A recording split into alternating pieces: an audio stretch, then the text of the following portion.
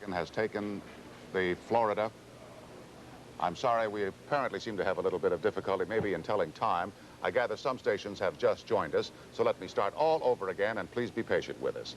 We have already projected Indiana for Reagan. We have projected Georgia for President Carter. No surprise either there. But the most significant news thus far on this election night, ABC News is now able to project a victory in Florida for Governor Ronald Reagan, the Republican candidate. With only 1% of the precincts reporting in, nevertheless, the returns from our key precincts indicate that Governor Reagan will take the state of Florida. This is the first break in the solid South that President Carter had going for him in 1976 that was so responsible for his victory in '76. And even if Reagan does not beat Carter in other southern states, winning Florida puts him in very good shape for a showdown in the major northern states. So that is the major thing right now. Let's look at our national vote totals, if we can, at this point. While the returns are still quite early, we'll be able to show you that, I'll turn around and look at them here, with only 2% of the precincts in.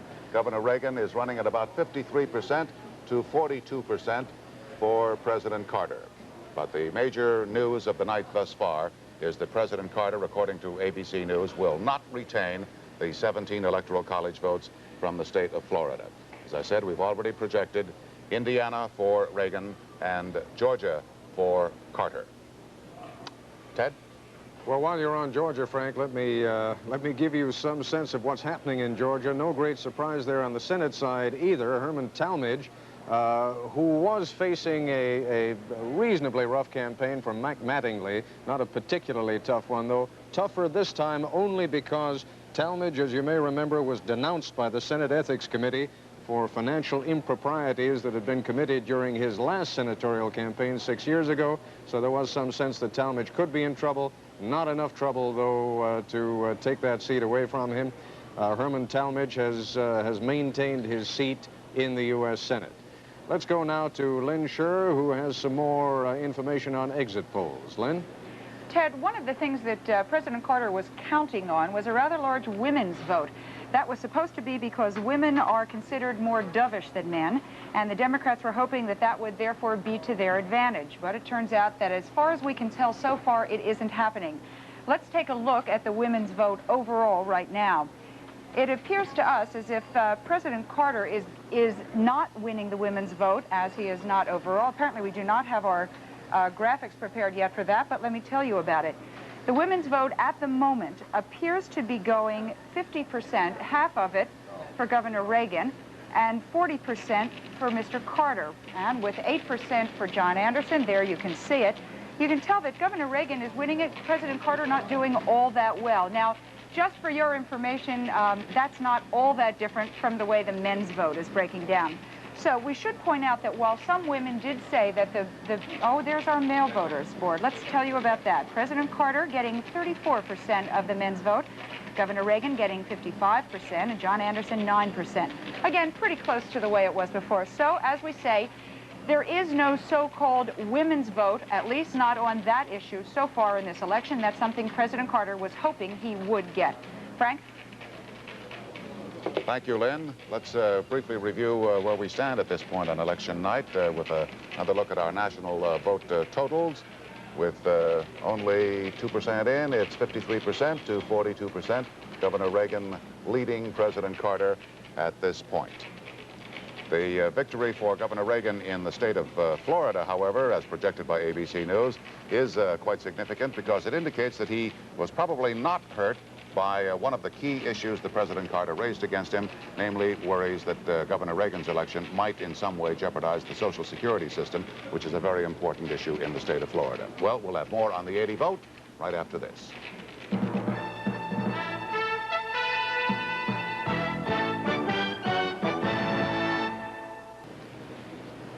The polls have just closed in North Carolina, Ohio, and West Virginia, so we'll be expecting some returns from those states momentarily. Before I go any further, Ted, I understand you have a projection on the Senate. Yes, we do. In fact, Jim Betts was the unfortunate man who had to run against the former astronaut and the two-term senator from Ohio, John Glenn. ABC News is now able to project that John Glenn will be the winner in Ohio, holding on to his Senate seat there. So that's Glenn over Jim Betts. In fact, Jim Betts, the Republican Party had trouble finding anyone to run against John Glenn, and they finally found Mr. Betts, who was willing to do battle. It wasn't good enough. We are going to have some projections now on some early House races in Washington. Here's Britt Hume. Ted, the Republicans are expected to gain ground in the House tonight, but not nearly enough to get control of the House. However, a number of House leaders are in very tough races for re-election, including House Majority Whip John Bradamus out in Indiana, a state which you gentlemen have already projected for Ronald Reagan a winner, and for Bradamus' Senate colleague Birch Bayh a loser. And it appears that Mr. Bradamus was in very severe trouble out there tonight and in a very close race indeed. On the Republican side, all the official leaders appear to be in good shape, but the unofficial conservative floor leader, Robert Bauman of Maryland, is in very serious trouble. That's the result of his being placed on probation in a case involving an allegation of homosexual solicitation. Tonight, we will also see the result of one of the most interesting spectacles of the current campaign, and that's been the sight of a number of House members running hard for re-election while facing criminal charges, a result of the FBI's abscam operation. There is nothing like an indictment to stiffen a politician's resolve. All the congressmen indicted and even a couple convicted in the abscam investigation have stayed in the race for re-election. Richard Kelly, the only Republican of the lot, lost his primary. His Florida constituents apparently unconvinced by his extraordinary public claim that he was conducting his own investigation when he took the FBI bribe money and stuffed it in his pockets. He will be tried later. South Carolina's John Jenrette cited drunkenness as a defense at his trial and was convicted of taking a $50,000 bribe. But he's very much in the race for re-election. The people of this district would not allow a bureaucrat in the Justice Department to tell them who was going to represent them in Congress. Philadelphia's Ozzie Myers, who was not only convicted of bribery but kicked out of the House, is in re-election trouble. Videotapes of his bribe have been shown on TV.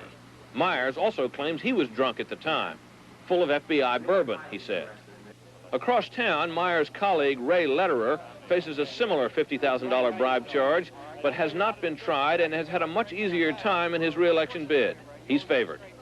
Up in New Jersey, Frank Thompson, chairman of the House Administration Committee, and a man with many friends in Congress, is in a close race only because of the bribery charge pending against him. It's got to hurt some. I don't think there's any question about that. But I don't think it's going to hurt so much that I'm not going to win. Finally, on Staten Island, New York, John Murphy, the sleek chairman of the House Merchant Marine Committee, has taken the offensive in the bribery case against him, unsuccessfully demanding immediate release of the FBI tapes and denouncing the government for entrapment. It's close, but Murphy's expected to win his race. It is a paradox of American politics that the public tends to hold Congress in low esteem, but to exempt their own individual congressmen from that judgment. The abscam defendants would seem to be giving that principle a stiff test tonight. Frank? Thank you, Brett. We'll keep track of all the abscam types as we go on through the evening. ABC News has projected now in the presidential contest Indiana and Florida for Reagan and Georgia for President Carter. We're waiting for returns from Kentucky, where the race there is too close to call. The polls have just closed in Ohio and a number of other states, and we'll be right on top of that, too. Well, it is November 4th, and what happened on November 4th, 1979? Everybody knows.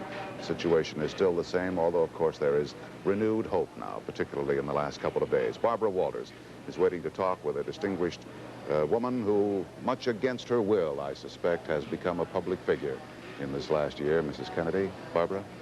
Thank you, Frank. This is Louisa Kennedy, Mrs. Moorhead Kennedy, Jr., whose husband is one of the hostages in Iran. Mrs. Kennedy has not heard from him since last August, and this is a grim anniversary to be celebrating, or celebrating is the wrong word, to be commemorating, I guess. But I must ask you, with all of the ups and downs and everything you've been through, what are your feelings tonight? Very expectant.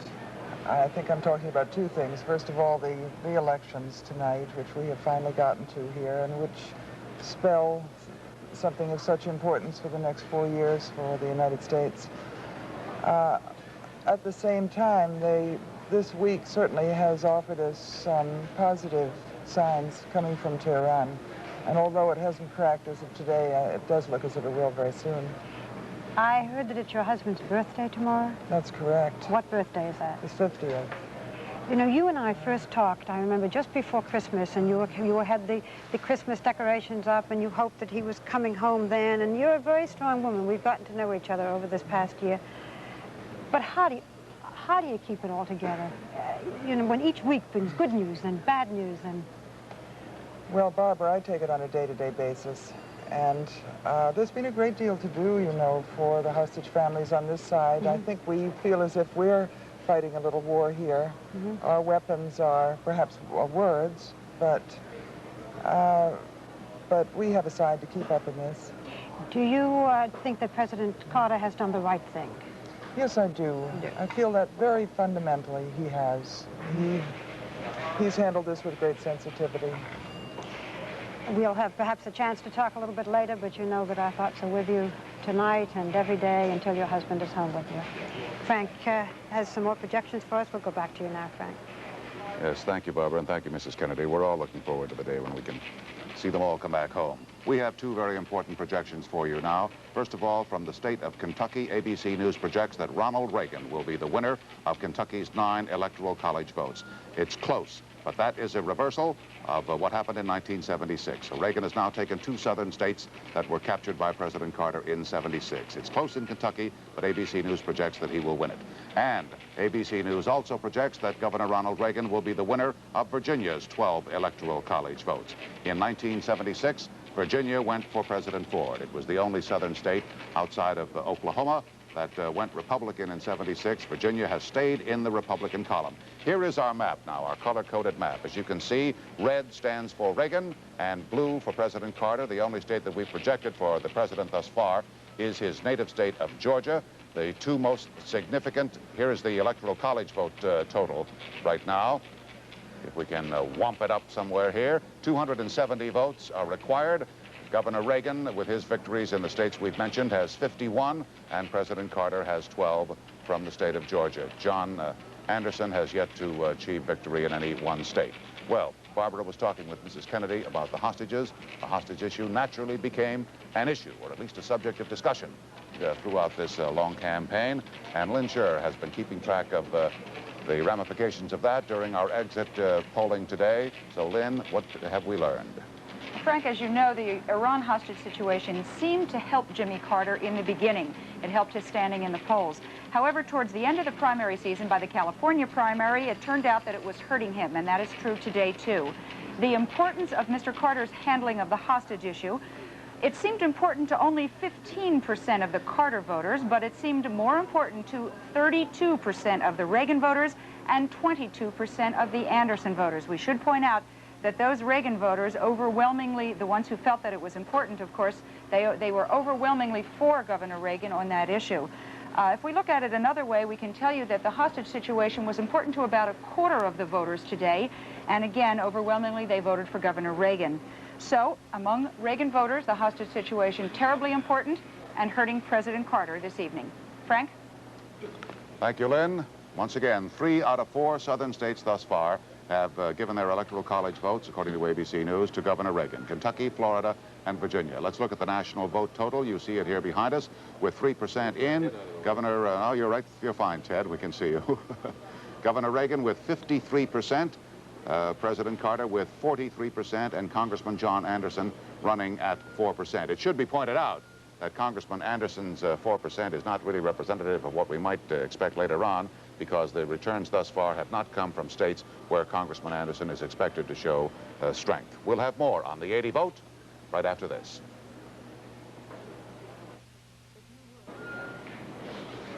We note now that the million vote mark has been passed for the first time tonight. Governor Ronald Reagan now has 1,186,000 votes to 967,000 for President Carter, who very shortly, too, will go over that million mark.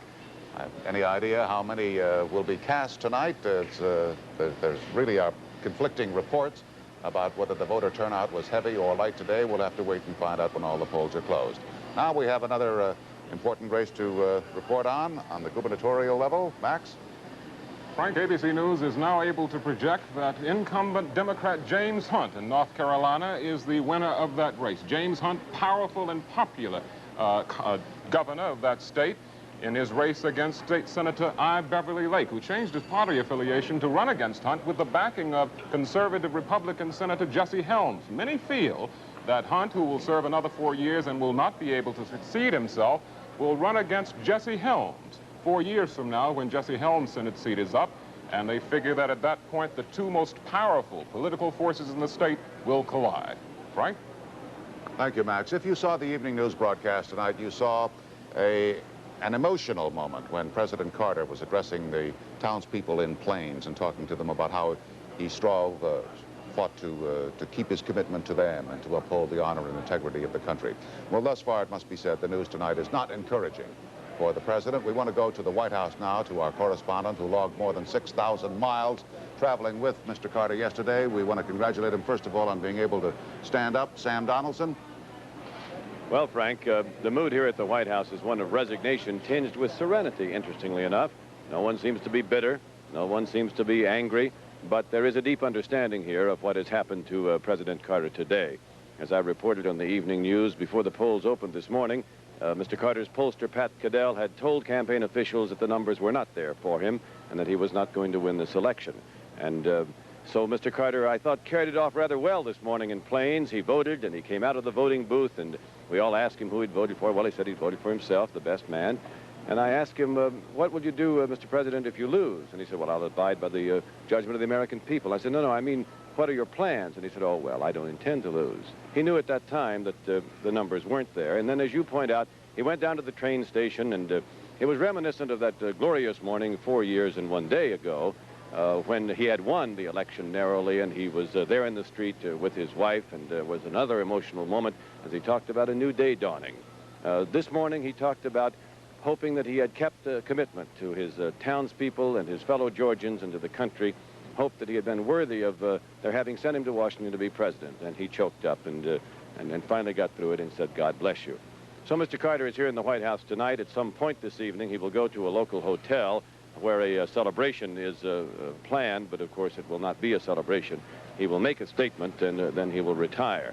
And I'm certain in his own mind he will have felt that he had done his best, and that he would have had no regrets about the campaign or about his presidency. Gentlemen? Well, it is, of course, much too early for anyone to make any firm projection. Most of the nation, the polls are still open, and we are not in the business of making projections yet on who is winning the presidential race. It has been projected in a number of states, and Frank, I think you'll agree, particularly in states like Florida, yes, and Kentucky, that is not good news for President Carter, and it certainly doesn't look as though Mr. Carter is going to be able to hold on to the presidency. One of the big questions is going to be how much of a margin, if in fact Ronald Reagan wins, by how much of a margin, and how many Republican senators he can bring with him. Let's take a quick look at some of the Senate races that we have called already. Not too surprisingly, Herman Talmadge in Georgia over Mac Mattingly, Wendell Ford in Kentucky over Mary Louise Faust, John Glenn in Ohio over Jim Betts, and Fritz Hollings in South Carolina over Marshall Mays. The big surprise, not the big surprise because he had been targeted heavily by conservative groups, but the big changeover, a Democratic seat, Birch Bayh's seat in Indiana, has now gone over to Dan Quayle, the 33-year-old congressman. So there's the first change. There may be others as the evening progresses. Frank? Thank you, Ted. The vote totals, the national popular vote totals at this point, with, let's see, 3% of the precincts reporting in, 52% for Governor Reagan, 43% for President Carter, and 4% for John Anderson. Our Electoral College election night map shows red for Reagan and blue for President Carter. The only blue state you see there is Georgia. That's, those Electoral College votes have gone to him. That's the national election picture at 52 minutes after the hour.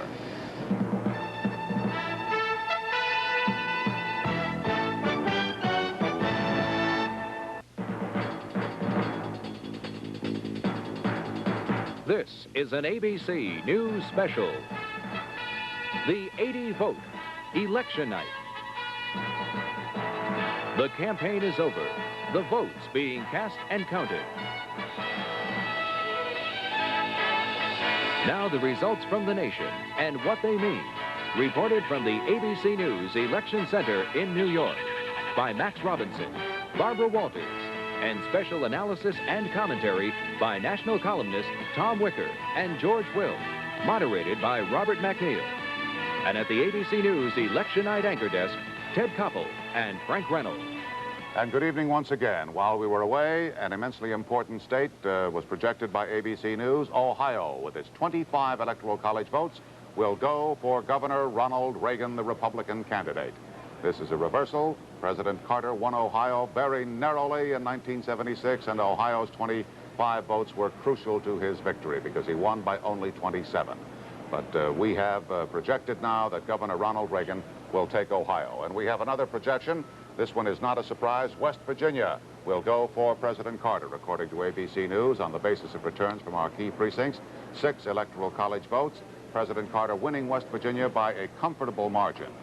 See if I have, it's comfortable also for Reagan in Ohio. Let's have a quick look at our map now to show you just exactly how it stacks up at this stage of the election night. Red for Reagan and blue for President Carter. Reagan has won 5 states with a total of 76 Electoral College votes, and President Carter has won 2, West Virginia and Georgia, for 18.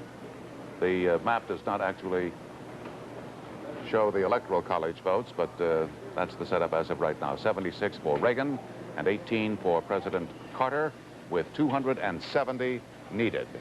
So Reagan has taken Ohio, Carter has taken West Virginia. That's the latest news. Now to find out what happened in Ohio and just why the people there reversed their decision of 1976, we go again to Lynn Scherr. Lynn?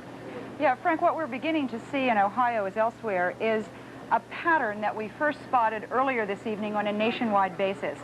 In Ohio, as throughout the nation, in 1976, Jimmy Carter did very well and won, of course, very big, those Democratic groups, Catholics, blue-collar union, all those sorts of groups. This year, even though he is winning a lot of them, he is not winning them by the margins he needs. Ronald Reagan is cutting into those margins. Let's take a look now specifically in Ohio at the union vote. This year, Jimmy Carter getting 49% of that vote, Ronald Reagan 42%, John Anderson 7%, and if you look at that 49% figure, in 1976, Jimmy Carter won 53% of the union vote in Ohio. Now when we look at the blue-collar vote, this year, Jimmy Carter is getting 48% of the blue-collar vote, Ronald Reagan 40%, John Anderson 10%. Again, look at that 48% number. In 1976, Jimmy Carter got 59% of the blue-collar vote in Ohio. One more very traditional Democratic area, the Catholic vote. This year, Jimmy Carter getting 46% of the Catholic vote, Reagan 40%, and Anderson 11%. So, once again, we are seeing this pattern being repeated in Ohio as throughout the country. President Carter simply not holding on to those big margins in those Democratic areas. Ted? Thank you, Len. One of the interesting things that we're going to be watching throughout this evening is the progress that outfits like Moral Majority or NCPAC have been able to make in terms of knocking off some of the candidates, particularly liberal Democratic candidates, that they want to extinguish politically. Frank, before we go into that a little further, though, I understand you have a projection. Yes, but it's not exactly a surprise, Ted. The District of Columbia will give its 3 Electoral College votes to President Carter. That was expected. Our term for the margin of victory, landslide. That is the District of Columbia, Washington, D.C., going for President Carter. Ted?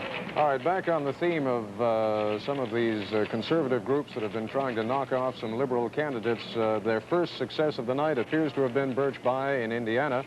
When I say appears to have been, he has lost in Indiana. Whether or not the conservatives were responsible for that, no one knows. But if anyone has an insight into the campaign there and Birch Bayh's years in the Senate, it is our Senate correspondent, Cassie Mackin. Cassie? Yes, Ted. Bayh was chairman of the Senate Intelligence Committee, and through his 3 terms in the Senate, he had worked his way all the way up to second-ranking member on the Senate Judiciary Committee. That, of course, is the committee chaired by Senator Edward Kennedy.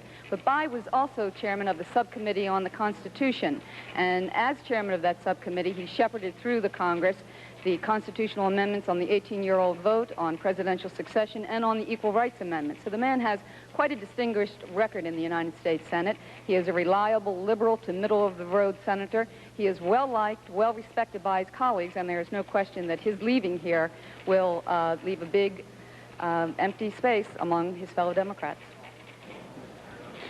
Thank you, Cassie. We'll have more on the 80 vote right after this.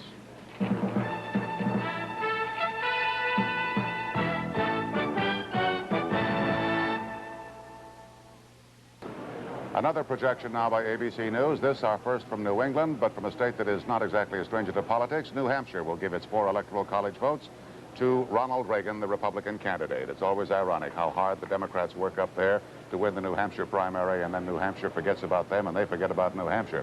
You notice that the size of the vote was very, very small there, but we do this on the basis of our key precincts that are reported in, and also, of course, with the great help of the League of Women Voters, who phone in the results from these key precincts. We're very grateful to them for their cooperation, and we want to thank them not only now, but many times through this evening for volunteering their effort.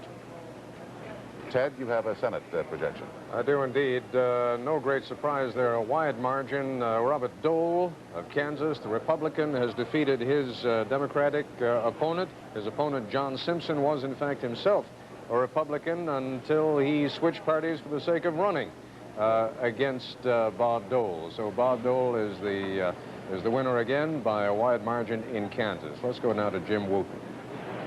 Frank, I'm here with Chairman William Brock of the Republican National Committee. It's a different sort of evening tonight for you than it was 4 years ago. You're winning in Ohio. We projected you to win in Florida. You must feel pretty good about how things are going right now. I feel fantastic. We're going to have I think, an incredible win for Governor Reagan, which was well-deserved, and I think a party-wide win all the way down to the legislative level, and that's the fun of it. It's going to be a good night. Now, we're getting reports that there was heavy turnout in a great many of these states in which Governor Reagan seems to be doing really very well. That goes against the conventional wisdom that heavy turnouts help Democrats. Is the conventional wisdom dead this time? Yeah, because people, when they get mad and they get hurt, as they have been by unemployment, by inflation, they're going to vote for a change. And the way to do that, and that's been our message all year, to vote Republican for a change. And I think that's exactly what we've seen. I had hoped very much for a large turnout because we thought this was what would happen. Well, now, you're talking about specific issues that have worked against President Carter, obviously inflation and unemployment, the entire economic scene. Is there a sense in the Republican executive ranks, at least the strategists and the wise men of your party, that this is actually a realignment, that there is a major realignment going on here? We've been trying for it for 4 years. We're getting very strong support, as you've noticed, from the Catholic community, not a traditional Republican community, from blue-collar workers, from union members. We're getting 25% of the Democrats in this country so far. What that does is it gives you a chance to build a coalition, and it is through coalition that you govern and govern effectively. And I think that's one of the more important things that's happening in this election, because it does argue for a very strong administration, and that's what we need.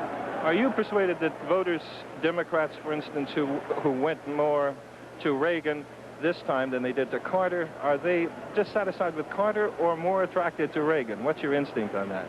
Yes. Well, what we've tried to do in arguing for a vote up and down the whole ticket this year is to say that the Democrats have been in power now for 25 consecutive years in the Congress. It isn't just in the White House that we need to make changes. And I think voters have decided that perhaps we really need a lot of new faces in politics, better faces, people that are newly elected, because that means they'll pay more attention to the average voter. Thank you, Chairman Brock. Frank? Bill Brock, the Republican National Chairman, who lost his seat 4 years ago to Senator Sasser in a Carter sweep of the state of Tennessee. Well, if you were watching that interview as well as listening to it, you saw that ABC News has now projected Kansas electoral college votes, 7 in all, will go to Governor Ronald Reagan. So ABC News now has projected Governor Reagan the winner in 7 states with a total of 87 electoral college votes. President Carter in 2 states and the District of Columbia with a total of 21 electoral college votes. If they're not breaking out the champagne at the Reagan headquarters now, it's only because they can't find an opener. Barbara is waiting now. She's just had a conversation with an insider in the Carter campaign. Barbara? Yes, he is an insider, Frank. We just talked with Pat Cadell, who is President Carter's chief pollster and a good friend of the president. And he did say that last night he told President Carter that he was going to lose. I asked how the president took it. He said he took it well. And I said, well, do you mean, Pat, that you don't think that you have a chance? He said, well, all you have to do is look up at the boards and you can see it spelled out. He said that as of Saturday, it seemed to them that the situation was relatively even, and then things changed over the weekend. The hostage situation worked against President Carter. And when I said, well, was it because voters thought that it was a political move, he said, no, not that it was political. No, that wasn't it. He said they would have a fuller explanation later. But they watched things over the weekend. They saw that it was going downhill for the president. And last night, his friend and pollster said, you're not going to make it. Right now, he said President and Mrs. Carter are in the residence with the family, and nobody's feeling very good, but they all seem to be reacting rather courageously and calmly. Frank? Well, as Sam Donaldson mentioned earlier, you know, Barbara, there's a certain serenity around the White House tonight. After all, there is the realization nothing more can be done. The decision is in the hands of the voters. Certainly, the president fought as hard as he could to win this. Here is another projection that is bad news for Mr. Carter. ABC News now projects Ronald Reagan will win the 17 Electoral College votes of the state of New Jersey. New Jersey for Ronald Reagan. We don't have any votes on the board yet, but the returns from our key precincts indicate that Ronald Reagan will win New Jersey's 17 Electoral College votes, just as President Ford did in 1976. Well, now, all right, I was just about to go somewhere else, but I'm going to go right over here to you, Ted. Well, we go to neighboring, from New Jersey, we go to neighboring Connecticut, where Christopher Dodd, who is the son of Thomas Dodd, who was at one point the senator from Connecticut. Christopher Dodd is making it a family tradition. He has beaten James Buckley, the Republican. So we have something interesting happening here, Frank, in the sense that it appears to be going against the presidential grain. It doesn't seem to matter what Mr. Carter is doing in terms of helping anyone. You have to have a very strong lead to overcome those counter coattails. The Reagan coattails seem to be helping. For Mr. Carter, no help at all. So just to repeat, in Connecticut, it is Christopher Dodd over Jim Buckley. Let's go now to the gubernatorial desk and Max Robinson again. Ted, we have a projection tonight in the state of West Virginia. The incumbent Democrat, John D. Rockefeller IV, J. Rockefeller, he's called across the state, is the projected winner in the state of West Virginia by a fairly comfortable margin over the former governor, Republican Governor Arch Moore. That was a bitter personal contest being waged there, with the former governor, Arch Moore, accusing Rockefeller of spending the mint in his campaign. As a matter of fact, it appears that Governor Rockefeller spent upwards of $10 million or more in that campaign. And there were bumper stickers, Arch Moore bumper stickers saying, make him spend it all, Arch. And counter Rockefeller stickers saying, spend it all, Jay, it's yours. Frank? Well, it is his, and if he spent only $10 million, he didn't spend it all. Let's go up now to our resident guests here tonight, Tom Wicker of the New York Times, George Will, syndicated columnist, and moderator Robin McNeil. We're happy to have you with us, gentlemen, and we understand you want to talk about Ohio and a good many other interesting things tonight. Robin? Thank you, Frank. Yes, I'd like to ask these gentlemen if they think Ohio and Florida are mortal wounds. Is there any way President Carter could still pull it together after losses, symbolic losses there? Yes, it's very hard to see how he could do that, Robin. Ohio and Florida alone take 42 votes off of President Carter's total from 1976. If you add in the 9 of Kentucky, that's 51 votes off a total of 297. He's down to 246. Just precisely where he would recover those 51 votes is very hard to see. I think if those aren't, at this point, mortal wounds, they are as close to it as you can get. You want to add to that, George? Only this, that all the talk in the preceding weeks has been that would the Democrats go home to their party and put Carter over the top? There has been a going home, but it's not Democrats, it's the South, which in 1976 voted regional loyalty, not its ideological inclinations, but that's the sort of thing you do once. Not since 1960 has the Catholicism of a candidate been an issue. We settled that issue. A Catholic can be president. 1976, we settled the question of whether or not a Deep South president could be president. I'm reminded of a story that Mel Elfin, our bureau chief in Washington, tells about his mother, a Jewish woman in Brooklyn. In 1968, I believe it was, Tom, Arthur Goldberg was running for governor of New York, and he said to his mother, are you going to vote for Arthur Goldberg and have a Jewish governor? She said, no, we've had one, meaning Governor Lehman. Once is enough. They made their point. Now they've reverted to traditional voting. Turning back to states like Ohio, how would you explain the inroads Governor Reagan is making into the union vote, into the Catholic vote, traditional Democratic vote there? Well, I think it's more than just pocketbook voting, although undoubtedly there's a great deal of that, people feeling that the economy is bad. I think a lot of that is social outlook. There's a kind of a social movement going here. People who are concerned about the state of morality in the country. I'm not talking now about the moral majority or anything of that sort, but I think that there is a kind of... It's more like the silent majority that Nixon used to refer to. Yes, I think that's right. And I know that some of the Reagan people felt quite confident that Governor Reagan would be a very strong opponent for President Carter, because they felt that Governor Reagan could cut into the so-called born-again vote, the evangelical Christian vote. And that would be very important in Ohio, I think. It certainly was important in these southern states.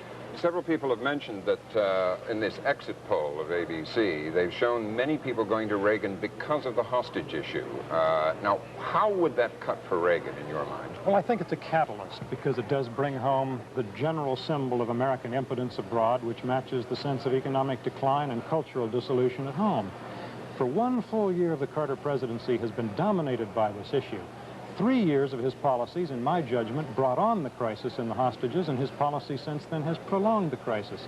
Therefore, it is a proper catalyst because it is a microcosm in a lot of people's judgment, including mine, of the failures of our foreign policy. But a lot of people would argue with you on that. Symbolically, Mrs. Kennedy, whom we just heard interview, one of the leading hostage wives, who thinks that Carter has handled the thing well and with great sensitivity. I think, yes, and I think to take a little bit of issue with George, it may have been more important that the hostage issue coming up at the last minute as it did, but not resolving the hostage question, just simply reminded people of the fact that for 1 year these hostages have been there.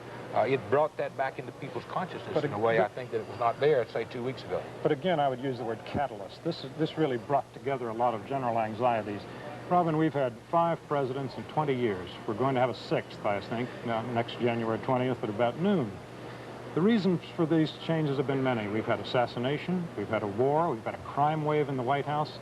The reason Mr. Carter is on his way out, I believe, is simply put failure, a general sense that people are not well off. We have lowered our expectations for the presidency tremendously in recent years. We've not lowered them this far. George will continue later. Frank?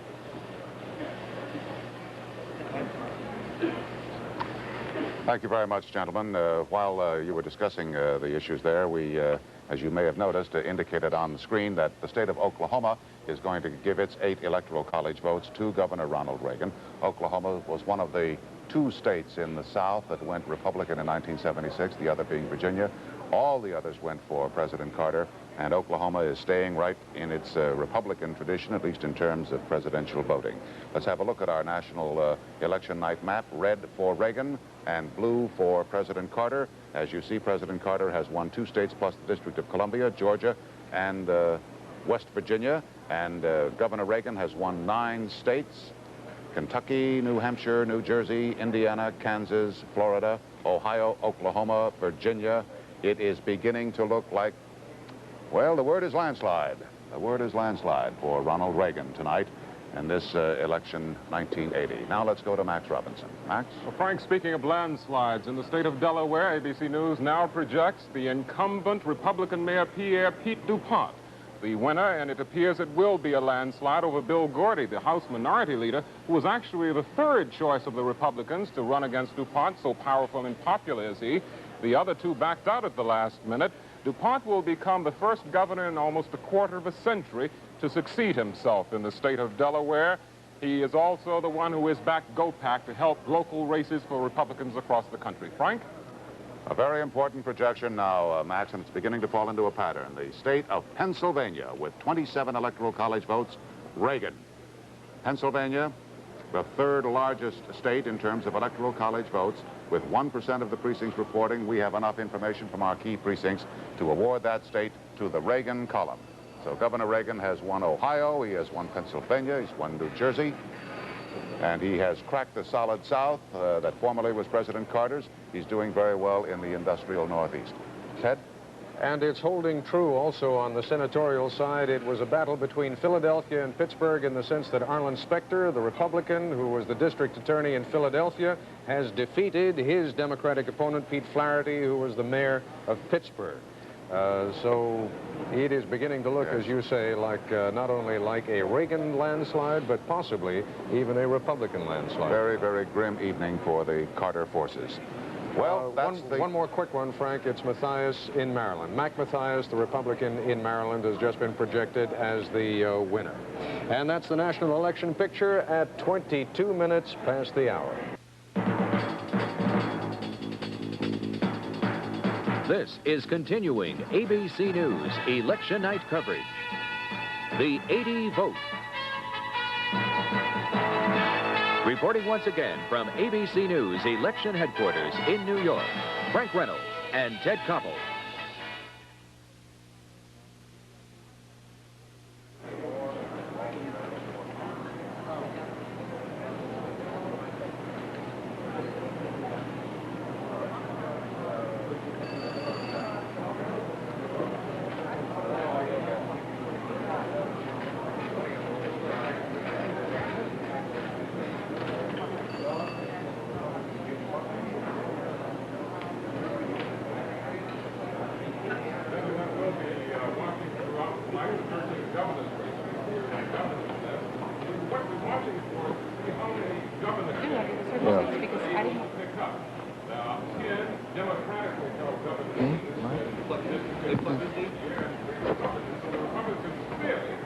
Audio problems. I can tell you some of the results of our voter polling is indicating that the issue of unfair campaign tactics seems to have helped Governor Reagan quite a lot, and apparently also particularly in the state of Texas. ABC News is now able to project that Texas is going to go for Governor Reagan. Once again, Texas going into the Reagan column. That was a state that Jimmy Carter needed very badly. He needed to get the Hispanic vote there. We will analyze that shortly and see whether he did or not. Rather narrowly for Reagan, as you can see on the board, 55% compared to 42% for President Carter, 2% for John Anderson. Again, with only 2% of the vote in, ABC News is able to project that Texas will go to the Reagan column. We are also able to project that Maryland will go for Governor Reagan. There you see it, 51% to 39% Maryland for Governor Reagan, a new ABC News projection. Now back to Frank. All right, thank you, Lynn, and thank you for filling in. Yes, Texas for Reagan by a relatively comfortable margin. Maryland for Reagan by a comfortable margin. That is a surprise. That's a total of 36 Electoral College votes. We are able to project a state for President Carter at this point. Massachusetts, with its 14 Electoral College votes, is going to be in the Carter column. He won Massachusetts in 1976. Despite the low total vote you see there, our key precincts indicate the president will win. The Anderson difference, if it was to be a difference, was expected to make itself felt in the state of Massachusetts, but John Anderson did not draw enough votes away there from the president. Now, the president has actually lost 6 states tonight, according to our projection, that he won in 1976. And here's the Electoral College scoreboard at this point. Ronald Reagan, with 270 needed, is now within 100 of victory. The president trailing badly with 35. Reagan 175, Carter 35, 270 needed. Ted? Frank, we have a senatorial projection for North Carolina, where Robert Morgan has defeated his Republican challenger, John East. Here you have Morgan, who is going into his second term now in the Senate, with 7% of the precincts reporting in, 54 over 46. Robert Morgan was rated by the American Conservative Union as the most conservative senator in the U.S. Senate. So even though he had a very conservative challenger, someone who was apparently even to the right of him, John East, a political science professor, Morgan has been able to hold off that challenge. Ted, here's the national vote totals at this point, with 7% of the more than 175,000 precincts scattered all around the country reporting. We show Ronald Reagan with 51%, President Carter with 44%, and John Anderson holding firm at 4%. The president, as we said, has now lost 6 states that he carried in 1976. And Barry Serafin, our correspondent who has covered Ronald Reagan throughout this long campaign, is standing by right now in the Reagan headquarters in Los Angeles, and we're going to go to him. Barry? Well, Frank, the mood here is really one of confidence. Governor Reagan today has been cautious, as he always is. But through the afternoon, even before we started seeing these returns, some of his top advisors were saying, in effect, we've won it.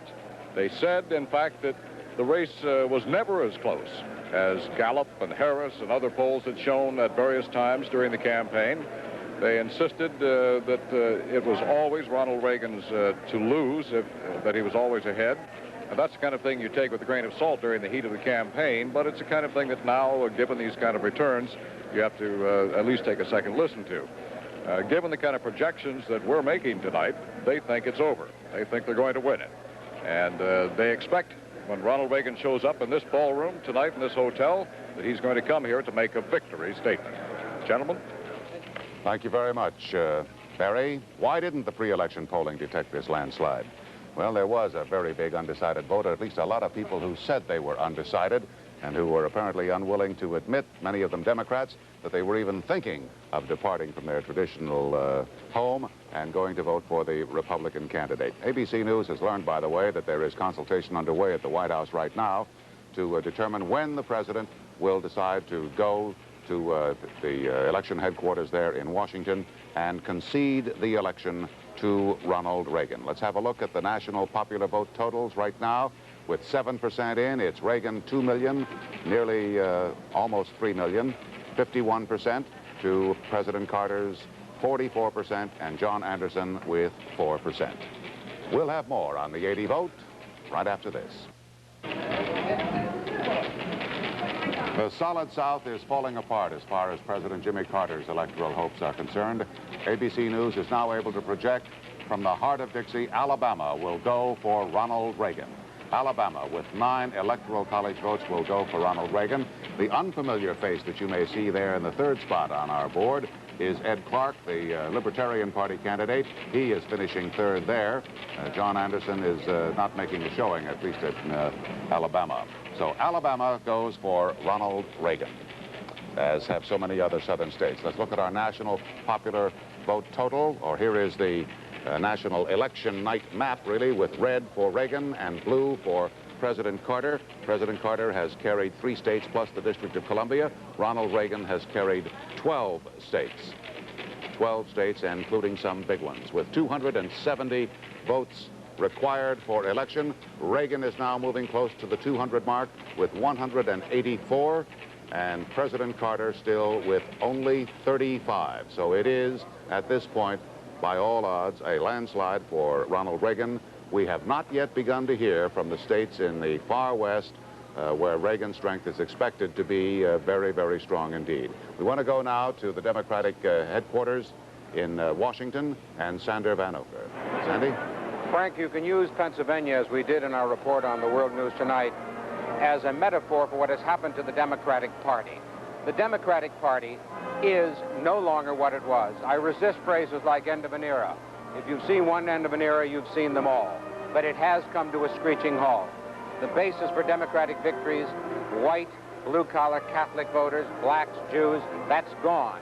If you couple that with what's happened in the South tonight, again, that's a crack in the New Deal. Political eras run about 40 years in this country. In 1896, with McKinley and his genius of political manager, Mark Hanna, he got the Republicans to appeal with the workers with the full lunch pail slogan. And it lasted, even though there was an interruption in 1912 and 16, up until Franklin D. Roosevelt. From 32 on until 52, when Eisenhower won, the New Deal was basically in place. Now, you remember in Wisconsin, I said to you Ronald Reagan was going to run as a born-again New Dealer, and you laughed. In Indiana, I said, I'd like to see your face when they play Happy Days or here again at a Reagan rally. They did it in Dallas the other night. So what's happened is not that Ronald Reagan has buried the New Deal. He has merely stood it on its head and has begun a new political era in this country of differing coalitions. Now to James Wooten. The Washington Hilton Ballroom, where the Republican National Committee has been celebrating rather moderately for a while, is that there's a sense of renaissance, a sense of anticipatory joy, that they have it in the bag, that Republicans are moving tonight as they haven't moved for a long time. These are Washington's faithful out here tonight, Washington's faithful Republicans, and it's been a long 8 years for them. Since Richard Nixon annihilated George McGovern in 1972, and then began the long slide toward his resignation. That included the indictment, the conviction, the imprisonment of several high-ranking Republican officials. In the off-year elections of 1974, the party seemed moribund. By 1976, the party was regaining a little bit of stature. Ford finished very, very close to Carter. Tonight, these people sense a real renaissance based on what they feel is a realignment of traditional Republican traditions. Frank? Thank you, Jim. Barbara Walters at the moment is talking to Bob Strauss, the President Carter's campaign chairman. Wonder if we can eavesdrop. Barbara? I think you can. Mr. Chairman, we are now on the air. Can you tell us why this happened? Why do you think? Oh, I think, you know, I've been seeing political things for a long time, and I don't try to be as serious to what happened, but Barbara, my judgment is that in our measurements show, Pat Caddell, who's been polling and tracking constantly, showed that after the debate we went down, and we went down for 3 or 4 days. On Friday night, his tracking showed that we picked up, and Saturday night we had a good pickup. He and I met Sunday morning, and with a couple others in my apartment, and we showed us about 2 points down. But I think the Iranian thing then reminded people of all of their frustrations. And my judgment is that from then on, we were tracking it every hour.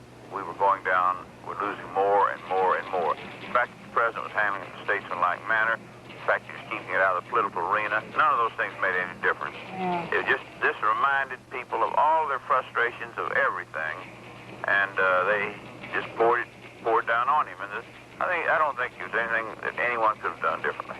It's interesting because the Iranian situation was supposed to have helped the president, and it backfired and hurt him. I didn't think it would hurt him ever, and I don't know anyone that, well, a lot of people thought it would. I didn't think it would, Barbara. I have 2 questions to ask you. One, how is the president taking it? And 2, what is the future of the Democratic Party? Sandra Van Oka seemed to feel that it was more than President Carter's defeat, it's the defeat of the party. Oh, I think it was bigger than President Carter. I share that view, I think. I was with the president just about an hour and a half ago, and he doesn't feel good, but he's a man, and he handled it in the way I thought he would. As you know, I'm personally very fond of the president. He showed every bit of class you would want a president to show, and he said we're going to do everything we can. First thing he did was start instructing us what to do with respect to transition, so it would be orderly. And that shows class. And as far as I'm concerned, I've been around a long time, Barbara. I broke my heart with Hubert Humphrey in '68. I'll win and lose some more before I get through, but the next few years I'll be trying to help this president that's coming in be a good president. Is this the end of... You know, we don't support our presidents very well in this country. I'm a fellow's going to. I'll support him as a Democrat with a lot of loyal opposition to it, but I'll still try to help him govern this nation properly. Well, those are good words to hear. I know it's a difficult evening for you, and we thank you for being here. Well, the people spoke out pretty clearly, and when they do that, the nation is better off for it. And I think Democrats and Republicans alike will do their best to see Ronald Reagan and George Bush have a good presidency. Well, those are very fine words, and we thank you, Robert Strauss, for being on with us now, and we'll go back to Frank now. Thank you again. Thank you. Thank you, Barbara. Bob Strauss has been a joyful winner and a gracious loser. Well, now let's go. Go ahead, Ted. No, I was just going to say, he's a classy fellow, is Bob Strauss. Sure he is. Yes, indeed. And he's a lot of fun, too, and he knows how to roll with the punches. Well, he's had one tonight. We want to go now to a man who is even closer at this moment to the president than is Mr. Strauss, Sam Donaldson, who is on the White House lawn where he has kept his vigil for 4 years. Sam, what can you tell us? Well, Frank, the president is getting ready to go to the Sheridan Park Hotel to concede the election to Ronald Reagan. He wants to get it over with. That's characteristic of Mr. Carter. You know, the engineer in him wants to get things done. This afternoon, for instance, after he had heard the bad news from his pollster, Pat Caddell, and knew he was going to lose, and he came back to the White House, he jogged, as you might expect he does every day. He jogged right here in the rain in the south lawn of the White House. Then he met with some of his senior staff. His friend Charles Curbo from Atlanta, the lawyer, his mentor, some have described Mr. Curbo as being, is with him, and of course his family. He wants to go to the hotel and concede. I'm told that he will make what is described as a gracious concession in the statement. There will be no bitterness in it. Last night in one of his last campaign appearances, he referred to Ronald Reagan as a radical right-wing Republican, harsh terms, but there will be none of that in the statement. There will be no whining, if you will, but simply a concession statement of grace and a pledge to help Governor Reagan in the transition period, as Bob Strauss just told us, and a pledge to do everything he can to make that a smooth transition. And then Mr. Carter will go to Camp David probably tomorrow. There's an off chance he'd go tonight, but at least in the next 24 hours, we'll go up there and start the decompression process from this defeat. He may take a longer vacation someplace else later in the month, but of course his plans are inexact at the moment. Because really, I think that he did not expect to lose until the last day or two when the polling results of his pollster, Pat Caddell, became so prominent. He thought he was going to win, so had made a lot of plans for what he would do when he lost. Gentlemen? Thank you, Sam. Of course they don't plan on what they're going to do when they lose, because they don't expect to lose. And the polls really, you know, the headlines in today's papers all showed that it's very, very close, too close to call, became words that everybody was talking about all the time. Jimmy Carter becomes the first Democratic president in the White House during economic difficulties. And perhaps that is why he will be the first elected president since Herbert Hoover to be removed from office after one term. We are making all our projections here on the basis of key precincts, returns that are being phoned into us from the League of Women Voters and then very conscientiously analyzed. Even though the popular vote total is still small throughout the country, we're getting significant data and enough of it from these key precincts to enable us to make these projections. However, during the day, we talk to people in order to find out why they voted the way they did, and that's called the exit polling process that we've carried on all through this election year. And Lynn Scher has some more interesting information on what we've learned today. Lynn? Frank, earlier you projected Pennsylvania as a Reagan state. Let me tell you now a little bit more of why that happened. It's getting to sound like the same old story. The union vote and the blue-collar vote. Once again, Mr. Carter seems to have won it in Pennsylvania, but not by the big margins that he needed in order to carry that very important state. However, when we look at another very important vote in Pennsylvania, and that is the Catholic vote, the story is a little bit different. There, Mr. Carter got 46% of the Catholic vote. Mr. Reagan got 44%. That is a virtual tie, with John Anderson taking 8%. Again, look at that 46% number. In 1976, Mr. Carter got 60%. We'll finish with his Pennsylvania story in just a minute after you, Frank. Yes, thank you, Lynn. Another state that is in many ways comparable to Pennsylvania, Michigan, is going to go for Ronald Reagan. It will be close, but ABC News projects on the basis of our key precincts that Michigan's 21 electoral college votes will go to Ronald Reagan.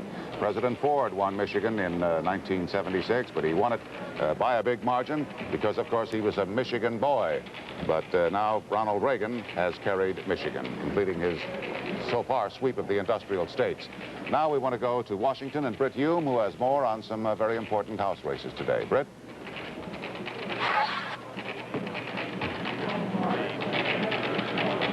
Report on the results there. Our board, I believe, will show that the Democrats have won 83 seats, the Republicans 47, and there's a net gain there of 2. The most interesting of those 2 is the race involving House Majority Whip John Bradamus of Indiana. And it does appear now that Bradamus has succumbed to the Reagan landslide, which also knocked off his Senate colleague Birch Bayh. He now trails his opponent, John Heiler, the businessman, 27-year-old businessman from that area, 54 to 46%. And it appears that Mr. Bradamus, after 11 terms and a rather distinguished career in the House of Representatives, will be retired tonight. 70% of the vote now in there. And as I indicated earlier, we have about 130 of the 435 races in. It appears it'll be 83 Democrats, 47 Republicans, a net gain of 2 for the Republicans. Gentlemen? Go on. Thank you, Brett. It certainly is going to be interesting to see the makeup of the new Congress. We've already had some surprising upsets in the Senate. Let's see the national vote totals right now, with 10% of the precincts in the country reporting in. It's Governor Reagan with 4,300,000 approximately, holding at 51% to 3,700,000 for President Carter. Here is George Bush, Ronald Reagan's running mate, arriving at his headquarters in Houston. Mrs. Bush just went by, and there is his mother, I believe, is also with him.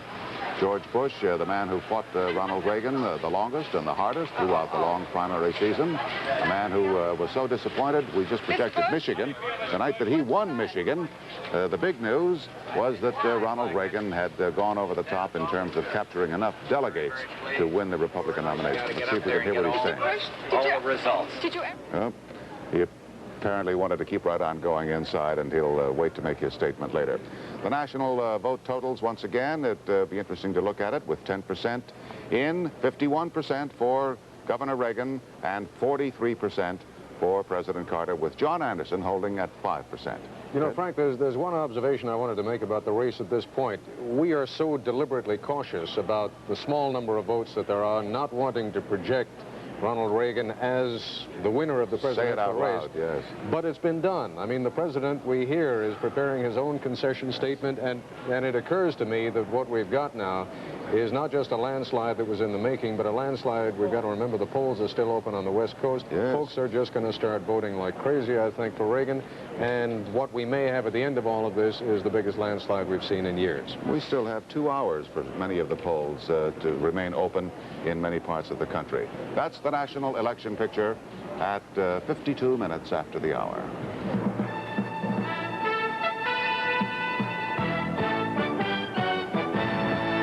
Ronald Reagan, the winner in Illinois. With only 1% of the precincts reporting in, nevertheless, our key precincts tell us that it's going to be Reagan in Illinois, and it's Reagan in South Dakota by a comfortable margin with only 4 Electoral College votes. Nevertheless, that was anticipated. The big question there is whether it will affect the race for the Senate with George McGovern involved in a close struggle. And we have another projection from the Northeast, Connecticut for Reagan. Connecticut went for President Ford in 1976. Its 8 Electoral College votes will wind up now in the Reagan camp. Frank, I've got a senatorial projection in Illinois. In Illinois, where Adlai Stevenson resigned and decided not to run against. It is the Democrat Alan Dixon, who's been the Secretary of State since 1977, and he wins the Illinois senatorial race against Dave O'Neill, who's been the Lieutenant Governor there since 1977. So there, the seat that was vacated by Adlai Stevenson, now picked up by Alan Dixon. Frank? We show now 243, I'm going to turn around here and look at it, 243 Electoral College votes for Governor Reagan and 35 for President Carter, still holding firm. Well, of course, this brings up the question about a Reagan administration. We know who will be at the top of it. We don't know very much about the people who will be all around Governor Reagan to help him run the affairs of the country for the next 4 years.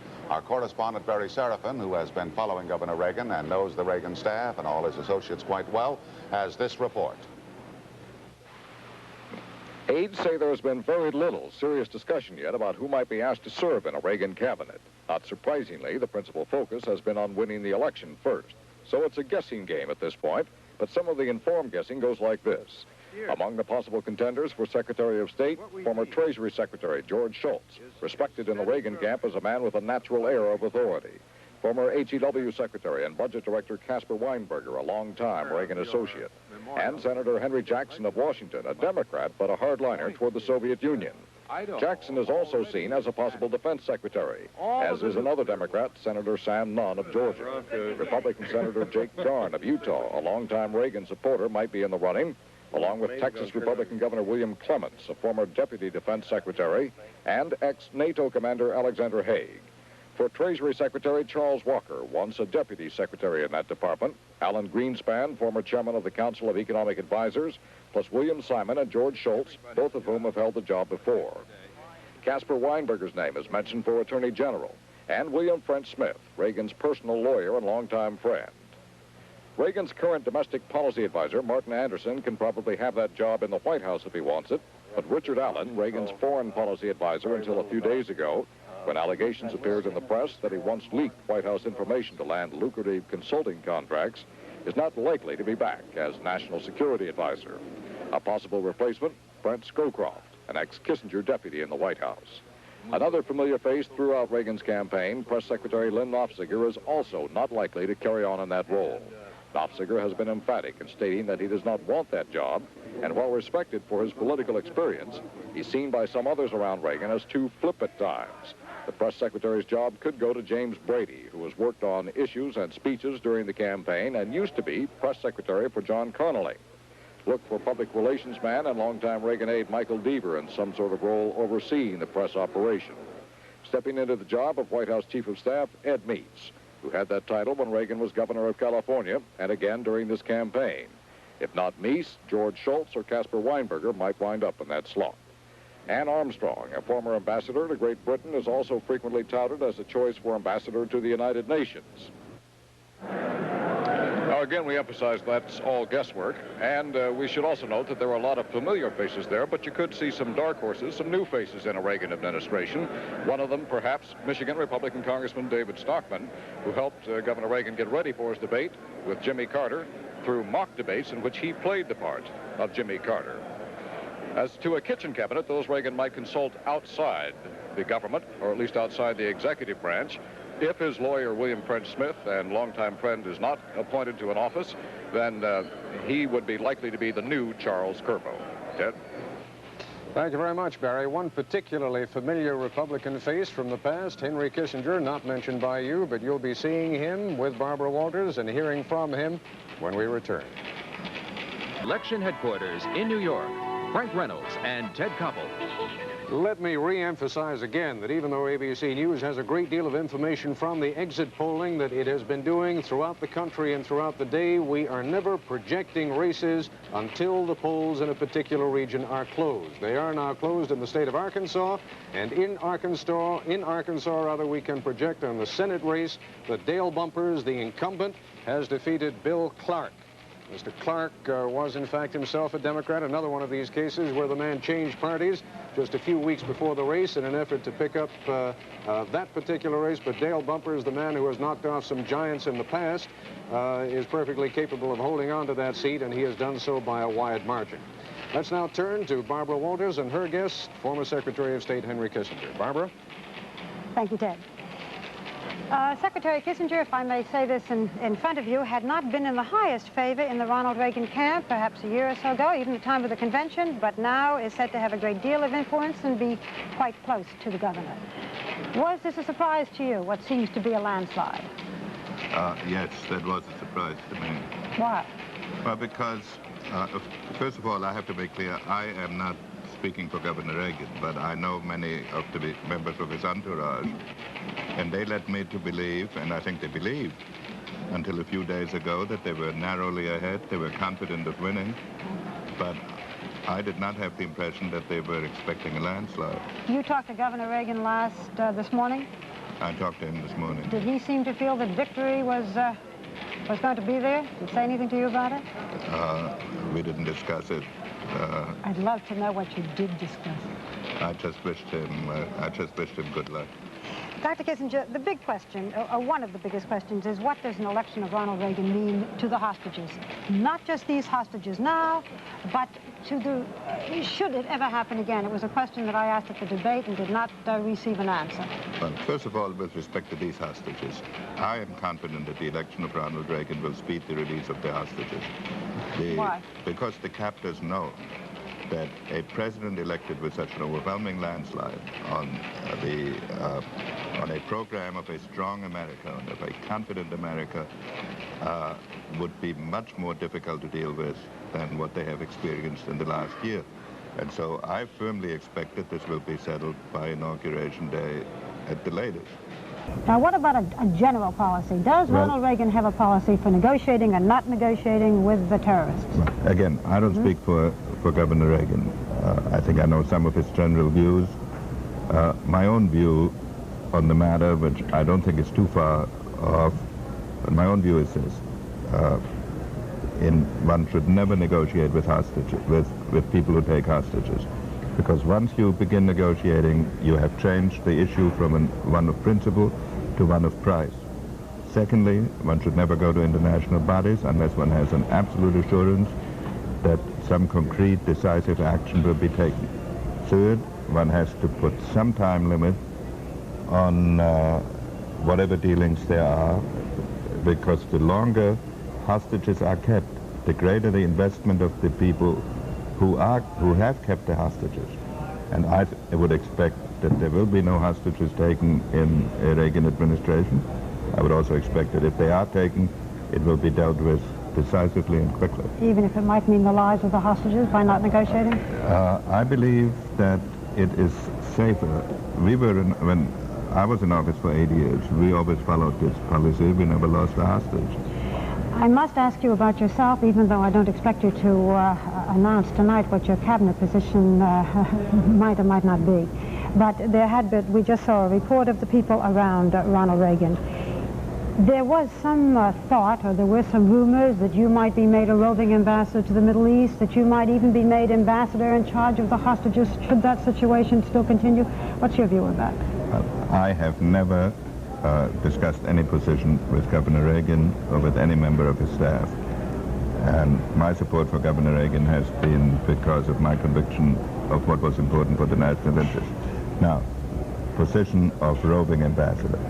I think that I could serve the country better by being available for general advice on the outside, by doing an occasional mission, if that is what President Reagan would want. But I do not really think that my talents are best suited for being a full-time roving ambassador.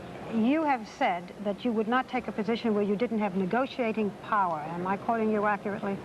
Well, I think it is impossible when you have a Secretary of State who has to be responsible for the conduct of foreign policy and a security advisor to, on top of it, have an ambassador who has an enormous amount of latitude. And without that, you can't really conduct a negotiation. Does that mean Secretary of State or nothing for Henry Kissinger? No, I have no ambitions for any position.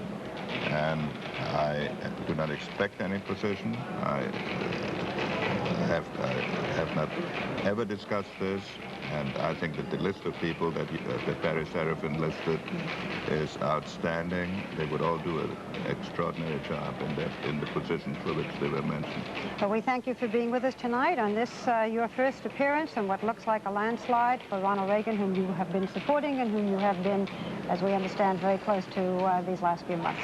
Thank you for being with us, Dr. Kissinger. I'm sure we'll be talking again in the future. Thank you. Thank you. Frank? Thank you, Barbara. Thank you, Dr. Kissinger. Ronald Reagan is now 27 Electoral College votes away from election as the next president of the United States. He has 243 Electoral College votes to 35 for President Carter. For more information now about some races for governor around the country, we go to Max Robinson. Max? Frank, of those 13 governor's races, 4 have been projected at this hour, 2 Republican and 2 Democratic, and there haven't been any shifts in that power. In the state of Indiana, it's Lieutenant Governor, the Republican, Bob Orr. The projection in the state of North Carolina, it's the incumbent Democratic governor, James Hunt. In the state of West Virginia, it's the incumbent Democrat, Jay Rockefeller. And in Delaware, it's the incumbent Republican, Pierre Pete DuPont. So it's 2 apiece. We have 9 more governor races to go. And if you wonder why you're hearing about all the calls on the presidential race and not very much on the governors, there are a lot of horse races for those remaining 9. We'll be keeping tabs on them. Ted? I didn't vote for me. All right. Thank you very much. If you want to join us, we're saying hello to Dr. Kissinger. Hello, Dr. Kissinger. That's all right. That's all right. You don't have to duck away from the camera, Dr. Kissinger. History was made tonight. You did say you were surprised. Let's go now back to Washington, and Sam Donaldson, who was with President Carter's pollster, Pat Caddell. Yes, Pat Caddell is here with me. You were telling me that, as a matter of fact, you don't think it was that the Reagan-Carter images changed, but something else happened in this election. What? Well, if you look at the results of the surveys we did a series of about 6 national surveys, really, before the debate and through Monday night. What you had is this situation after the debate. President went down about 5 points overall. The debate bump working for Governor Reagan, as most of the polls done Thursday and Friday showed. We did a major national sample Saturday night, and as we had seen in 1976, the debate bump tends to last about 72 hours. The president went back with Governor Reagan into about an even race. In fact, it was an even race, and moving back toward a situation as it existed prior to the debate. And we then surveyed Sunday night. In fact, the candidate attitudes, I should say, were showing very little change. The president had a slightly positive, favorable rating on a personal basis. The governor slightly negative again. On Sunday, what we saw was almost no change in the personal attitudes, but the governor took a 5-point lead over President Carter in the Sunday survey. By Monday night, that lead had gone from 5 to 10 points. All right, if there was no change in the personal attitudes toward these 2 men, what was it? Well, one of the major things that we saw changes in all had to do with related to the apparently to the hostages and to the events overseas. We saw that for the first time in 4 or 5 months, people's rating of the United States' position in the world declined 10 points between Saturday and Sunday and held that on Monday. But the hostage news was essentially good news. Yes, well, unless you believe that the president was manipulating him. That's right, and that's what we did not find. Interestingly enough, on two questions we had, one on the president's handling of the hostage situation, he enjoyed increasingly better ratings on Sunday and Monday, got up to 55-39 approval, disapproval. And on the other question on manipulation, two-thirds of the people consistently disagreed. We're going to have to wrap this up, Pat Caddell, but I appreciate you coming out and giving us the explanation, because as I get it from you, essentially you're saying that hostage thing triggered a lot of frustration. Well, yes, what it did, and you could see it in one major question, which is when people thought the hostages would be released. And what we saw there was that people thought it was going in the other direction. And so it triggered the frustration. Thank you very much, Pat Caddell. Gentlemen? Thank you, Sam. We do have another projection to make now in a governor's race here. And Max Robinson, you have that? The projection to make, it is no surprise. Bill Clinton, the incumbent Democratic governor of Arkansas, is the projected winner in that state over Frank White, a savings and loan president who took a leave to run against Clinton. In fact, he changed his party affiliation. He was a Democrat. He became a Republican to run against Clinton. He wasn't given much chance at all to defeat Clinton, who happens to be the youngest governor in the United States at the age of 34 and a former Rhodes Scholar. Incidentally, Clinton was somewhat embarrassed in the primary when his opponent in the primary, a 77-year-old retired turkey farmer, got 31% of the vote. But that embarrassment, no doubt tonight, is forgotten, right? No doubt indeed, Max. Thank you. Let's look at the national vote totals right now as we stand at this point of the evening with 16% in. The precincts reporting in. It is Governor Reagan with 51%, President Carter with 43%. And look at John Anderson, who is holding firm at this point with 5%. That's kind of important, very important to him, because if he can hold it, pay back much of the money that he's borrowed to finance his campaign. In terms of the Electoral College votes, Ronald Reagan has won 27 states with 243 Electoral College votes, only 27 more needed, and President Carter has won 3 states plus the District of Columbia for a total of 35 Electoral College votes. And we are still heading toward the West, where the Reagan strength is expected to be very strong. We'll have more on the 80 vote right after this message.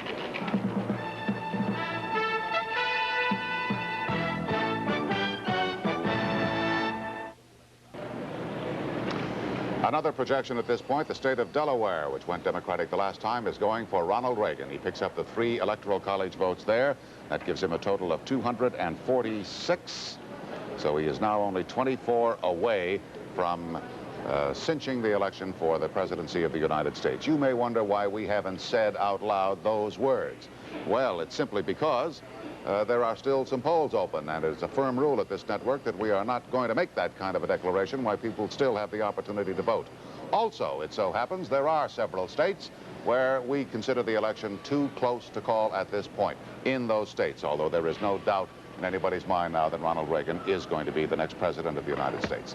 Well, that's the national election picture at 22 minutes after the hour. Ronald Reagan, the winner of North Dakota's 3 Electoral College votes. That puts Reagan 16 votes away from the 270 required for the Electoral College majority and the presidency. Now, James Wooten is standing by at Republican headquarters in Washington with Senator Howard Baker, the minority leader of the Senate. Go ahead, Jim. Senator, a moment ago up on the stage, you said this is the most significant political event in this century. Why is that? Well, I think this is the first time since maybe the middle 20s when the country has expressed such an overwhelming desire for a basic change in the policies of this nation. You know, electing Ronald Reagan by such an overwhelming margin as we're going to do tonight indicates to me that the country at large wants to change the basic way the government is run. Why couldn't it mean that people just don't like Jimmy Carter and want to fire him? It could mean that, but you know, Jimmy Carter's a decent man, and he's an honorable man, and he tried hard, and I think his failures, and there were many, cost him this election, but it didn't cost him a landslide. I think this is a clear statement that the country wants a fundamental change, and they want Ronald Reagan, and they trust him. They think he acted presidential, and they believe he gave credibility to the positions he's taken. So I think this is a watershed election. I think it is more important, by far more important, than the elections of the 50s and 60s. It remains to be seen if that prediction is carried out, but I believe it may be. All right. Thank you, Senator. Cassie? Yes, I'm up here listening to what you guys are talking about down there. Senator, there still is a couple of weeks left in the upcoming Senate session. Do you think anything will happen, or will the Republicans want to put a hold on everything now that you've got a Republican president coming in January? The senator is having trouble with his earpiece. We've got Lionel Hampton in the background, and he's really singing, man. What Kathy asked was, are the Republicans now, I believe she asked, are the Republicans now with a Republican president going to do anything different in the Senate? Jesse, I think if that's your question, that you'll find if we have a very substantial improvement in our numbers in the Senate on the Republican side, and certainly if we gain control on the Republican side, that you'll see some basic changes in the way the Senate's run. I think you'll see fewer bills passed, but you'll see more general statements of policy instead of 1,000-page bills. I think you'll see the Senate become a policy-setting group instead of an aggregation of elected bureaucrats. Cassie? Yes, Jim, well, as I said earlier, there is still a Senate session to take place during the course of the rest of this year. And what will be interesting to see is whether or not the Senate Republicans allow anything at all to happen up here. They may pass a few kind of continuing resolutions on appropriations bills. There may be a continuing resolution on a budget committee bill. But these are the very things that Ronald Reagan made the heart of his campaign, cutting back on spending. So I think what you're going to see in the so-called lame duck session of the Congress, and especially in the Senate side, that you'll see a filibuster, and the Republicans really won't be letting very much of anything happen until the new Republican president takes over in January. Ted? Thank you, Catherine. We're going to take a look now at the numbers, first of all. And if I hesitate, it's only because I'm not sure which numbers we're about to look at. As soon as I see them, we'll start reading them off. Well, it's on those 34 Senate races, and as you can see, there have been 9 Republican victories, 9 Democratic victories, 5 Republican victories. Thus far, a net gain of only 1 Republican seat. Let's take a look now at the names involved. Arlen Specter, the Republican former Attorney General from Philadelphia, has been projected by ABC News as the winner in Pennsylvania. Then we've got Dixon, the Democrat in Illinois, John Glenn holding on to his seat in Ohio. We've got Dan Quayle taking it away from, that's the one Republican gain, taking it away from, hold on, fellas, I didn't get to the end of the list. Can we go back again? We can't go back. All right, Herman Talmadge in Georgia. We've got Russell Long, who didn't have a race today. We have a Republican victory, Mac Mathias in Maryland, and we have Wendell Ford in Kentucky and Christopher Dodd in Connecticut. Frank? Ted, we have another projection to make, this one from a far western state. New Mexico's 4 Electoral College votes will go to Ronald Reagan. There had been some doubt about this, because even though New Mexico is in the West, generally considered Reagan country, nevertheless, there is a very strong Hispanic population there. Ted Kennedy made an effort there, and a very major effort was underway by the Democrats to try to snatch New Mexico away as part of the overall attempt to lure Spanish-speaking Americans to the Carter camp. Let's see the Electoral Board totals right now. 270 needed, and you see that Ronald Reagan is 12 votes away. 12 votes away. President Carter still holding with his 35. John Anderson has none. 258. We'll look now, if we can, at the states that we believe are, well, the ones that have been projected for Governor Reagan and those for President Carter. The map is predominantly red, because red is the color for Reagan on our map. Here's the states that we believe are leaning toward Ronald Reagan. California with 45 electoral votes, Iowa with 8, Colorado with 7, Idaho with 4. I believe we have some more still to show. Well, that's it. But it doesn't take very many more for Reagan to actually go over the top. As we say, he is only 12 votes away right now, according to the ABC News projection. And to discuss these momentous events of this evening, we go back now to our resident guests here, and Robert McNeil. Robert? Yes, Frank, we'd like to pick up on what Senator Baker just said, that the vote shows that the people want a basic change in the way the country is run. Tom Wicker, do you think that's what the American voters are saying today? Well, I think it would be very hard to deny that in such a sweeping election as this.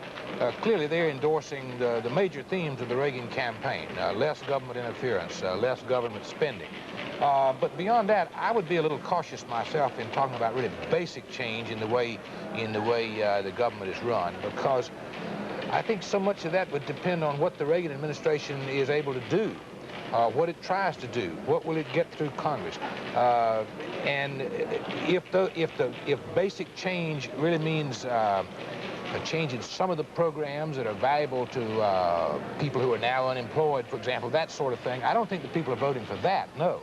I do think that it's easy to proclaim a sort of a sea change in American political life, but a great deal of that will depend on what this administration is able to do. George Will, can a Reagan administration effect a basic change in the way the country's run? Well, up to a point. It does. Or is that just Baker rhetoric? No, what Baker makes a very acute point. There have been 3 earlier landslides in this century. In 1920, it was a call for normalcy. 1964, it was anti-Goldwater. In 1972, it was anti-McGovern. These were negative landslides. This is a positive landslide in the sense that... This isn't a negative landslide? I don't believe entirely. I believe that Robert Strauss was correct when he said this is not just people jumping on Jimmy Carter for his obvious manifold manifest failures. It also is a turning away from the Democratic Party. Because one of the reasons people have been willing to turn... Just a moment, George. The president is now arriving at the Sheraton Hotel in Washington, D.C., presumably to make a concession speech. A small patter of applause. We'll follow him through, but in the meantime, let's go on, George. Well, as I was saying, what makes Governor Reagan, in contrast to the man on the screen, particularly interesting is that a Republican candidate has to put together an issues constituency, whereas a Democratic Party, having been in government so long, puts together an interest constituency. There are a lot of ideas behind the Reagan campaign, ideas about the Soviet Union, ideas about affirmative action, ideas about the level of taxation, and these ideas, it seems to me, have received a kind of mandate. But in the... Excuse me. I was just going to say there may be those ideas there, but there's an awful lot of frustration, too, behind that Reagan victory tonight. Frustration on the part of Americans, wanting things to change, wanting things to be better, but not necessarily endorsing some ideological, programmatic change. I would be very wary of saying that we are now going to see something as sweeping, let's say, as happened after 1932, which was not portended in that election. Yeah, George. Well, there's no question that when ABC... Just a few seconds. ABC won't name Reagan the winner, but it's been picking his cabinet tonight, and if you look at the cabinet ABC's been picking, it's an inclusive, mainstream Republican cabinet, different from Democrats, but they're not going to... But not very different from the Nixon administration. Well, they're not going to take down Washington brick by brick. Exactly. We'll continue this later. Thank you, Frank.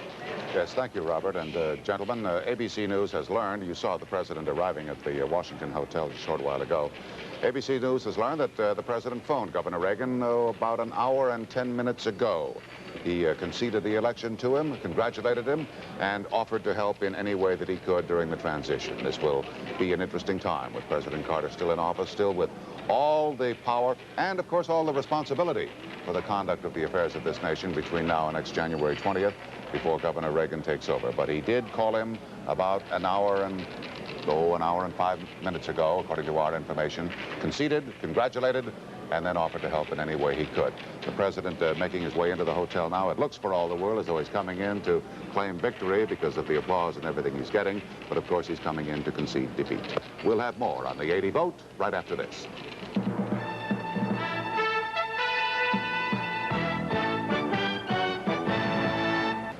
Well, we all thought it was going to be a long night, and it may yet be, but we thought it was going to be a long night in terms of finally coming to a decision, because that, of course, was all the pre-election information, but turned out that almost from the very beginning, even before the polls closed in the first states this afternoon, on the basis of our exit polling, we had a pretty good idea that Governor Reagan was actually going to win this election.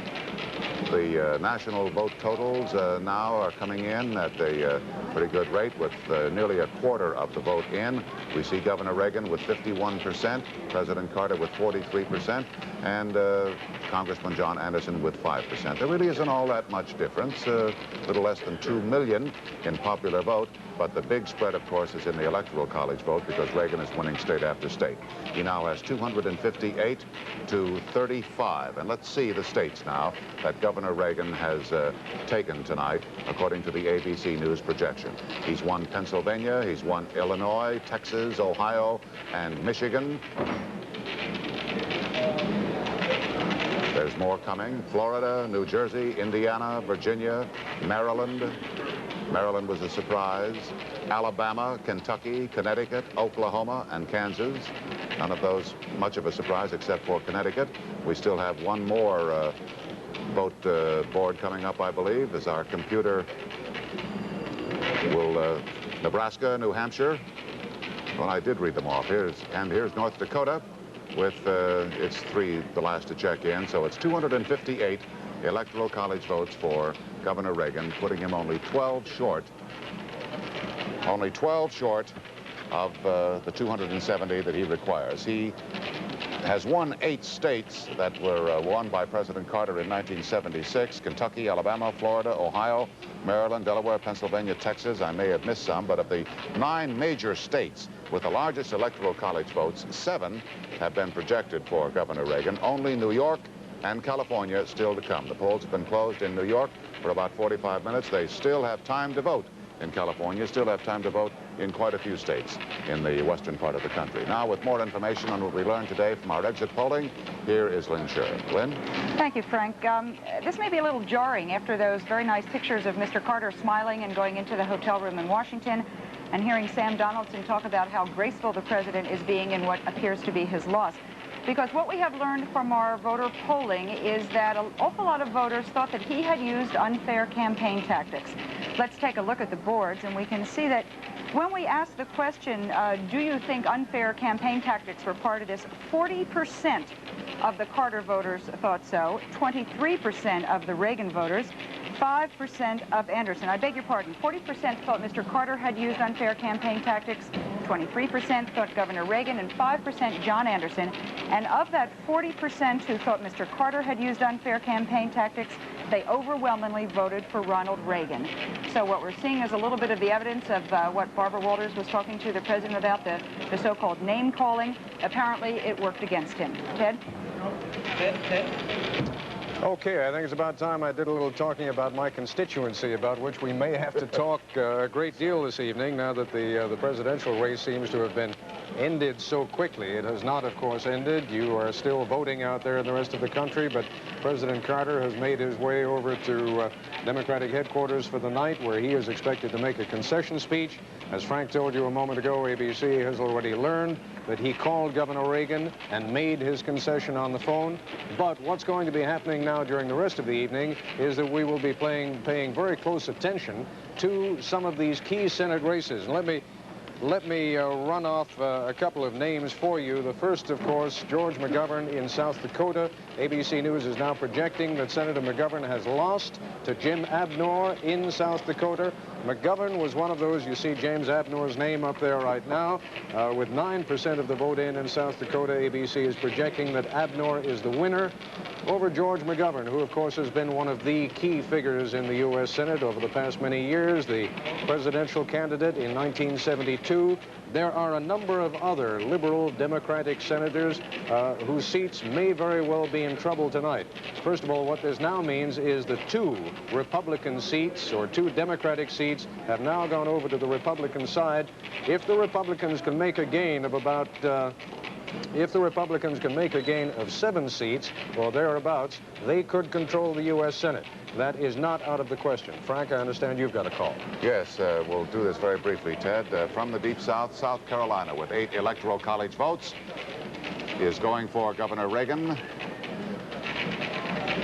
That may well be in part due to the influence of Strom Thurmond, who campaigned very heavily for him there. 54% to 43% for Governor Reagan, or for President Carter in South Carolina, another state of the Deep South that deserted the president on this election night 1980, a state that was with him very firmly in 1976. So Governor Reagan now is what, how many votes away? He is 4 votes away from the Electoral College majority of 270. He now has 266. The president is arriving now in the ballroom of the Washington Hotel, where the Democrats planned to have their big victory party tonight. We want to warn our affiliated stations all across the country right now. We are not going to cut away at this particular point. in order to so that you might perform your very worthwhile service of bringing your viewers up to date on the local returns. But here is an incumbent president who has been defeated. He is about to make his concession statement and greet his supporters, and we think this is pretty important to stay right with him, so we're going to do that. Shaking hands with Benjamin Civiletti and with other members of the president's staff and cabinet. That's Bob Strauss leading the cheers. Go ahead, Ted. Just quickly, before the president comes to the podium, ABC News projects that Thomas Eagleton will hold on to his seat. He was opposed by Gene McNary in Missouri. Tom Eagleton, the Democrat, has won. Well, the band is playing Hail to the Chief. That's poignant, isn't it? Here is the president shaking hands with Hamilton Jordan. Behind him, Frank Moore, his chief congressional liaison. There's Zbigniew Brzezinski, and quite a few other familiar faces and names. We have another projection, and I'm told this is by a landslide. Mark Andrews, the Republican candidate in North Dakota, has defeated Kent Johansson. If neither of those names sounds particularly familiar to you, let me point out that the senator used to be Milton Young, who was 82 years old, and he has retired. The new senator from North Dakota, Republican Mark Andrews. Ted, here is one very important one, although not needed at this point. New York is going for Ronald Reagan. New York with 41 Electoral College votes. That does it. That puts him over. He is the president-elect according to ABC News projection. And here is Bob Strauss. Gentlemen, not only the president, but the splendid president of these United States.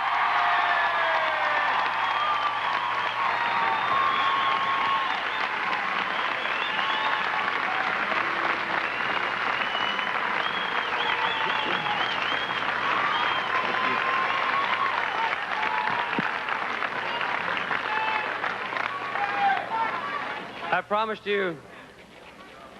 promised you 4 years ago that I would never lie to you, so I can't stand here tonight and say it doesn't hurt.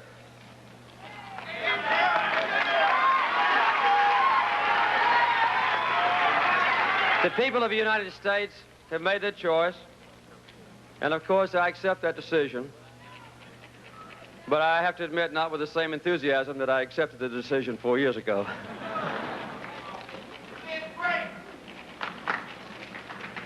I might say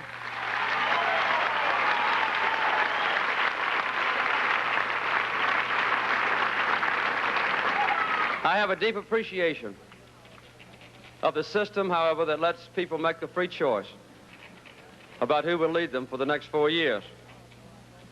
About an hour ago, I called Governor Reagan in California, and I told him that I congratulated him for a fine victory. I look forward to working closely with him during the next few weeks. We'll have a very fine transition period. I told him I wanted the best one in history.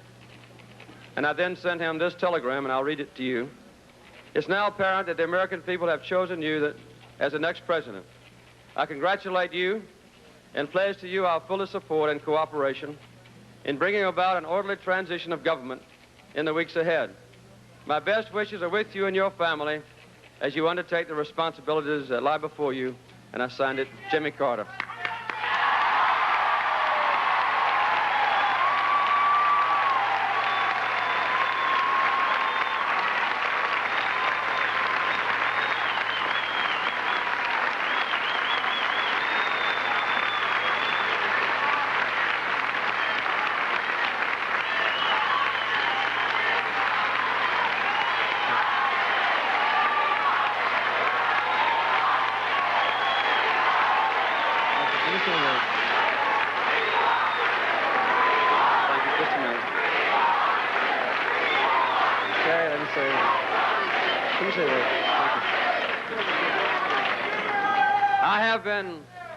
I have been blessed, as only a few people ever have, to help shape the destiny of this nation. In that effort, I've had your faithful support. In some ways, I've been the most fortunate of all presidents because I've had the daily aid of a wise man and a good man at my side. In my judgment, the best vice president anybody ever had, Fitz Mandel.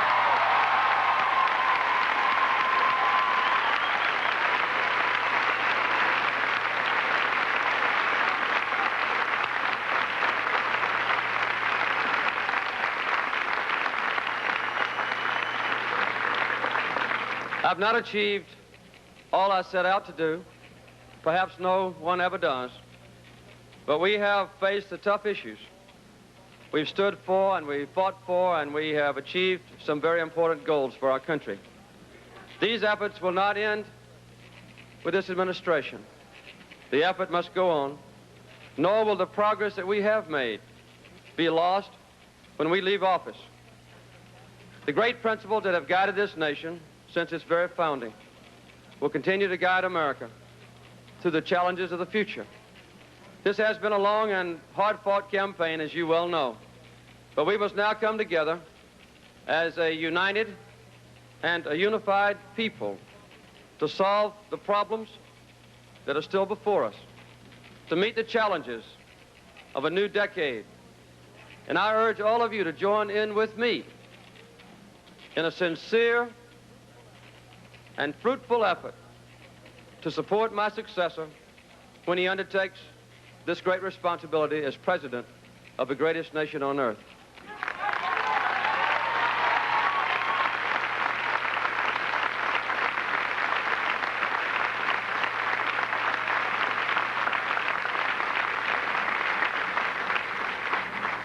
Ours is a special country because our vast economic and military strength give us a special responsibility for seeking solutions to the problems that confront the world.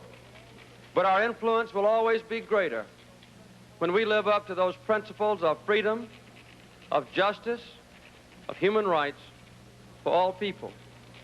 God has been good to me, and God has been good to this country, and I'm truly thankful.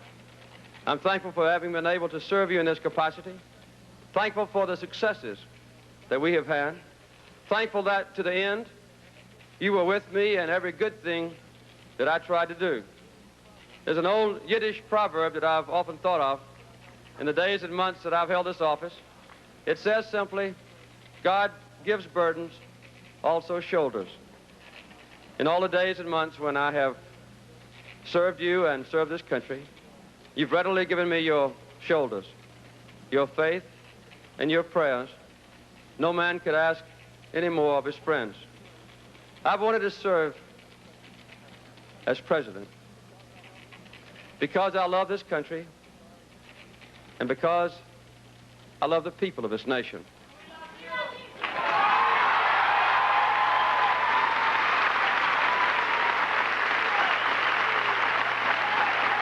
Just one more word.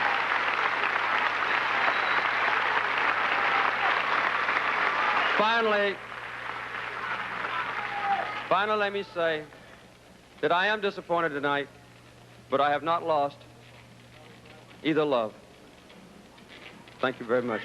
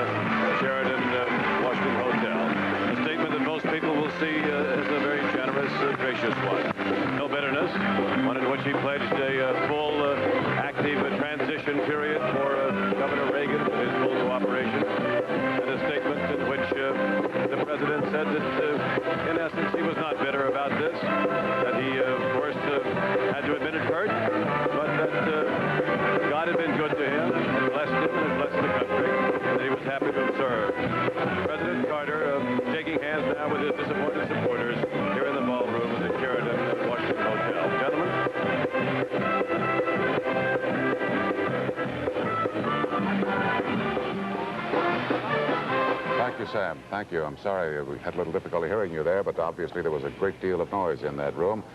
We have another projection. It is now an anti-climax, of course. Louisiana's 10 Electoral College votes will go to Ronald Reagan. Louisiana a state that went for President Carter in 1976, has now switched to Ronald Reagan. I don't know whether we got a chance to tell you before the president came into the hotel there in Washington, but Wyoming's 3 Electoral College votes also go to Governor Reagan. It's ironic, Ted, that New York is the state that, according to our projection, actually put Governor Reagan over the top and gave him the more than the 270 required for election. It was New York that President Carter so candidly said, I can't win without New York. Well, he was and right. New York did win for him in 1976. You know, Frank, I can't help but remark at this point, we just can't let it go by. This is one of those extraordinary moments that makes this country so unique when you think about how other countries transfer power. Yes. And how smoothly and how graciously it is done here in the United States. I just don't feel that we can let that moment go by without making some mention of it. But this election... The defeated stand tall, don't they? They do. And I had to think, as I was watching Jimmy Carter there, just as Edward Kennedy at the Democratic Convention probably never looked better than he did in defeat, so Jimmy Carter has, I think, never looked better than he does perhaps at this moment right now. There's the president still swarmed, being surrounded by well-wishers and, of course, photographers and journalists. It was an extraordinarily gracious speech. Let's listen to the president. I'll be president for 2.5 more months, and that full responsibility is on my shoulders, and I intend to carry it out. What about the Mideast negotiation? Do you think anything can be accomplished during this period? Well, I hope so. Don't know. President Carter pausing for a moment simply to say that he was going to administer the duties of his office for the next 2.5 months. He hopes that he could accomplish something in the continuing negotiation for a general peace in the Middle East, but that was about it. Gentlemen? Thank you, Sam. Well, of course, that emphasizes a point that we have to keep in mind. We can't put the country on hold, and the president will have all the responsibility for the next 2.5 months while we wait for Governor Reagan to be inaugurated. So here is Vice President Mondale at his headquarters in St. Paul. He waited, obviously, for the president to make his appearance, and he's now about to speak to his supporters. The Vice President.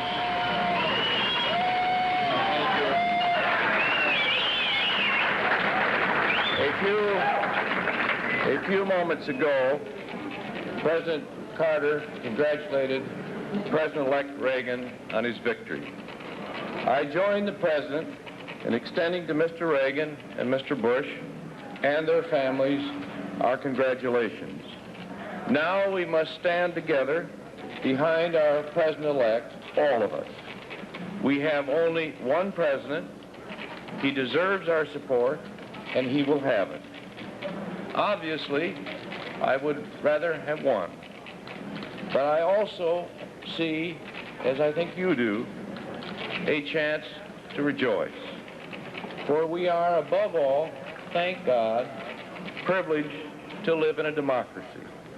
Today, all across this nation, in high school cafeterias, in town halls, in churches and synagogues, the American people quietly wielded their staggering power and peacefully, without intimidation, made their choice. And whatever the outcome, tonight we celebrate above all the process we call American freedom.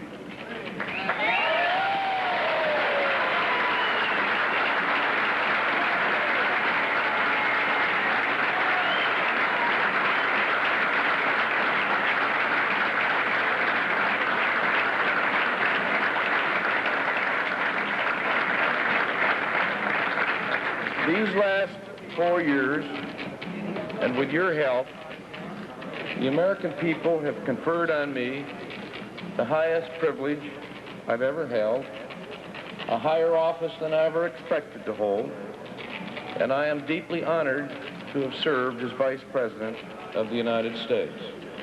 I especially want to thank President Carter and Rosalind for their kindness to me and to Joan and to our family. This kind and good man, this president, has permitted me to work more closely with him than any vice president in American history, and I thank him profoundly for that experience.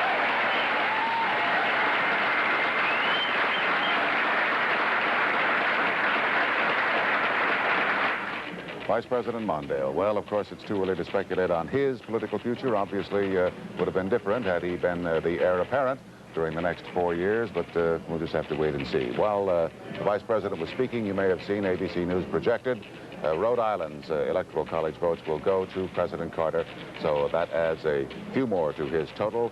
But the Electoral College vote, as it stands right now, reads this way. Governor Ronald Reagan, the President-elect of the United States, 320, 50 more than he needs for election. 39 for President Carter, and none for independent candidate John Anderson. Max Robinson has a projection to make in one of the governor's races, so we'll go to Max. Max? In the state of New Hampshire, Frank, it appears that the incumbent is bucking a trend tonight, and despite the big Reagan win in the state of New Hampshire, the incumbent Governor Hugh Gallen, the Democrat, is the projected winner over Meldrum Thompson, the arch-conservative Republican, whom Gallen ousted from office 2 years ago in that race. This was a rematch. It was expected to be close. It has been, but again, the Democratic incumbent bucks the trend. Gallen is apparently to be re-elected tonight. The John Birch Society, one of the members of the John Birch Society is Meldrum Thompson, a big member, and once he was charged with having his values rooted in the 19th century. He said, no, not rooted in the 19th century, in the 17th century. Well, apparently the voters didn't want to go back that far tonight. Right? Thank you, Max. Colorado's 7 Electoral College votes will go to Ronald Reagan. That was expected, no surprise. So Governor Reagan continues to pile up the expected plurality in the western states as we move now across the nation. Let me just point out to you that the polls have just closed in Arizona, Idaho, Iowa, Montana, Nevada, North Dakota. Still to go for another hour in Alaska, California, Hawaii, Oregon, and Washington. The president has already conceded the election. Governor Reagan has not yet claimed victory, but it is obvious that it is his, and that's kind of unique on a night when so many Americans still really have an opportunity to vote. On and on, the Reagan tide sweeps across the country, picking up states now that were expected to be in the Reagan column. And certainly that applies to the state of Utah, which now checks in, adding its 4 Electoral College votes to the total that Governor Reagan already has amassed. Utah, one of the most solidly conservative states in the Union. There was never any contest about that one. President Carter never went near the place in terms of actual campaigning, and the 4 votes have gone to Governor Reagan, or to President-elect Reagan, as I should say. Ted, you have some more? Well, on the Senate side in Utah, there wasn't much of a race either. Dan Berman had challenged Jake Garn, the incumbent. Jake Garn, one of the leading anti-SALT figures early on. Former mayor of Salt Lake City. ABC News has just projected him as the winner with only 1% of the raw vote in. But apparently that's enough to do the job. Jake Garn remains the Republican senator from Utah. Now to Max at the gubernatorial desk. Third, in the state of Vermont, we have a projection to make. The Republican incumbent, Richard Snelling, is the projected winner in the state of Vermont over his Democratic opponent, Attorney General Jerry Diamond. Snelling had one problem, apparently, in that race. He has a very famous temper. And his opponent, Diamond, attempted to goad him into losing it on occasion, but they worked very hard in the Snelling camp to keep him from losing his temper. He didn't, and he is the projected winner tonight in the state of Vermont. Frank?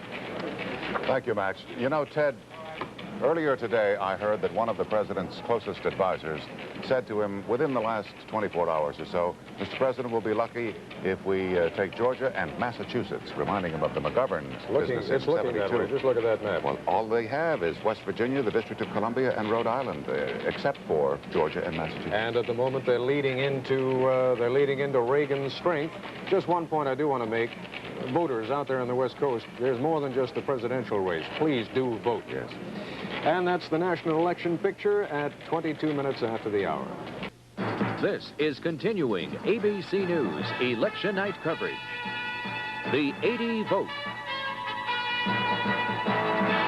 Reporting once again from ABC News election headquarters in New York, Frank Reynolds and Ted Koppel.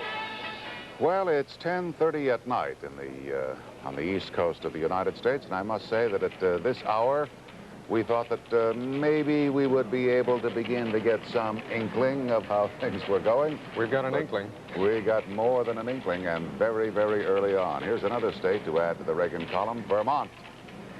which distinguished itself many, many years ago by being the only state to vote Republican outside of Maine in 1936. Vermont has joined the Reagan rampage across the country, 46% to 39%. Vermont's 3 electoral college votes added to the Reagan column. Ted, you have I don't have any new projections, Frank, on the Senate, but we thought we'd take a look at some of the projections that have been made already. We've got 34 Senate races tonight. Of those 34, 24 belonged to incumbent Democrats, only 10 to incumbent Republicans. Let's take a look at the board right now and see how they're going. 10 Democrats have either been elected or re-elected, 8 Republicans elected or re-elected, a net gain of 2 for the Republicans at this moment. And let's take a look at how the Senate might look in 1981. There we go. The way it stands right now, the Democrats would still have a fairly considerable majority, but as you can see, it would be considerably reduced. At the moment, it is 17. Potentially, it would be 5. And I should point out at this time that this is not yet projecting any of the big races that we still have ahead of us out on the West Coast. We've got a very important one down in Florida that we haven't been able to project either, and of course here in New York. Let's take a look now at projections on the House side. For that, let's switch to Washington and Britt Hume. Ted, the Republicans are making some inroads in the Democratic-controlled House of Representatives tonight, but not nearly enough, it seems, to disturb the balance of power held there by 276 to 159 going in tonight by the Democrats. If we can see our board there, I believe it will show that 168 races have gone to the Democrats, 104 to the Republicans. That's a net gain of 6 as of now for the Republicans. We are seeing what may be some kind of a coattail effect from Ronald Reagan's huge showing tonight in a number of very close races, and also in a number of races where the seats have been open. So far, we know about 12 of those races, and it appears that that in those 12 races, the Republicans have gained 8. We should note, by the way, that one of the most notable figures in the Abscam matter, Congressman Ozzie Myers of Philadelphia, who was not only convicted of bribery but also kicked out of the House of Representatives, is now picked to lose his race, and he would join Frank Thompson, indicted but not convicted yet in the Abscam affair, as a loser tonight. One other race we should take note of, in Maryland's 1st District, that's mostly the eastern shore of Maryland, a notable conservative leader in the House of Representatives, Congressman Robert Bauman, who was caught up in a homosexual solicitation charge, placed on probation. That, no doubt, a great shock to his constituents, and he has fallen by the way there to State Delegate Roy Dyson. Dyson challenged Bauman in '76, and the margin there appears to be something like 55 to 43 for Dyson, a rather handy win for him. Gentlemen? We've done our sums now, and we believe that the turnout will be below the 54% of the potential voters who actually went to the polls in 1976. It is not expected to go below 50%. There are actually about 160 million people, potentially voters in this country. 81.5 million voted in 1976. One reason for the possibly lower turnout this time, not merely the usual saw about voter apathy and so forth, but also the fact that the turnout, the results have been known so early this evening, while so many polls in so many states were still open and people were perhaps wrestling with a decision that they then considered redundant. Well, turnout was very important to President Carter, particularly insofar as the black vote was concerned. And Lynn Scher, who's been watching our exit polling statistics throughout the day, has more on that. Lynn? Frank, it seems that the turnout figures you just mentioned carry through to the black vote, which was crucial for Jimmy Carter. If we can just take a look, you will see that the turnout this year among black voters wasn't so good. In '76, black voters represented 11% of the entire vote, but this year, black voters only represented 7% of that share. Now, when we take a look at how the black vote went throughout the country today, you can see that actually Jimmy Carter, while he did well, didn't do nearly as well as he should. Throughout the United States, Jimmy Carter got 80% of the black vote, Ronald Reagan 15%, and John Anderson down there in the bottom, 5%. Again, Jimmy Carter winning the black vote throughout the country, but not by the great big margins that he did in 1976. I believe it was 94% he got in 1976. This becomes even more critical when we look at it by regions. Let's go first to the South. In the southern part of this country, when you look at the black vote, Jimmy Carter got something like 83% of the black vote in the South. Ronald Reagan got 15%, John Anderson 2%. Again, good for Jimmy Carter, but not nearly good enough. We'll have more information on the black vote a little bit further. Right now, back to you, Ted. Thank you, Lynn. As President Carter pointed out just a couple of moments ago, he still has 2.5 months in office. He still has the power of the presidency, and Jim Wooten has learned he'll be able to use that power in an interesting fashion. Jim? Yes, one of the executive powers that President Carter has not had an opportunity to exercise is the nomination of a Supreme Court justice. The one thing that's happening tonight is that ABC News has learned that Justice Thurgood Marshall is considering resignation to allow Jimmy Carter to make a Supreme Court appointment. And we must make certain that everyone understands that the source is generally reliable and insists that Thurgood Marshall is only considering a resignation from the Supreme Court so that President Carter may nominate his own appointment. Frank? Thank you very much, Jim. That's a very important and interesting bit of news. We'll have more on the 80 vote right after this. Back here at election headquarters, I might make a note, an addition to what Jim Wooten was saying about the possibility that Thurgood Marshall would step down from the court so that Jimmy Carter would be able to make an appointment. And that is the fact that Thurgood Marshall has been in frail health for the past 2 or 3 years, and that is known by his confidants, that he has been considering resigning from the court for some time. And so that news tonight, or that report, would be very interesting. It is supported by other evidence in some places. We'd like to make a call. In the state of Missouri, the former Republican governor, Christopher Kit Bond, is the projected winner over the incumbent Democrat Joseph Teasdale, who ousted Bond 4 years ago and took over that governorship. Teasdale had all kinds of problems during the 4 years of his administration. In fact, many members of his administration resigned, accusing him of incompetence. Kit Bond accused him of being an opportunist. And tonight, the Democratic incumbent in the state of Missouri has gone down to defeat again the winner, the Republican Kit Bond, former governor of the state of Missouri. Frank? Thank you, Max. It was quite a surprise to a great many people in Missouri when Kit Bond was defeated the last time out. And the general feeling was that he had taken his re-election for granted. Well, he certainly didn't take it for granted this time and fought and campaigned very hard. We're waiting for Congressman John Anderson to make an appearance. We expect him to come out very shortly now. And while we're waiting for him, we'll take a break here. We'll have more on the 80 vote right after this. 2 more states now that ABC News is able to project for Ronald Reagan. Idaho's 4 electoral college votes will go to Governor Reagan. There was never much doubt about that. But what is going to be most interesting to see is, well, here we have Missouri also. Missouri, Governor Reagan is winning by a wide, or a comfortable margin, we should say. The 12 electoral college votes there. That, too, is a state that went for President Carter in 1976. Idaho, of course, went Republican. I think you were just about to make the point that there's a big Senate race in Idaho. Because Frank Church, the chairman of the Senate Foreign Relations Committee, is in a battle for his political life out there, being challenged by Steve Sims, who's received backing from many conservative groups. And Church was one of those who was targeted by the conservative groups in an effort to get him out. He's in a fight for his life. And of course, George McGovern has gone down to defeat today, so there aren't that many Senate liberals left. And so is Birch Bayh, too. So is Birch Bayh, and of course, on the Republican side, Jake Javits is trailing badly here in New York, although we haven't been able to call that race yet. We understand that Congressman John Anderson is about to make an appearance, so we'll be going to his headquarters. Here we are right now. Congressman Anderson, who at our last count is running at 6% in the national popular vote total. For quite a long time, has had no illusions about actually breaking through and winning the election, but he persisted right on down to the wire. Talking about the Anderson difference. Ann Compton is there now. Frank, John Anderson is a happy man tonight. He knew he would be defeated, but he is a happy man because he feels he has proved a point.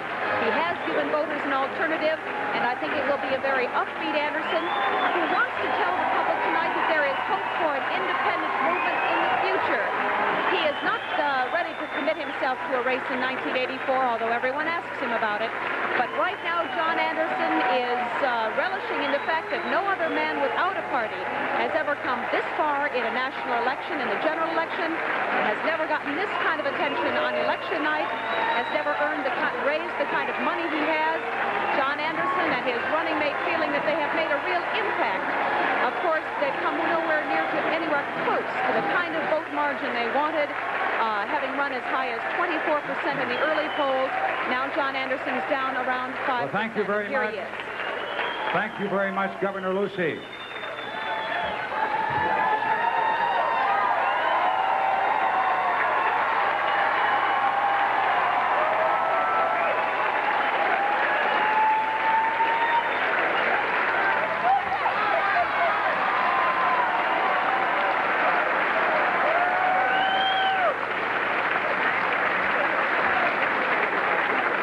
Thank you so very much, Governor Lucey and Mary Crisp and Joe Rao, all of my other friends who are here on the platform tonight. Last night, when I closed out the campaign in a rally at my alma mater in my native state of Illinois, I quoted a line from H.G. Wells, that an election should be the celebration of democracy. Now, your response tonight, I think, indicates that this is a celebration.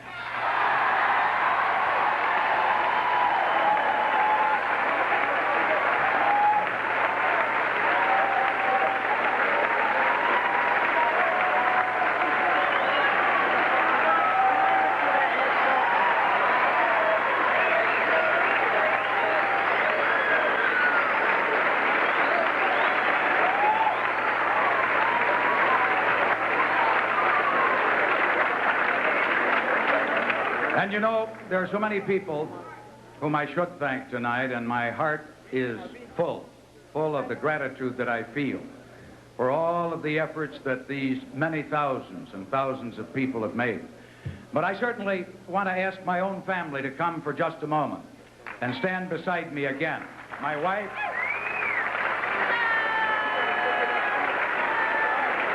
Kiki,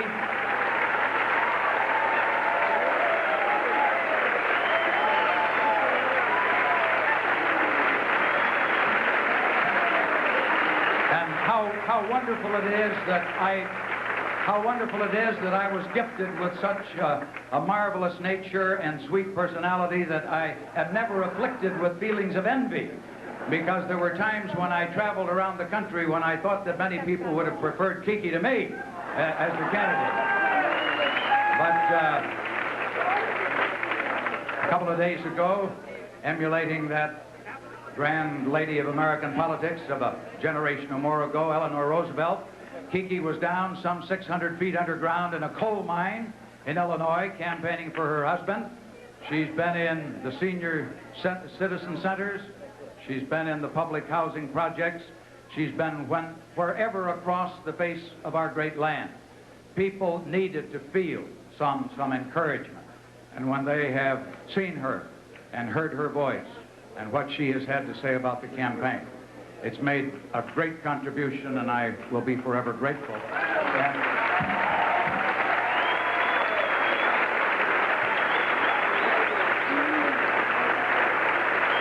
Eleanor and Diane and John, who have been on the campaign trail,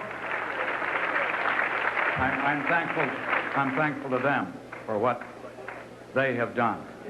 This whole campaign experience has been one that has really brought our family very, very close together because of the common enterprise that we shared. And Susie, even you have contributed, because from time to time I've used you in my jokes and said that you were home studying your non-proliferation lesson.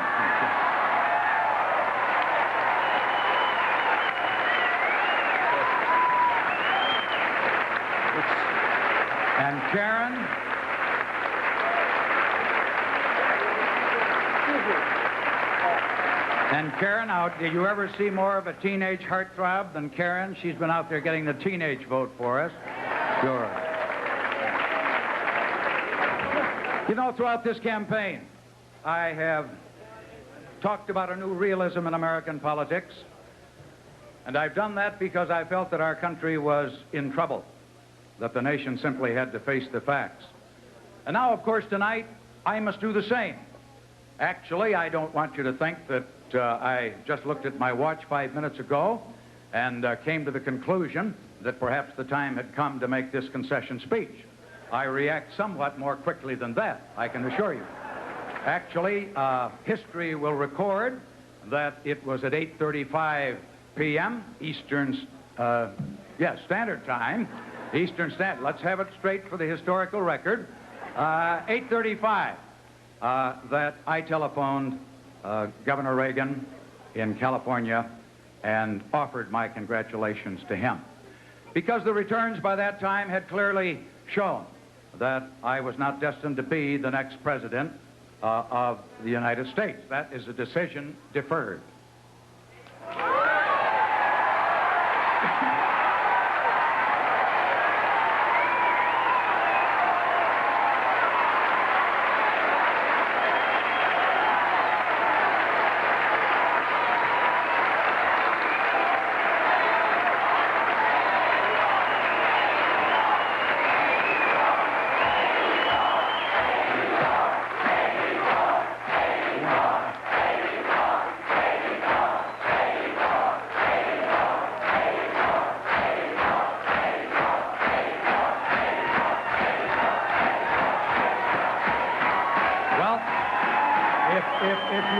If you don't let me finish this speech, it will be 1984 and I'll still be up here.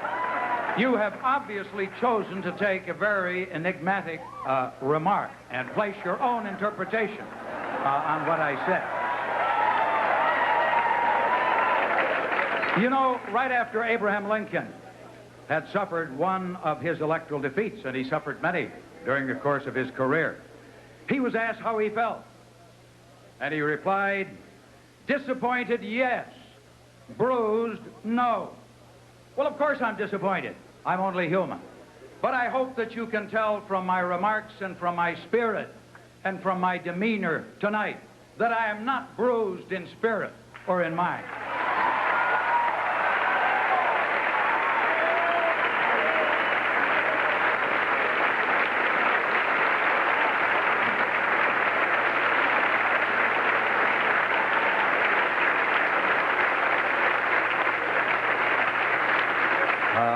This has been, I think, this campaign, the greatest event of my life. And obviously, of course, I am now hoping that we hold at 6% at least so it doesn't turn out to be the most expensive as well.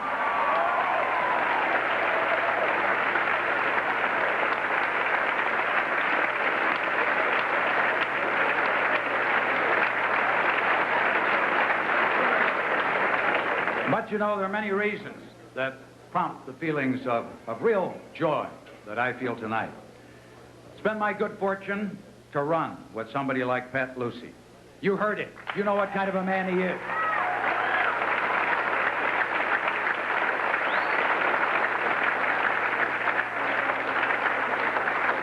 His wit and his experience, his wise counsel, his good judgment have reminded, I think, millions of Americans how decent and honorable politics really can be.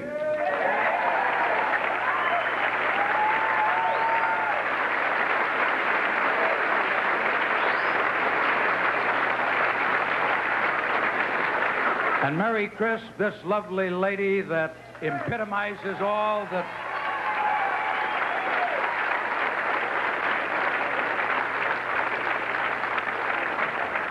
I was going to say I have more women in my life than ever before, but that might be a somewhat injudicious statement to make. But if there are any, going to be any, I would want them to be like Mary Crisp, because she has given so much to this campaign.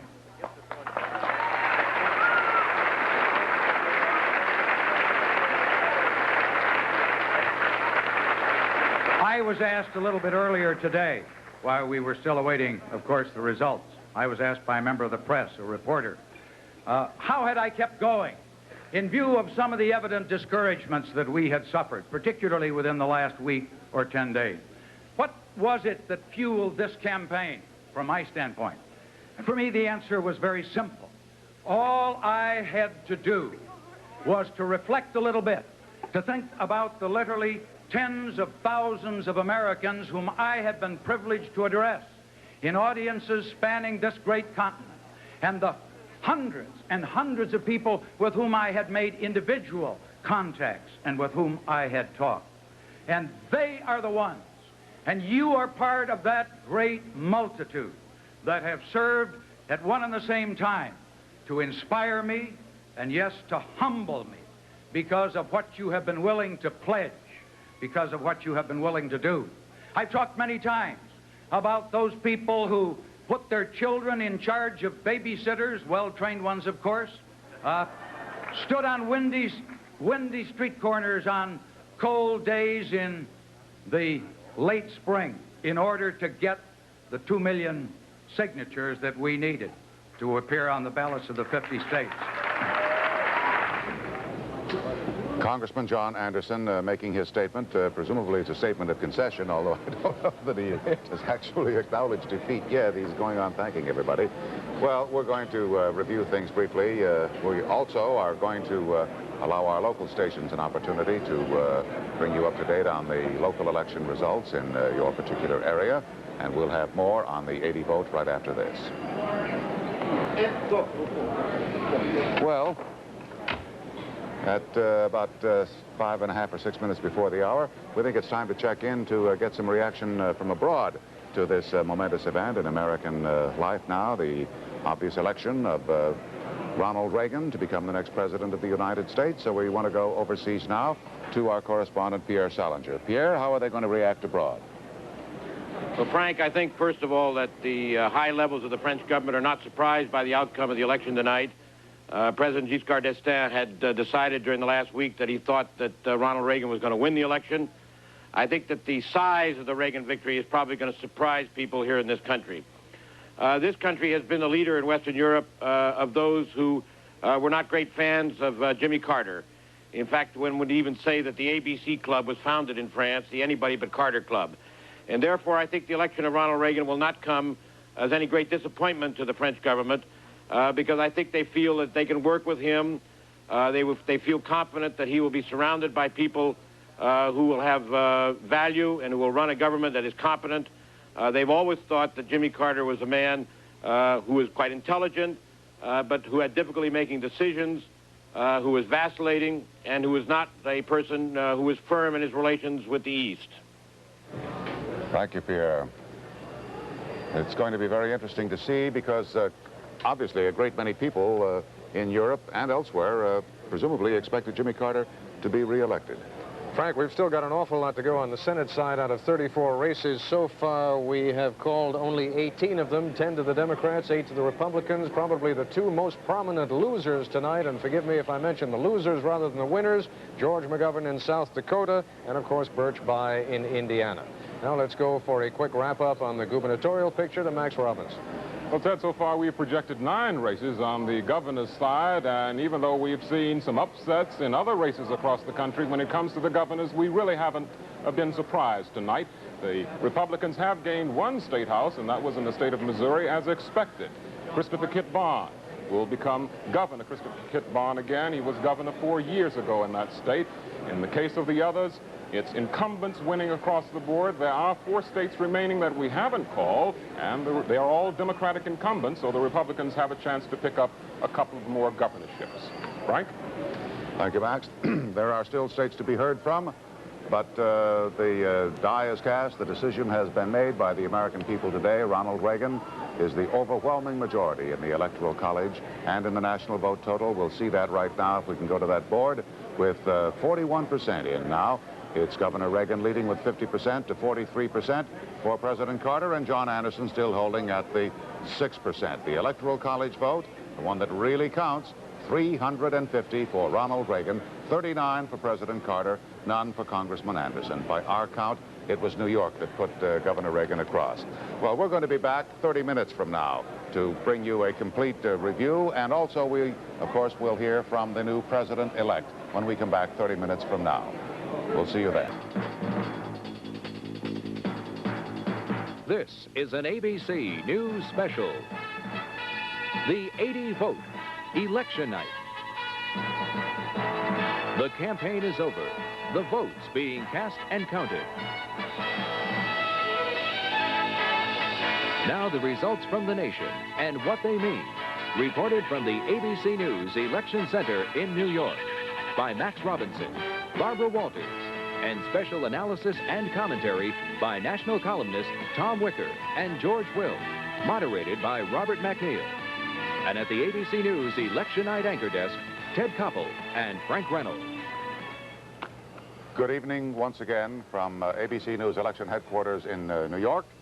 While we were away for the last 30 minutes, the polls closed in just about every place in the country.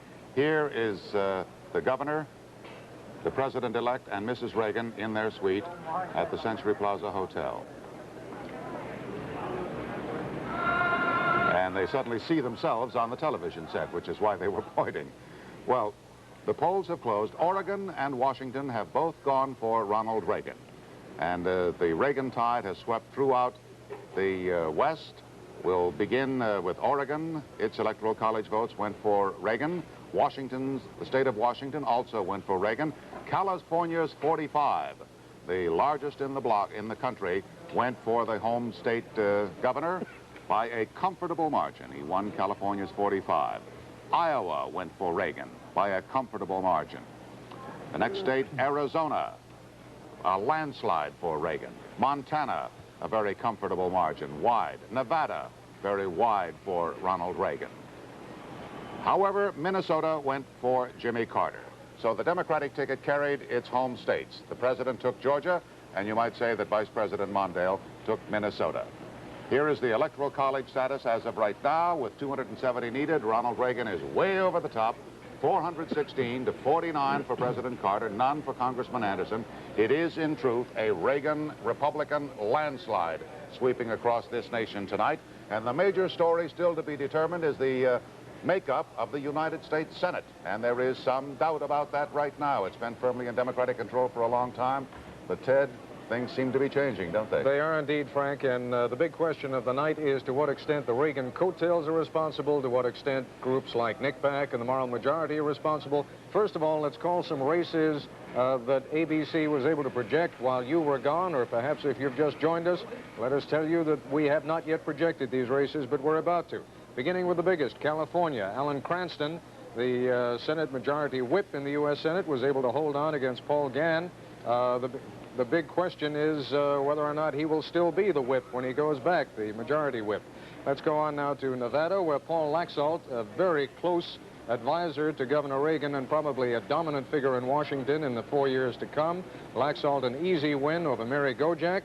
Idaho, here we have one of the big upsets where Frank Church, the chairman of the Senate Foreign Relations Committee, has been ousted by Steve Sims, who had the backing of the moral majority. And in Iowa, where another liberal Democrat, John Culver, was ousted by Chuck Grassley. Again, it was a case of the moral majority and NCPAC, the conservatives, targeting Culver. In fact, they have done an extraordinary job. Let's move on now to Alabama, where Jeremiah Denton, the man who was a prisoner of war in North Vietnam for 7.5 years, former Rear Admiral, has taken the seat away from the Democrats. The seat was not held by Jim Folsom. You may recall that Folsom in the primaries defeated Don Stewart, who was the Democratic senator in Alabama, but that seat has now also gone over to the Republicans. Jeremiah Denton, who belongs to the moral majority. And now just going over some of the calls we've made during the course of the night, where major liberal Democrats have been knocked off. It is Quayle over Birch Bayh in Indiana. It is Jim Abner over George McGovern, another prominent figure in the U.S. Senate, in South Dakota. And behind, as of this point, these races have not yet been called. It is Mary Buchanan over Gary Hart in Colorado. It is Leahy over Stuart Ledbetter, or rather Stuart Ledbetter over the Democrat Leahy in Vermont. And it is Warren Rudman over Durkin, the incumbent, in New Hampshire. Now, those races, those past 3 races, the one in Colorado, Vermont, and New Hampshire, they have not yet been projected. Those people are just behind. And what we really have to look at now is the possibility that if those three that are behind, together with those that we have just projected, where liberal Democrats or just Democrats have been ousted by Republicans, if those come true, and in fact, if we have any more erosion on the Democratic side in Alaska where it's possible, in Florida where it's possible, and in Washington state where it's possible, we may very well be dealing with a Republican Senate when they come back after the election. Cassie Mackin, who is our Senate correspondent, is standing by now with someone from NCPAC. Yes, Ted, this is Terry Dolan, who is the chairman of NCPAC, the National Conservative Political Action Committee. And Terry, you have had yourself quite a night. You got all four of the big liberals that you went after, didn't you? Yeah, we were very pleased with the results. I think a little bit surprised at the margins in some of the places, but delighted with what happened. Mm-hmm. In one of the interviews that I did, you said that you didn't mind using fear in politics. In another interview that you did, you said with your techniques you could get Mickey Mouse elected to the Congress. Are you going to continue with these kinds of techniques? Well, that's a when did you stop beating your wife question. In context, what I said is that people ought to be afraid of what some of the senators were doing in Washington, and I think they established tonight that they're sick and tired of liberal senators not representing their constituencies, and not only in the races that we targeted, but many other places. The comment about Mickey Mouse was a comment about campaign technology, which applied to every campaign and every operation, not only ours. But to answer your question, I think the program has shown itself to be of some success. How much, I don't know. We're going to be taking exit surveys and a whole series of tracking surveys beginning tomorrow, and we'll probably be making some announcement in a few months. Of course, NCPAC, which is the National Conservative Political Action Committee, had itself quite a night, but you really couldn't now call the Senate a conservative body. There's still quite a few very active liberals there. I went through a whole list of mine, with about 33 either full-out liberals or people who vote liberal, so you still have a lot of work to do, I'd say. Well, I think we've proven a couple things tonight, and when I say we, I think conservatives in general. I don't think there's any question that there is a conservative mandate in this country. I think if Ronald Reagan does not run his administration on a strong conservative record, he is making a big political mistake. I think that the Democratic Party will be extinct unless it understands that there is, in fact, a conservative majority in this country, and it better get rid of the sick, tired liberal cliches that have brought it destruction tonight. And I think, by the way, that would also apply to the media. I think, in fact, people would view us in the sense of all the things we've done positive, straightforward. I think you'll see a continuing growing conservative movement. And finally, I think you're going to see liberals who are going to decide that maybe they aren't as liberal as they ought to be, particularly those who are standing for election in '82. Okay, Terry, thank you. We'll be watching you very closely in what you do these next couple of years. Now back to you, Frank. Thank you, Catherine. Obviously, Mr. Dolan is going to be watching Governor or President Reagan very closely, too. There was the first veiled threat that Reagan had better govern in keeping with all the conservative principles.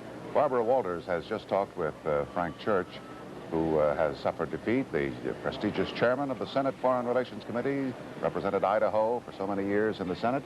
Barbara? Well, Frank, the Churches are at home in Boise, Idaho with their family. You would have thought that Frank Church won. They said everything's fine, nobody's down here at the church house.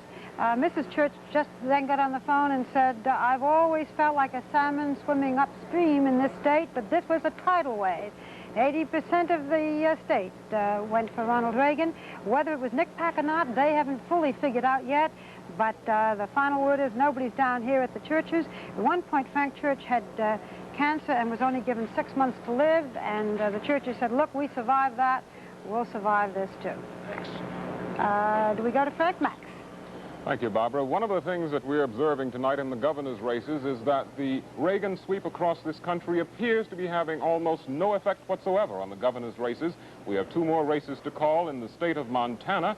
The Democratic Lieutenant Governor, Ted Swindon, is the winner there over Jack Ramirez, the Republican House Minority Leader, and it was thought that if Ramirez was to win, he could win with Reagan coattails. Apparently, there weren't any Reagan coattails. Again, the Lieutenant Governor, Democrat Ted Swindon, the victor in that race, he knocked off the governor, Thomas Judge, in the Democratic primary. In the state of Utah, we are projecting Scott Matheson, the Democratic governor, to win another term there in his fight with Bob Wright, the former GOP party state chairman. And Scott Matheson becomes now, by taking office, the projected winner. It means 2 decades of Democratic governors in Republican Utah. Frank? Thank you, Max. Just a reminder that we're expecting President-elect Reagan. It's going to take a while to get used to saying that, I guess. President-elect Reagan to emerge from his suite at the hotel in Los Angeles and go to a ballroom to address all of his supporters.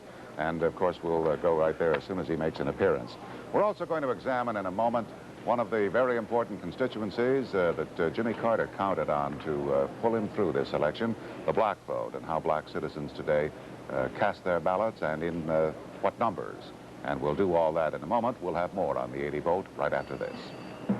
We're back here at ABC election headquarters, and we have another projection to make in the state of Washington. It's the Republican County Executive, King County Executive John Spellman, the projected winner in that race over James McDermott, state senator, Democrat, who's also a child psychiatrist. It was McDermott who knocked off the incumbent governor, Democratic Governor Dixie Lee Ray, in the primary, and was thought to be a very effective campaigner. He was liberal.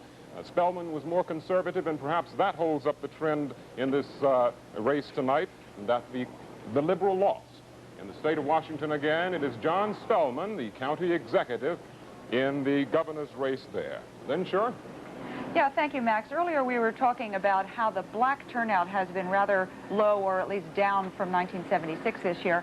I wanted to mention that the worst area of the country for Mr. Carter in terms of the black vote was the Northeast this evening. He did much more poorly there than he did in 1976, and the worst state in that part of the country for him was New York, where he got only 67% of the black vote this evening. That is compared to 91% of the black vote for New York State in 1976. So that's some kind of indication as to why he is doing as badly as he seems to be doing. Barbara? Thank you, Lynn. With us now is Vernon Jordan, who is the president of the National Urban League and feeling well enough after his very serious accident to be on with us in the program tonight. Mr. Jordan, what does Ronald Reagan mean to the blacks? It's not clear. Based on what he said at the National Urban League Conference this summer, that blacks lacked opportunity, that he had been misunderstood in terms of his own beliefs in equal opportunity. Based on the 23% increase in black employment during his term as governor of California, we have to wait and see. So right now you're not too sure that it's the best thing. And if you feel this way, and if other blacks felt this way, how come the turnout for Jimmy Carter was so low? I don't think the turnout for Jimmy Carter was low. Based on what I understand from the Joint Center on Political Studies this afternoon, Eddie Williams' operation in Washington, the black vote turned out higher than it did in 1976. We have 1976, 11%, 1987%. It's just a question of who's right, the ABC or the Joint Center. I'd take the Joint Center figure. I see. So you think they did come out and support Carter, but it just wasn't enough? It was not enough, obviously, and the political process has worked. A selection has been made. We get a president one at a time, and we'll have to deal with Mr. Reagan as we've dealt with other presidents. Mr. Jordan, we had a report earlier that Justice Thurgood Marshall, the only black in the Supreme Court, who had been appointed by Lyndon Johnson, might resign so that President Carter could appoint his own person. Does that seem like something that might happen? Well, that's inconceivable to me. If you just look at the process, it's inconceivable to me that President Carter now could even get through a nomination of anybody based on any resignation between now and January 20th. I doubt that very much, although I cannot confirm it one way or the other. What are you going to tell your leadership now about the election of Ronald Reagan and what blacks should strive to do? Well, I think, first of all, we have to say that we have to get ourselves together to meet with Mr. Reagan, to say to him that we expect him to be president of all of the people, that black people did not vote for him, and they did not vote for him based on his perceived negative attitude toward black aspirations. Yeah, but then forgive me for being this blunt, but then if they didn't vote for him, then what does he need to do things for you now? The problem is that he's president of all of the people. The problem is he made an effort to get the black vote. The problem is he has to govern. And it seems to me that you cannot govern a part of the people, you have to govern all of the people. And to do that, you have to maximize everybody's interest to the extent that you can. Well, I know that he did come to see you. You met when you were in the hospital, I think this past July or August, and you liked him a good deal then. You expressed personal good feelings with him. Oh, he came through as a concerned citizen, a nice man. What kind of president he will make, the jury is still out. Thank you very much, Vernon Jordan, for being with us. And again, it's good to see you looking so well. That makes us all feel good. Thank you very much. Frank? Yes, thank you, Barbara. Thank you, Mr. Jordan. Well, now we want to go quickly to California, to Los Angeles, and our correspondent, Barry Serafin, who has just had a brief conversation with Governor Reagan. Barry? Oh, there it is. Barry, we're coming to you. Okay, as you can see, there's some celebrating going on here in the ballroom of the hotel in Los Angeles. We expect Ronald Reagan to show up here in about the next 15 minutes or so, but there's celebrating going on upstairs in his suite, too. A lot of people jammed in up there, old friends and supporters, some old friends from Hollywood. Charlton Heston is up there. But Ronald Reagan has been off in a side room of the suite, working the phones, talking to a lot of Republican supporters around the country. He called thousands of them in Washington who were gathered there to celebrate, and he called it one of the greatest Republican victories of all time. He called Texas Governor Bill Clements just a little while ago, and he said, "I feel great. It's just unbelievable." He also said of his phone call to from President Carter that Mr. Carter graciously offered his cooperation on the transition. And I accepted it, Reagan said. We both want a smooth transition. So that's the scene now. You hear the chanting, "We want Reagan." They'll get him in about the next 15 minutes. Frank? Thank you, Barry. Obviously, it's a joyous scene out there. Well, we'll have more on the 80 vote right after this. Folks, as you see that map behind me there is, in fact, an additional patch of blue where we had placed some red before. We had initially projected Maryland as being in Ronald Reagan's column. We now find that some additional precincts have come in. In fact, it looks as though Maryland is going to go for President Carter. It isn't going to make any difference in terms of the overall outcome of this race. It is clearly Reagan all the way, but we apologize for that mistake. Frank? Well, we have another projection to make, and we're certain of this one. Alaska is going to go for Ronald Reagan. Alaska's Electoral College votes by a wide margin. We'll get the Maryland business straightened out. We'll give those to President Carter, and we'll give Alaska's to Ronald Reagan. So that's one projection that we were required to withdraw throughout an evening of making a great many. And I must say that we're not terribly unhappy about it. Now we have a very important announcement about an important Senate race, Ted. We do indeed. It's a huge Senate race. It's the one right here in New York. And Alphonse D'Amato, the Republican candidate, the man who ousted Jacob Javits in the primary, is going to be the next Republican senator from the state of New York. As you can see there, 82% of the vote in. It looked like a very close race between D'Amato and Liz Holtzman, but it is going to be D'Amato. Now, this is one instance where a Republican is replacing a Republican, but in this case, you've got a very conservative Republican, Alphonse D'Amato, replacing a very liberal Republican, Jacob Javits. Javits was barely in this race at all. D'Amato, during the primary, had made a great issue of Mr. Javits' age and his infirmity. He's suffering from motor neuron disease, but even though Javits was knocked out in the Republican primary, he would not give up.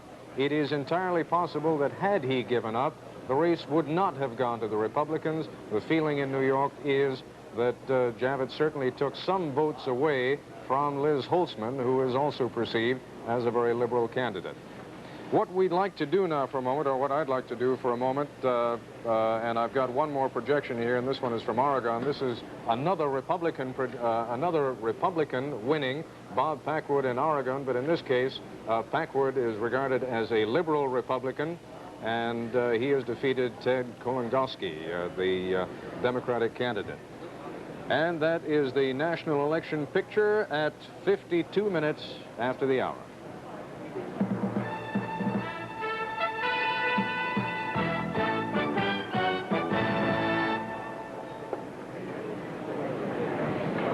Continuing with ABC News Election Night reportage, this is Steve Bell at the ABC News headquarters in New York. Well, looking back now, it was a very early call for Ronald Reagan as the next president of the United States. Jimmy Carter making his concession statement before many states had even had their closing of the polls. And it was a gracious President Carter who spoke about Ronald Reagan and said that he looked forward to working with him closely in the next few weeks in what he said would be a very close transition period. He said he hoped it would be one of the best transition periods in history. And here is a portion then of President Carter's comments where he was talking about his own time in office. God has been good to me, and God has been good to this country, and I'm truly thankful. I'm thankful for having been able to serve you in this capacity. Thankful for the successes that we have had. Thankful that, to the end, you were with me in every good thing that I tried to do. There's an old Yiddish proverb that I've often thought of in the days and months that I've held this office. It says simply, God gives burdens, also shoulders. In all the days and months when I have served you and served this country, you've readily given me your shoulders, your faith, and your prayers. No man could ask any more of his friends. I've wanted to serve. Well, there you see Ronald Reagan, who is now coming into the hall at the Victory headquarters out in California.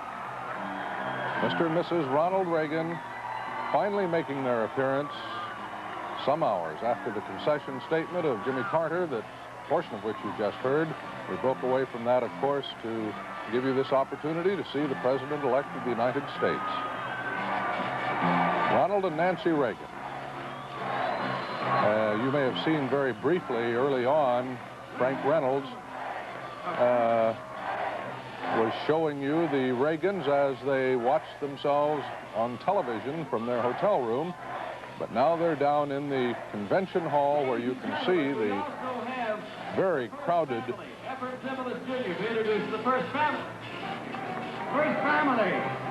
you hear the reference to the first family. Not officially for a couple of months yet.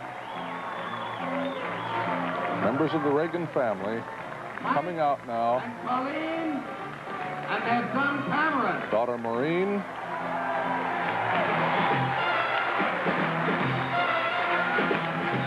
And Patty and Ron.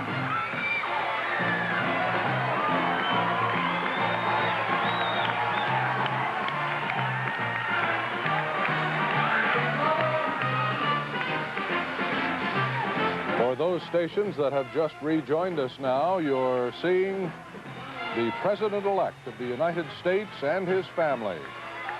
Ronald and Nancy Reagan, the Reagan children and grandchildren. This, the victory celebration, the first moment when the faithful who've been waiting down in the hall have seen the man who is now the President-elect of the United States. For so many years, Ronald Reagan has been seeking the office of the presidency.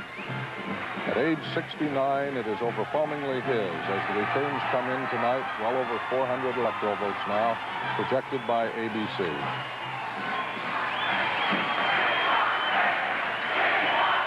As you heard earlier, President Carter promising a very cooperative transition period, saying he's looking forward to working closely with Ronald Reagan for what he hopes will be the best ever transition period. Thank you. From one presidency to another.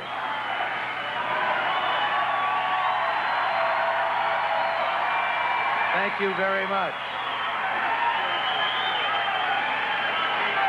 Thank you. Thanks very much. Thank you. You know, here we are. This is...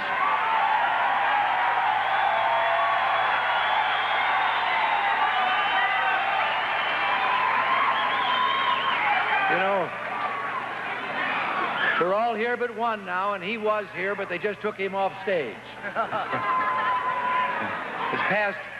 It's way past his bedtime.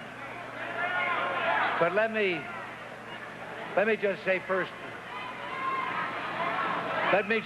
first of all, this has been, well, there's never been a more humbling moment in my life. I would have been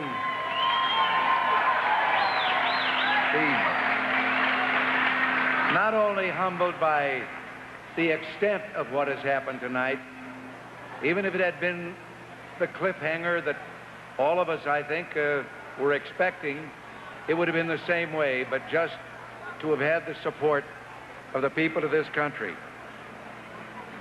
I consider the trust that you have placed in me sacred, and I give you my sacred oath that I will do my utmost to justify your faith.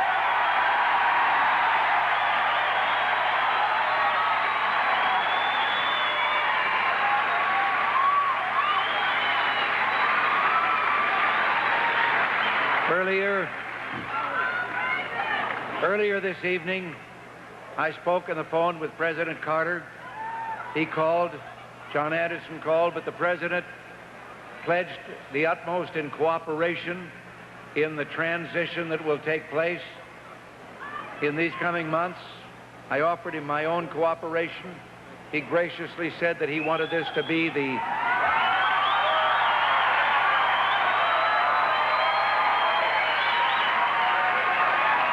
Governor Reagan, we just wanted to show you what the map of the United States looks like as of 8 o'clock tonight. Hey! It's all yours.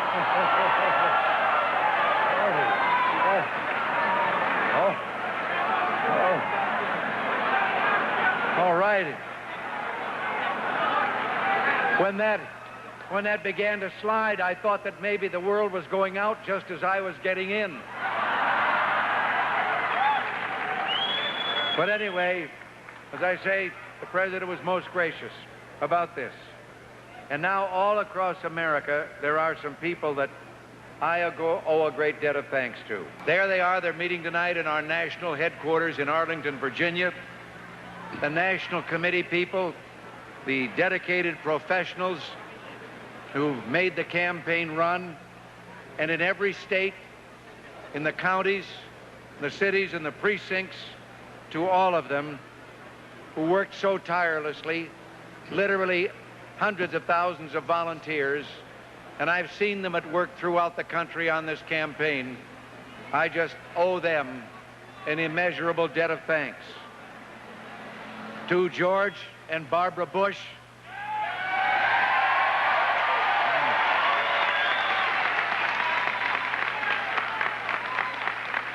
our running mates down in Texas, no one has worked harder than they have. We only crossed paths a few times on this campaign and had to go out of our way to do it because their schedule was so heavy. And I can tell you that we're going to have a true partnership and a true friendship in the White House.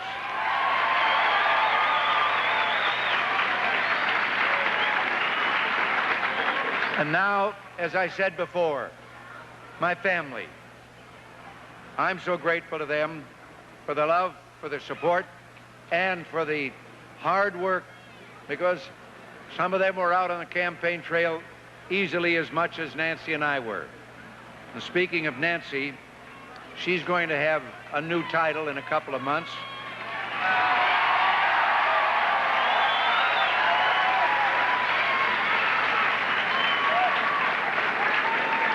And it isn't really new because she's been the first lady in my life for a long time.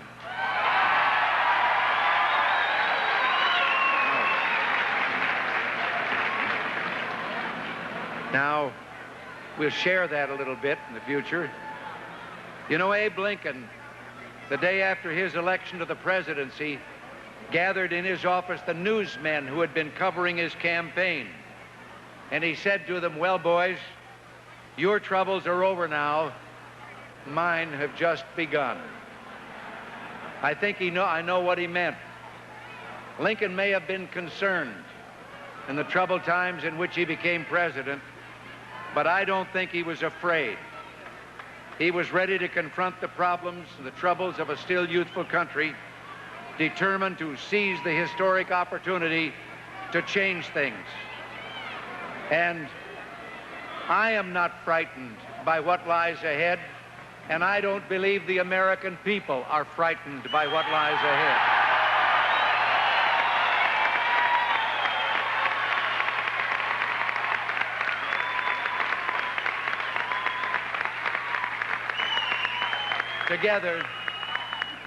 Together, we're going to do what has to be done. We're going to put America back to work again.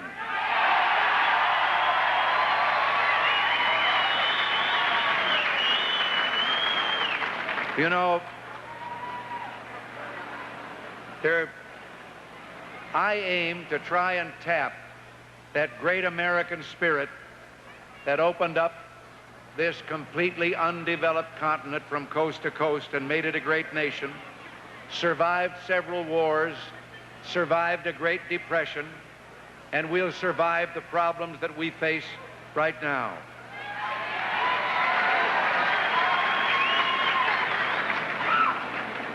When I accepted your nomination for president, I hesitatingly, but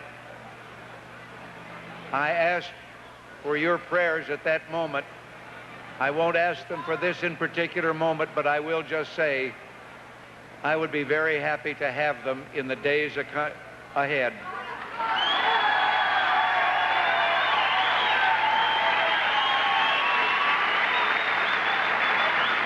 And now just all I can say to all of you is thank you, and thank you for more than just George Bush and myself. Thank you because if the trend continues, we may very well control one house of the Congress for the first time in a quarter of a century.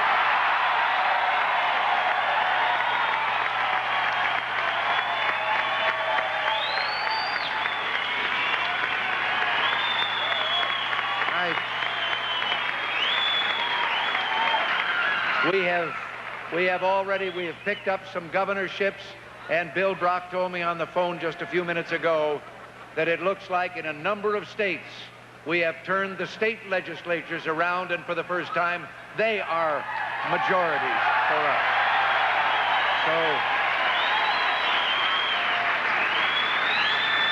So you did it. I have one message that I have to give before I leave.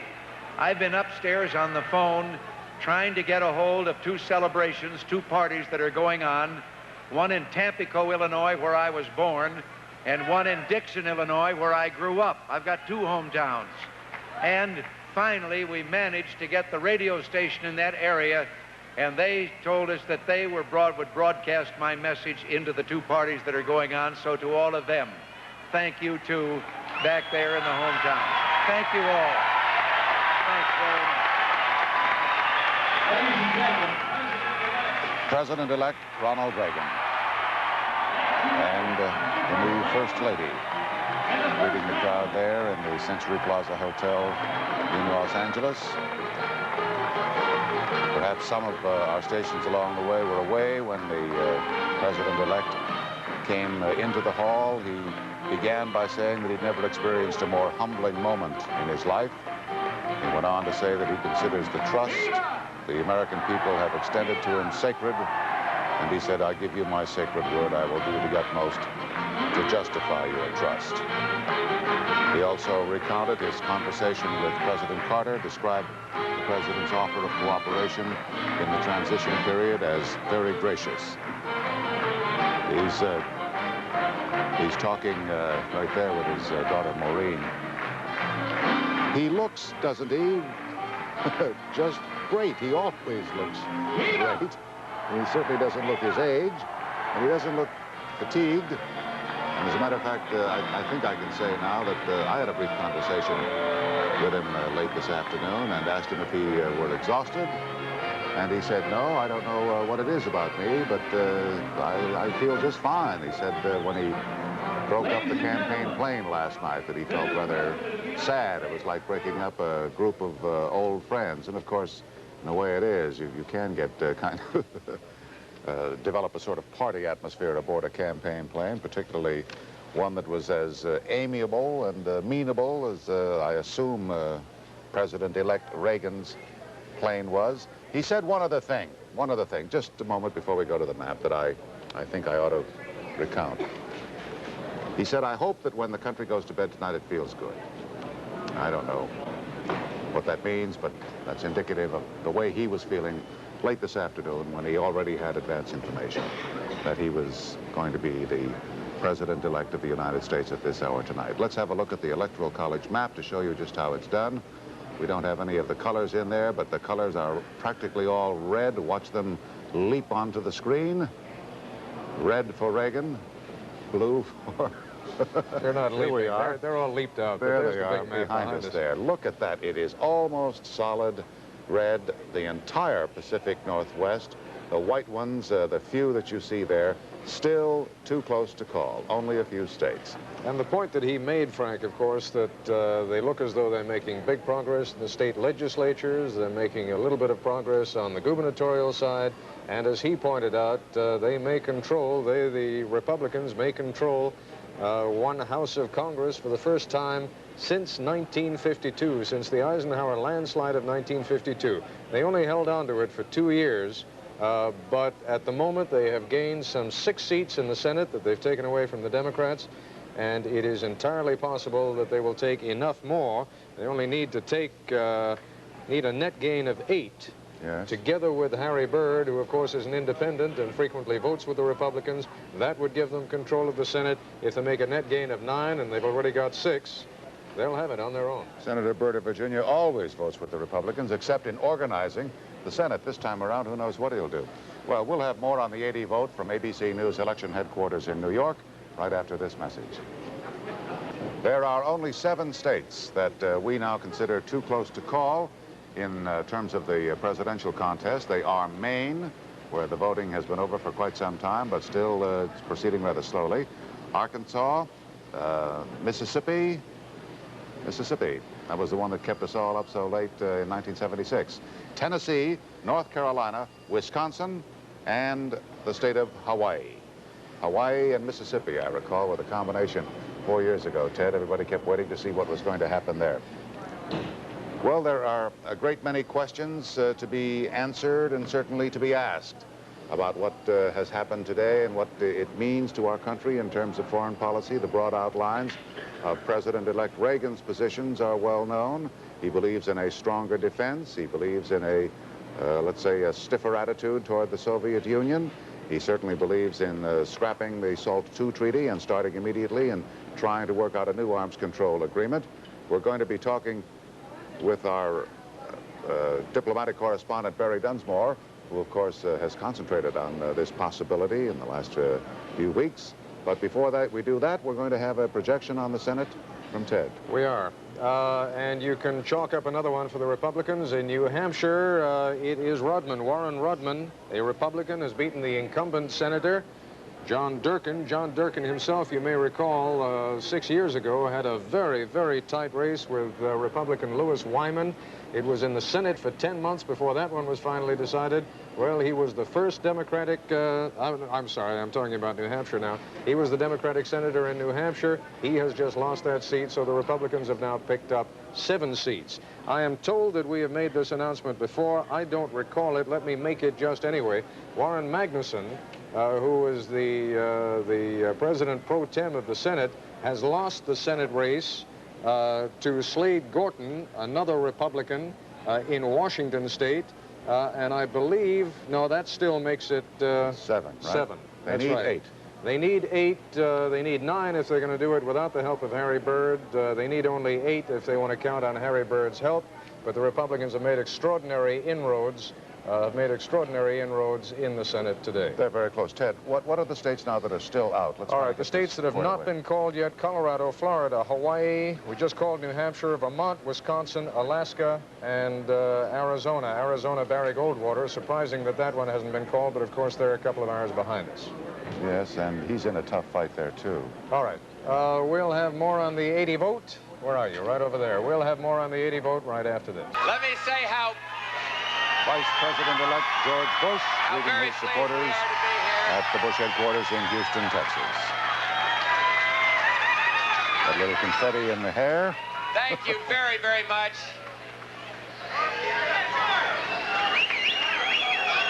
You've just heard Governor Reagan thank the Republican National Committee and the headquarters in Arlington, Virginia, our national headquarters, and I would only add to that a personal note, a regional note, and I am grateful to the people of Texas for this fantastic win in this day.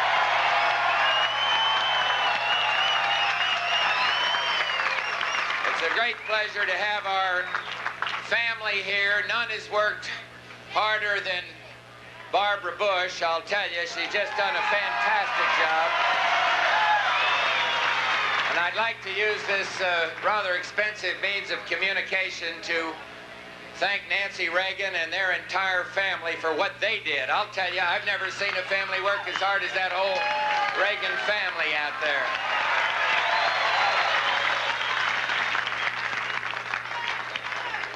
Let me just briefly and seriously address myself to our countrymen, Republicans, Democrats, independents, not only here, but everywhere. And first, let me say that while we celebrate here tonight, we all fervently hope and pray that Americans may soon join in a celebration of freedom for those 52 hostages held in Iran.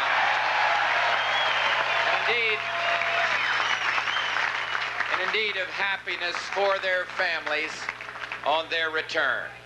To those who voted for the Reagan-Bush ticket, to those who supported another ticket, the election is over, but our real challenge as a nation dedicated to peace and the betterment of mankind lies ahead.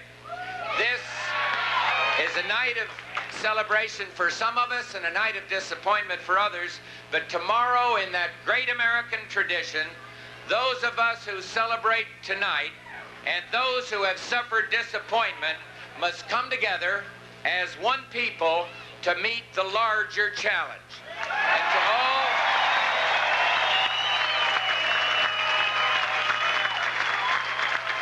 to all of you, whether you supported our ticket or opposed our ticket, let me say, as President-elect Reagan has said, what this victory tonight represents is not simply a mandate for change, but a mandate for peace and freedom. A mandate for prosperity, a mandate for opportunity for all Americans, regardless of race, sex, or creed. A mandate for leadership that is both strong and compassionate. And as Governor Reagan has so clearly epitomizes, a mandate to make government the servant of the people in the way that our founding fathers intended. Vice President-elect George Bush echoing the statement of all the candidates victorious and defeated tonight, a call for national unity. Also notable because it was the first mention I've heard, except by Mrs. Kennedy here earlier tonight, of the hostages in Iran. Well, we'll have more on the 80 vote right after this. In Arizona, Barry Goldwater is behind, but we may not get the answer to that one tonight. I've just been handed a note that in Pima County, that's Tucson, they've run out of ballots in some polling places, and the county attorney tomorrow is going to petition a judge to see if those people who are online now can't vote tomorrow. As you see now, Schultz, the Democrat, is marginally ahead of Barry Goldwater with 15% of the votes in. Frank? Thank you, Ted. I mentioned earlier that we're going to have to talk about the foreign policy questions now before the country in light of President-elect Reagan's victory today. And we are going to have that discussion with our correspondents here and in Washington and abroad when we come back. Also, we'd like to remind you that former President Ford is on his way here, we understand, and we'll be talking with him very shortly, too. And that's the national election picture at 22 minutes after the hour.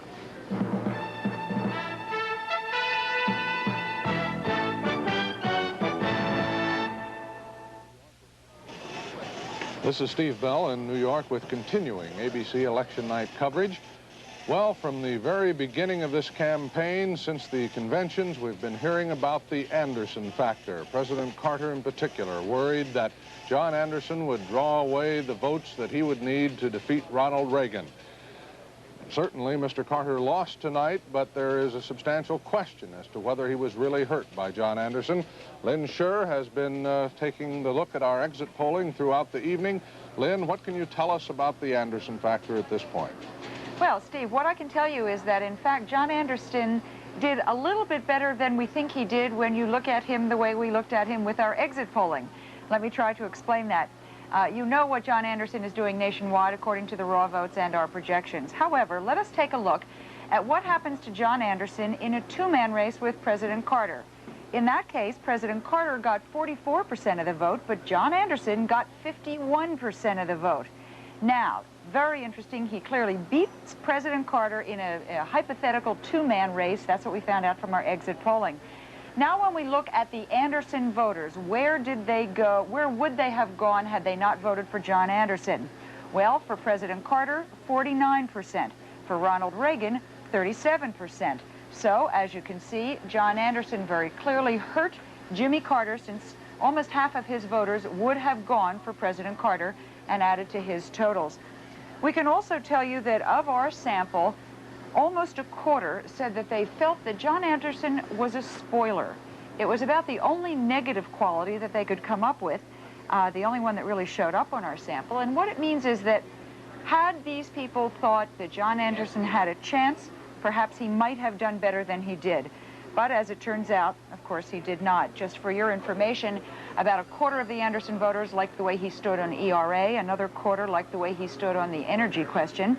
And one area where he did cut into Mr. Carter's vote particularly was among Jewish voters. He didn't win that, but he cut rather heavily into that. So the Anderson voter tended to be of a higher education, tended to be Jewish in some areas, but as we say, most of all, the Anderson voter hurt Jimmy Carter this evening. Steve? Lynn, is it fair to say that Anderson's vote was concentrated, as we expected, in the suburban areas? Well, we haven't got total figures on that yet. What we can tell you is that he did not do as well in the suburbs as he was expected to do. He did not do as well among those various age groups, the young people, as he was expected to do. Just not a very good showing in all areas. So is it still too early to say whether or not John Anderson might have been the spoiler in this case, or is the Reagan margin just too large? Oh, I think there's no question but that the Reagan margin is too large. All you have to do is look at the raw vote figures for that. In other words, if Mr. Carter's percentage plus Mr. Anderson's percentage would have defeated Ronald Reagan, that would be the difference. So we just aren't showing it at this point. Thank you very much, Lynn Scher, with the exit polling results on the Anderson factor. ABC News coverage of the 80 vote will continue right after this. Another unique aspect of Campaign 80 that we've been following is the effect that Abscam would have on those who were caught up in the scandal. Well, the Abscam scandal proved to be an impossible burden for all but one of the congressmen implicated. Pennsylvania Democrat Raymond Lederer was the only one to escape. He defeated two opponents to win re-election. However, Democrat Michael Myers, convicted of bribery charges, lost his race in Pennsylvania to independent Thomas Foglietta. South Carolina's John Jenrette, also convicted on Abscam charges, lost to Republican John Napier. In New Jersey, longtime Democratic Congressman Frank Thompson, a surprise loser despite his involvement in Abscam, as was John Murphy, the Democratic congressman from New York. Meanwhile, another congressman recently implicated in scandal, but not Abscam, conservative Robert Bauman from Maryland. He also went down to defeat only a few weeks after admitting tendencies toward alcoholism and homosexuality. Now let's take a look at the presidential electoral vote up to this point. ABC News now projecting Ronald Reagan with an overwhelming 424 electoral votes to 59 for Jimmy Carter. And a late look at the raw vote totals as we have them for the presidential race. Jimmy Carter, with 63% of the votes in, getting only 42% of the vote nationwide. Ronald Reagan getting 50%, and in a three-man race, that's something of a monumental accomplishment if he is able to hold on to a clear majority of the votes. We'll be back with more ABC News election coverage in a moment. This is continuing ABC News election night coverage. The 80 vote. Reporting once again from ABC News election headquarters in New York, Frank Reynolds and Ted Koppel. Good evening once again, and we're going to go right over to Barbara Walters now, who has with her former President Gerald Ford. We're sorry we couldn't hum "Hail to the Chief" or something as you came in, Mr. President, but we're delighted to have you with us. Thank you. It's a Barbara? pleasure. We could all do it together. Oh, well. Welcome. Nice to see you, Barbara. It's nice to see you, President Ford. You are the only man in this country who knows how Jimmy Carter feels tonight. Do you remember how you felt 4 years ago? 4 years ago, at this point of the night, we were beginning to come back and we're starting to give Mr. Carter a pretty good race. So we hadn't conceded at this hour anyhow. We finally conceded the next morning when we did lose. But there were times 4 years ago during the evening when in a practical way I knew the ball game was over. And it's not a very pleasant feeling. After all, you've worked hard, you think you're right, and so there's some inward remorse, but you shouldn't show it. I want to ask you something. I know that you just talked a few moments ago to Governor Reagan, and it was very up and very exciting. Do you have any words now, perhaps, to address to President Carter from your own experience? Any advice, any solace? I'm sure when he gets up tomorrow, he'll need a little encouragement. It's been a tough 4 years. He's had some disappointments as well as some achievements. I think he probably needs some good friends to give him a call and uplift him and say you did the best you could under tough circumstances, and don't let this... he's a young man, relatively speaking. He ought not to take it too hard. Good people have lost political races before. And Barbara, I'm sure he's the kind that will not let the immediate emotion of losing overwhelm him. He'll come back somewhere, somehow, I'm sure.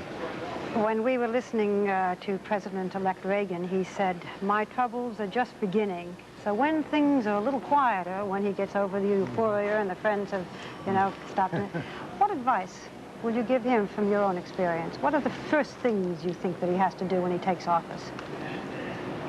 Well, he's got some couple of months to move in effect with a transition team and start appointing his top cabinet people and other advisors. The first thing that he has to do after he takes the oath of office is to realize that every day has some potential problem of serious magnitude, whether it's domestic or international. There's always in this tough world in which we live the possibility that when he walks into the Oval Office in the morning, there might be some problem overseas or some problem here at home that he's got to work on. Does it seem to you, from your looking at the situation now, that he might still have that hostage problem? Barbara, I can't analyze that because I have not been in the negotiations in the last, well, I've never been in these negotiations for these hostages. I think in this crisis, and it is a crisis now, that President Carter would be well advised to try to get some consensus between himself, Governor Reagan, the leadership in the House and the Senate. A unified front would maybe be more persuasive to the Ayatollah to show the Iranian government that we've had enough and that we aren't Democrats or Republicans, we're Americans, and by gosh, we want some action. And we're all solid together on this. Now that you have seen the results of this, what is this going to mean? We know that it's bringing us a new president. What does this mean in Congress? Of course, at this stage, it looks like the Republicans have a possibility of winning control of the Senate, which will be control for the first time in 25 years. It looks like we'll make significant gains in the House. It isn't likely we'll get a majority. But the Congress, if there's a Republican Senate and a Democratic House, will have to operate on a more bipartisan way than they have for the last 25 years when the Democrats control both branches in the Congress. This may be the kickoff to maybe a little more cooperation between the two major political parties, because if you've got a Republican Senate and a Democratic House, they either better get along or the public won't like it, and they'll all suffer the next election. I have to ask you this. Way back here, way back there, is there just a little twinge of Gerald Ford saying it could have been me, it could have been me? Oh, no, Barbara.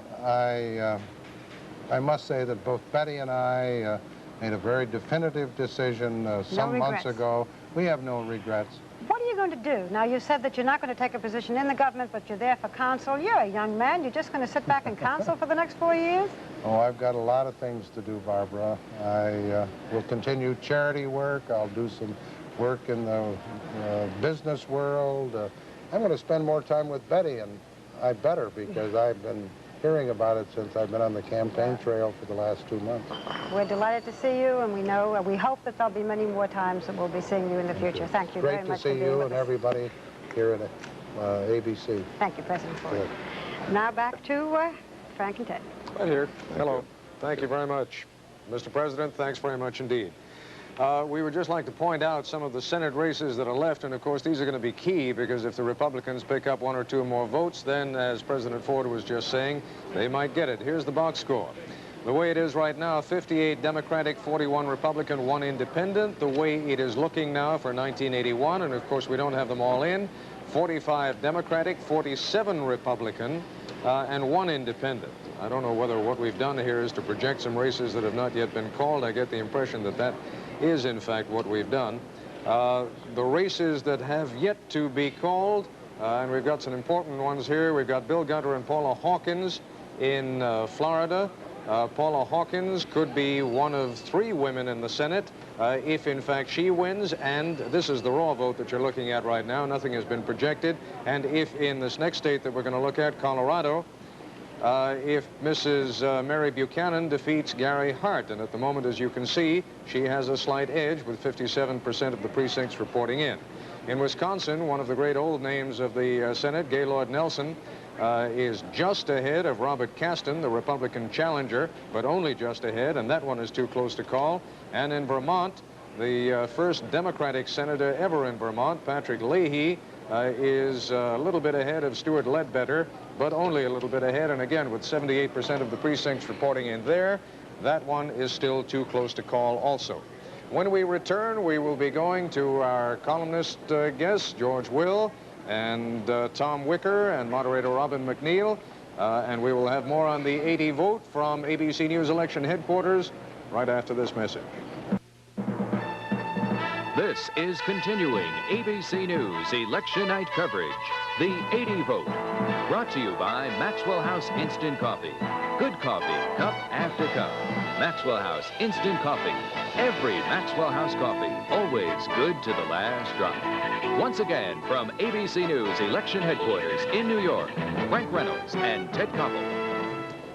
There is no more suspense involved in the presidential contest. In fact, there has been very little suspense almost from the moment the polls closed in the first few states and we began getting in the vote, and the true ramifications or extent of the Reagan landslide across the country became apparent. But there are still some states that are too close to call in the contest between President Carter and now President-elect Reagan. For example, Wisconsin.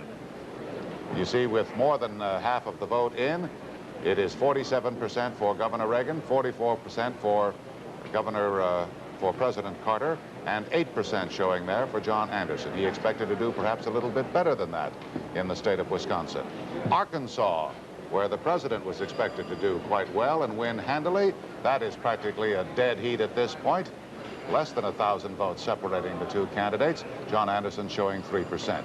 Mississippi, a state that had been counted pretty much, I believe, by the experts in the Reagan column, may well wind up there, but it's still too close for us to project. 50% to 48% for President-elect Reagan. Tennessee, another state that had been thought to be safely Democratic. The president is leading 49% to 49%, but it is, as you see, very, very close, about 4,000 or 3,000 votes, really, between the two of them at this point, with almost all the votes counted. And John Anderson's 2% there, who knows, in Tennessee might actually make the difference. It was not thought that he would have that kind of an impact in Tennessee. North Carolina, with 13 Electoral College votes, more than 85% of the vote in. It is Reagan 49%, Carter 48%. It was thought, I believe, that North Carolina would go to President Carter without too much difficulty. John Anderson has a 3% vote there. And Maine with 4 electoral college votes, 115,000 at this point for Mr. Reagan, 108,000 for President Carter. Here we can make a projection and straighten out one of those states now. Mississippi, ABC News projects, will go for Ronald Reagan. It was Mississippi that refused to go for Ronald Reagan 4 years ago at the Republican National Convention, spelled the death knell of his hopes for the nomination. But ABC News now projects that the governor will carry Mississippi's 7 electoral college votes. So he's really smashed that once solid South. Well, we mentioned before that all the foreign policy implications involved in Mr. Reagan's new administration, his stands. So we want to go up now to our resident guests here and have a discussion with them about foreign policy as it confronts the Reagan administration. We'll also be calling in our correspondent Peter Jennings in London. But here now is Robert McNeil. Robert? Thank you, Frank. We'd just like to pause on the way to discussing the foreign relations by noting what the impact of a Republican majority in the United States Senate could be. And let me ask George Will, what committee chairmanships could be affected which would seriously affect policy? Well, first, let's take a note that this was not just a Waterloo. It's a Verdun that's been going on for 2 years, an absolute carnage among liberals. In 1978, Clark of Iowa, McIntyre of New Hampshire, Haskell of Colorado, Anderson of Minnesota, and Hathaway of Maine, 5 Democratic liberals lost them. So what happened tonight comes on the top of that. Clearly, we were arguing early in the evening about the extent to which you could assert that there was a mandate involved here. I think there is a mandate, not just for tax cuts, which clearly the Senate will be sympathetic to, and not just this means probably a redundant nail in ERA, which cannot get another extension through this Senate, and not just redundant nails in the SALT II treaty, which is now thoroughly dead. But the fact is that to an unusual extent, considering we are at peace and not in a shooting war, foreign policy played a very large role in this election. And this was, in many cases, a referendum on whether or not we had neglected our defenses and deferred investment in that, and it seems quite clear that we're going to. Just to take some of the committee chairmanships that would change. The crucial Finance Committee, which is essential to everything the President wants to do, President-elect Reagan, would go from Russell Long to Bob Dole. The Judiciary Committee, surely the most astonishing turnabout with the Republicans to take charge, would go from Edward Kennedy to the chairmanship of Strom Thurmond, the Dixiecrat candidate from 1948.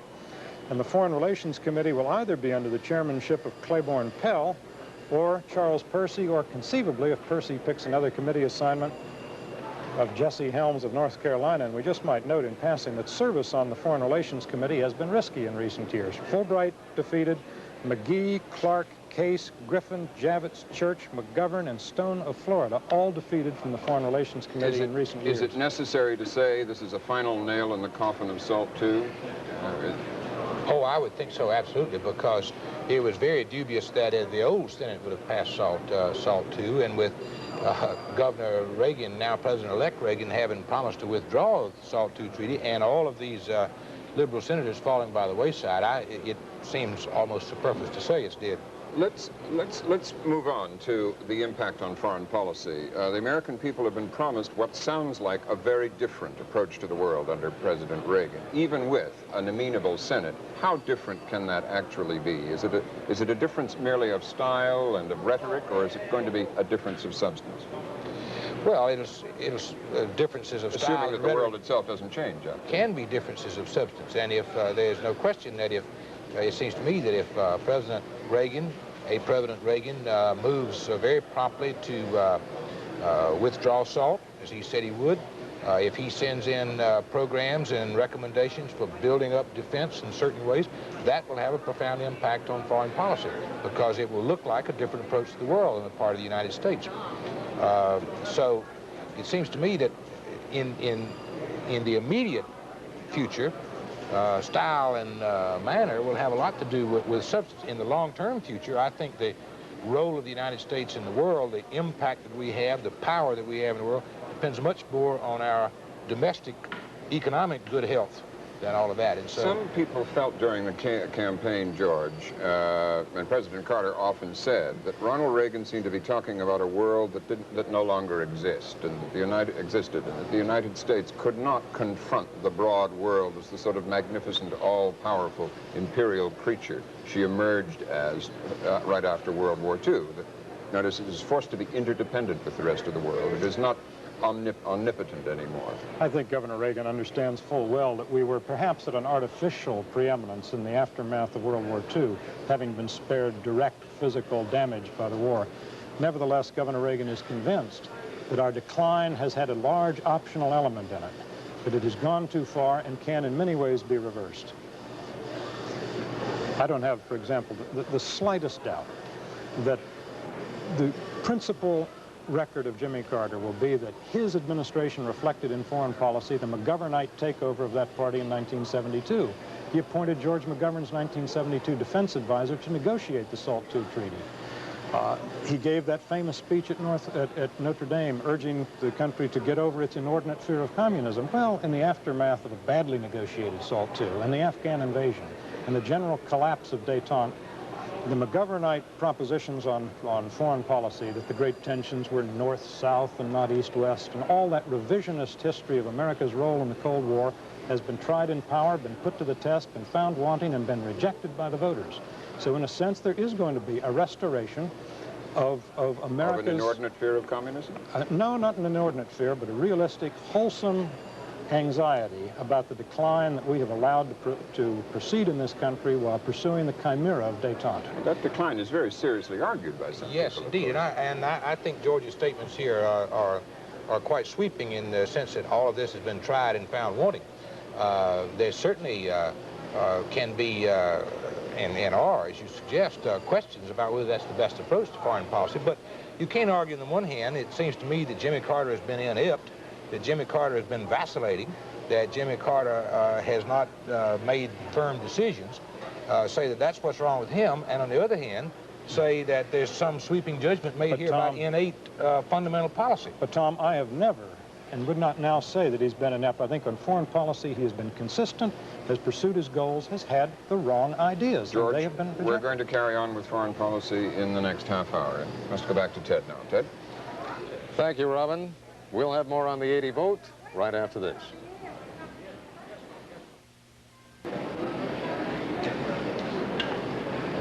Ah, there you are. Yes. We are, just to pick up the theme that our colleagues up there on the Hill were discussing a moment ago, and that is this new Republican-dominated Senate, which we may be looking at in a few hours, and it isn't quite there yet. The Republicans have picked up 7 seats.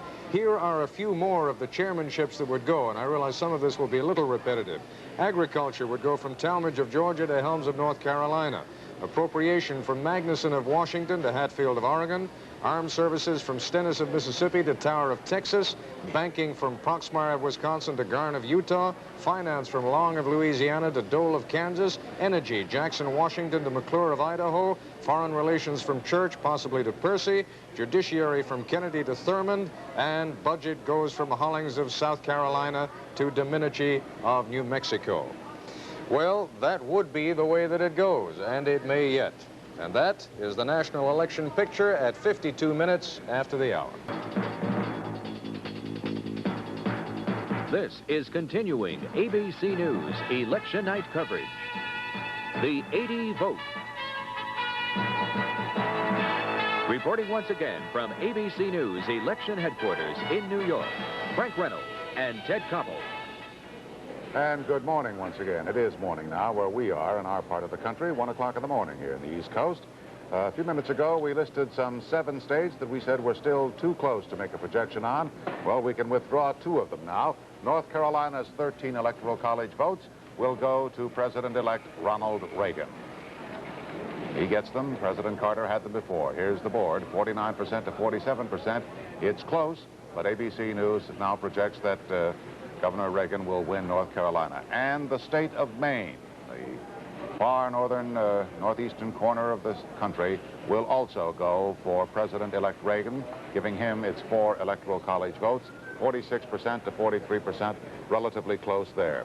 That means that President Carter has tonight won 7 votes. Let's look at the Electoral College board here to show just how overwhelming this Reagan triumph is. President Carter has won 7 states with a total of 59 Electoral College votes, and Governor Reagan has now won 41, by my count, with 448 Electoral College votes, none for John Anderson. That's the Electoral College status as of right now. Of course, only 270 needed, and Governor Reagan, or President-elect Reagan, I should say, passed that milestone quite some time ago. Now, Ted, let's talk about foreign policy. Let's talk about foreign policy, although there's one line that's coming to us from the control room that they'll be very upset if we don't get it in. As the nation goes, so went Maine. All right, now we can go to foreign policy. Our colleague Peter Jennings has been up. It's been a long, long night for him. It may be 1 o'clock in the morning here on the East Coast. Peter, it must be about 6 o'clock in the morning over there in London. Your thoughts, Peter? You've been watching this, and you've been watching it obviously from a European vantage point. What are the Europeans going to think about this? What do they know about Ronald Reagan, and what do they think of him? Well, Ted, as you know, it's a very broad canvas, the overseas view of the presidential election, but it's interesting. It's 6 o'clock in the morning here, by the way, and we've been fascinated listening to it. But the inevitable, I think, is happening. The perceptions of Ronald Reagan, the candidate, who was certainly not the preferred candidate overseas, are beginning to soften, as they inevitably will. And the view of Ronald Reagan, president-elect, is somewhat more positive in the early hours of the morning than it was a day or so ago. Jimmy Carter's record overseas, as everybody in America must now be familiar, was not a well-regarded one.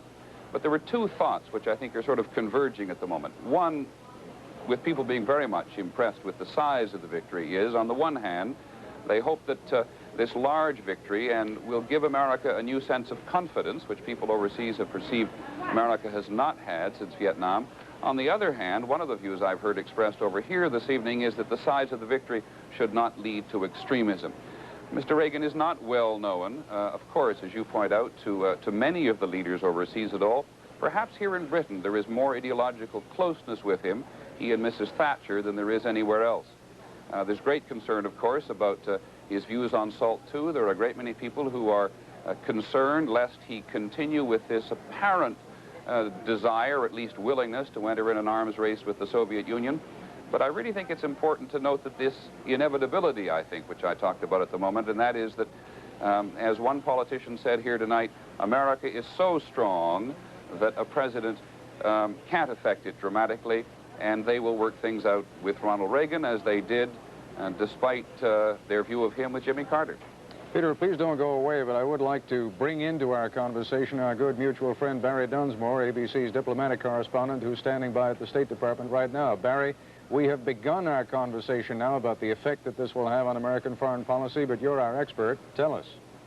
Well, I think one has to say, Ted, that the effect will definitely be profound. I think we're moving from one kind of an approach to the Soviet Union, which we've had over a number of different presidencies, to another kind, which is Ronald Reagan's, and we have to base that on the statements that he's made publicly and the people that he surrounded himself with. Ronald Reagan believes that the Cold War never ended. Ronald Reagan believes that the SALT agreements didn't provide a stabilizing factor for the U.S.-Soviet relationship, but allowed them to catch up in strategic weaponry. So the nature of the U.S.-Soviet relationship has been fundamentally changed. And I think that will mean a great deal to all of us. Barry, as George Will pointed out before, under the current administration, there was a tendency to see the world in north-south terms, in terms of the haves and the have-nots, rather than in the more traditional U.S.-Soviet bloc terms. Are we going back to that more traditional kind of perception? I don't think there's any doubt. If you listen to what Ronald Reagan has had to say throughout the campaign, his only real interest in the third world, in places of Latin America, Central America, or Africa, are only in the context of the East-West competition. They really have nothing to do with developing countries, developing ideologies. And certainly that will be a very big change in the nature of our foreign policy. Frank, you have a question. Barry, I'm just curious, what do you suppose the State Department people who deal with the Soviet Union all the time believe about Governor Reagan's election to the presidency, and what the Soviet attitude will be? So far, I think we've seen one no comment. TASS merely reported that President Carter had lost the election and had conceded to Ronald Reagan. What do you think the Russians feel about Reagan? Well, this may be the upside, Frank. The Russians have traditionally been able to deal with conservative Republicans more effectively than they have with the liberal Democrats. They were able to deal with Richard Nixon. They were able to sign a SALT agreement with Richard Nixon at the same time that the United States was bombing Haiphong Harbor, in which there were Soviet ships. So it seems to me that it is entirely possible that the Soviets will even feel more comfortable with a Ronald Reagan because they will find him more predictable than they found Jimmy Carter. Thank you, Barry, and I'm sorry that I didn't mean to interrupt there. I thought we were going to have to go to Barbara, but not quite right away. Let's continue on here. I'd like to bring Peter back into the conversation, if I may, and pick up the point that Barry made. Peter, you've spent a great deal of time in Africa.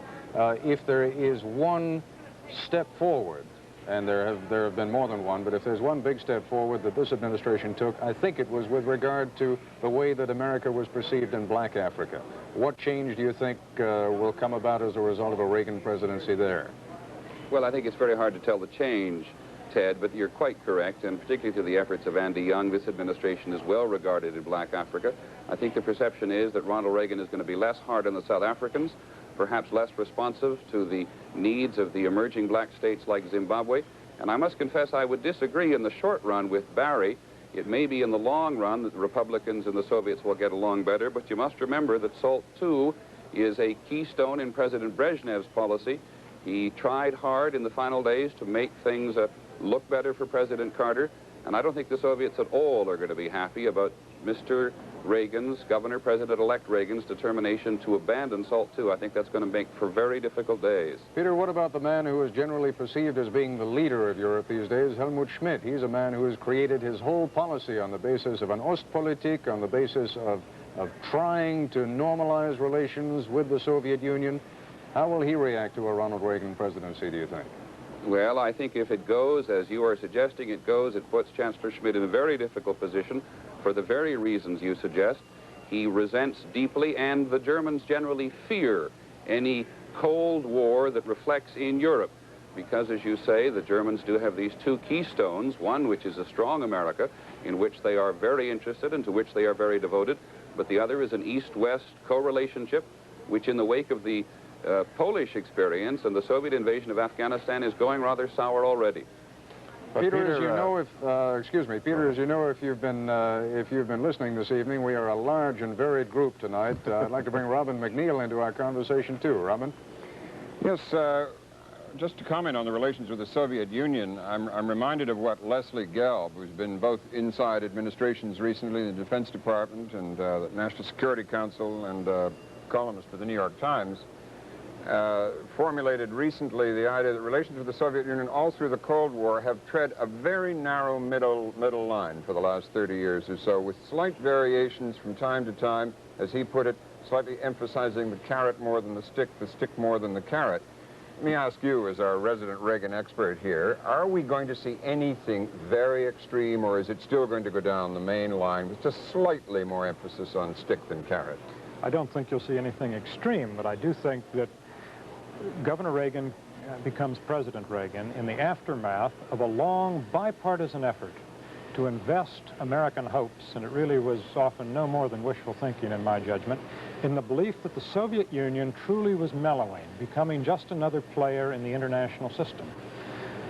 Governor Reagan and his closest advisors are very skeptical of this, and certainly are skeptical of the fact that the best way to encourage the Soviet Union to mellow is to back off from the Soviet Union. They do not credit the fact that American arms buildups or America's surrounding the Soviet Union with alliances has produced paranoia among essentially conservative Soviet rulers, and therefore that the Soviet arms buildup is essentially conservative, defensive, reactive, and imitative. They reject that. I think it's aggressive. Indeed, they do. They think there is no conceivable way to analyze their buildup, which coincides exactly with détente and unilateral and unreciprocated restraints in the United States. There is no way to analyze what they have invested in the way of military hardware in terms of defensive purposes. You have a comment on that? Well, yes. Once again, I find that a little too sweeping because we had the opportunity, you say, unilateral and unreciprocated restraint on our part. It wasn't restraint in SALT I when we were the ones who refused to put limitations on MIRVing missiles. I mean, we began there to do that. And while you cannot say now that had we not gone in for MIRVing ourselves, they wouldn't have, you certainly can say that had we put restraints on it at that time, then we'd be better off than we are now. Would you expect, Tom Wicker, a very big change in the way we behave towards the Soviet Union?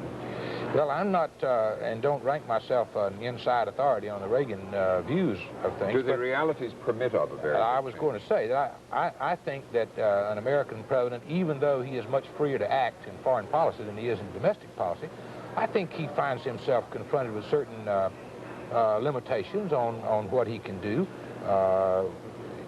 The Senate is indeterminate at this point, but the House will apparently remain Democratic. That's one thing. The bureaucracy exerts a certain influence. And I would read Governor Reagan's record in California as being one of dealing with realities as he found them, rather than in imposing an ideological viewpoint, whether or not it fitted the reality. Yeah. Can we go back to Peter Jennings in London? You've been listening to this, Peter. Do you have a final thought on this area? Yeah, just that it may be wishful thinking, Robin, but certainly there's been a great deal of attention paid tonight, as there has in the past, but more so, I think, tonight to the Reagan team. That concern as to whether or not American foreign policy is going to remain essentially in the center. The view over here is very often that the Governor Reagan campaigns on the right but governs in the center. There is a lot of attention being paid to the team, and the great hope here that he will be surrounded by a foreign policy team, which in the words of one French politician tonight, which is perhaps a bad one to pick, will be realists. Barry Dunsmore in the State Department, do you have a final comment on this area? Well, on that particular subject, Peter, I think that it is very important to consider the team that Mr. Reagan has surrounded himself with. Now, it's entirely possible that people like George Shultz or Henry Kissinger will somehow appear on the scene, but the names on the list of Reagan's foreign policy advisors are very much among the group who feel that the Soviet Union is prepared to fight an aggressive war against this country, and that the United States must be also prepared to fight an aggressive nuclear war and win. And these are people who are not very much in the center of things. Well, thank you very much. Back to Ted Koppel.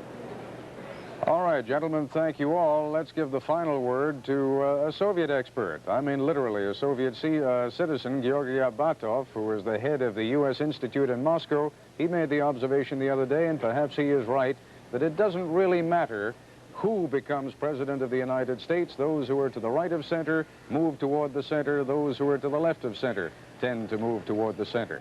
And perhaps if we end up with a centrist government, we will all be well served. We'll have more on the 80 vote right after this.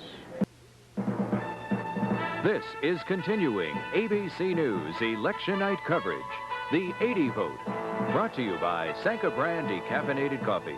Enjoy Sanka Brand the way you like it. Instant, freeze-dried, and ground. Enjoy your coffee and enjoy yourself.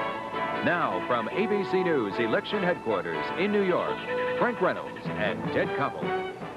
We now have a late return from Florida on the Senate race there. There, you may recall, the incumbent was Richard Stone, the Democrat. He was defeated by Bill Gunter. Bill Gunter has now been defeated by the Republican candidate, Paula Hawkins. Paula Hawkins becomes the second woman in the Senate. As you can see, there are the figures. Paula Hawkins with 51% of the vote to 49% for Bill Gunter. Another extraordinary woman, our own Barbara Walters, now has the Prime Minister of Israel on the phone. Barbara? Well, it's very extraordinary of the Prime Minister to be with us. Good morning, Mr. Prime Minister. Can you hear me? Barbara? Thank you. Mr. Prime Minister, can you tell us what the election of Governor Reagan means to your country? Can you hear me? I am sending from my office in Jerusalem 2 cables to one to the President-elect, Governor Reagan, in which I say that on behalf of the people and government of Israel, they express to him our heartiest congratulations upon the election to the great post of the President of the United States. The clear decision by the American people is an expression of its democratic spirit and an example to all nations living in freedom or trying to achieve it. We believe in the friendship of the President-elect for Israel, and we look forward to close cooperation between him and his advisors and Israel to promote peace and liberty throughout the world. The second cable I am sending to President Carter, saying that on the occasion of this democratic decision by the American people, I wish to thank him for his friendship to Israel on behalf of the people and the government of our country, for his great contribution to our security and incessant efforts to bring about peace between Israel and the Arab countries in the Middle East, and especially his incessant work to achieve the peace treaty between Egypt and Israel, a turning point in the Middle East. This is now what I am doing in my office in Jerusalem, Barbara. Yes, it's very early in the morning there in Jerusalem, I know. Mr. Prime Minister, do you think now that it will be a fresh voice, a new man, that it may make negotiations with Egypt improve, somehow having a fresh start with a new president here? Well, I suppose now it's too early to make forecasts. Governor Reagan expressed his deep friendship for Israel, his understanding for Israel's security. He called Israel a strategic asset for the United States. He spoke about the unity of Jerusalem, and he said clear words about the so-called PLO. So we hope for the best. Mr. Prime Minister, you will be visiting our country next week. Do you plan to meet then with Governor Reagan? I know you're going to be meeting with President Carter. Yes, of course. I'm on a private visit, and President Carter several months ago invited me to come to Washington. On the 12th of November, I will be there. If it will be possible to meet with President-elect Ronald Reagan, I will be very happy. Have you ever met him before? I cannot speak on his behalf. No. Have you met President-elect Reagan before? Have you ever met? No, we never met. You have never met? No. You were very close to President Carter and, of course, through all the negotiations at Camp David. Do you feel any personal loss? I realize you can't take sides, but did you feel a little pang tonight when he lost? Well, I am a friend of President Carter. I always repeated it, and friendship is always friendship, whatever the post of a man is. Yes. But a democratic election is a contest, the result of which should be accepted by everybody. I heard the speech by President Carter. He accepted the choice of the American people, and everybody is doing so throughout the world. While I have you, Mr. Prime Minister, I'd like to ask you one question about what is happening between Iran and Iraq. How do you think that is going to affect your country? Well, the war is going on there. It will be a protracted war, no doubt. If Saddam Hussein, the ruler, the tyrant rather, of Iraq, thought it's going to... Mr. Prime Minister, we have... there is great resistance by the Iranian people. Both regimes are hostile towards Israel. We do not rejoice in their infighting because you can only tell when a war starts. You can never tell how it develops or when it ends. And this is a conflagration which is dangerous to the whole world. Let us hope it will finish soon. But for the time being, it seems to be a long and protracted war. I heard in the morning new threats by Saddam Hussein against Iran, but I don't think he is capable of carrying them out. Mr. Prime Minister, we have to go now. We are losing the line. We are very appreciative of your talking with us and of your sending the messages to President Carter and to Governor Reagan. Thank you so much, sir, and we welcome you when you come here next week. All the best to you. Thank you. Frank? Thank you very much, Barbara, and our thanks too to the Prime Minister. And now try to get Sadat on the phone, and I'm sure that she is working on that right at the moment. Well, we're still waiting for 3 states, Tennessee, Arkansas, and Hawaii, to declare themselves in terms of the presidential contest, although that contest is settled. President-elect Reagan has been elected, And we have several Senate races, however, 6 that are extremely important, will determine whether Republicans or Democrats control the United States Senate in the next Congress. That's the national election picture at 22 minutes after the hour.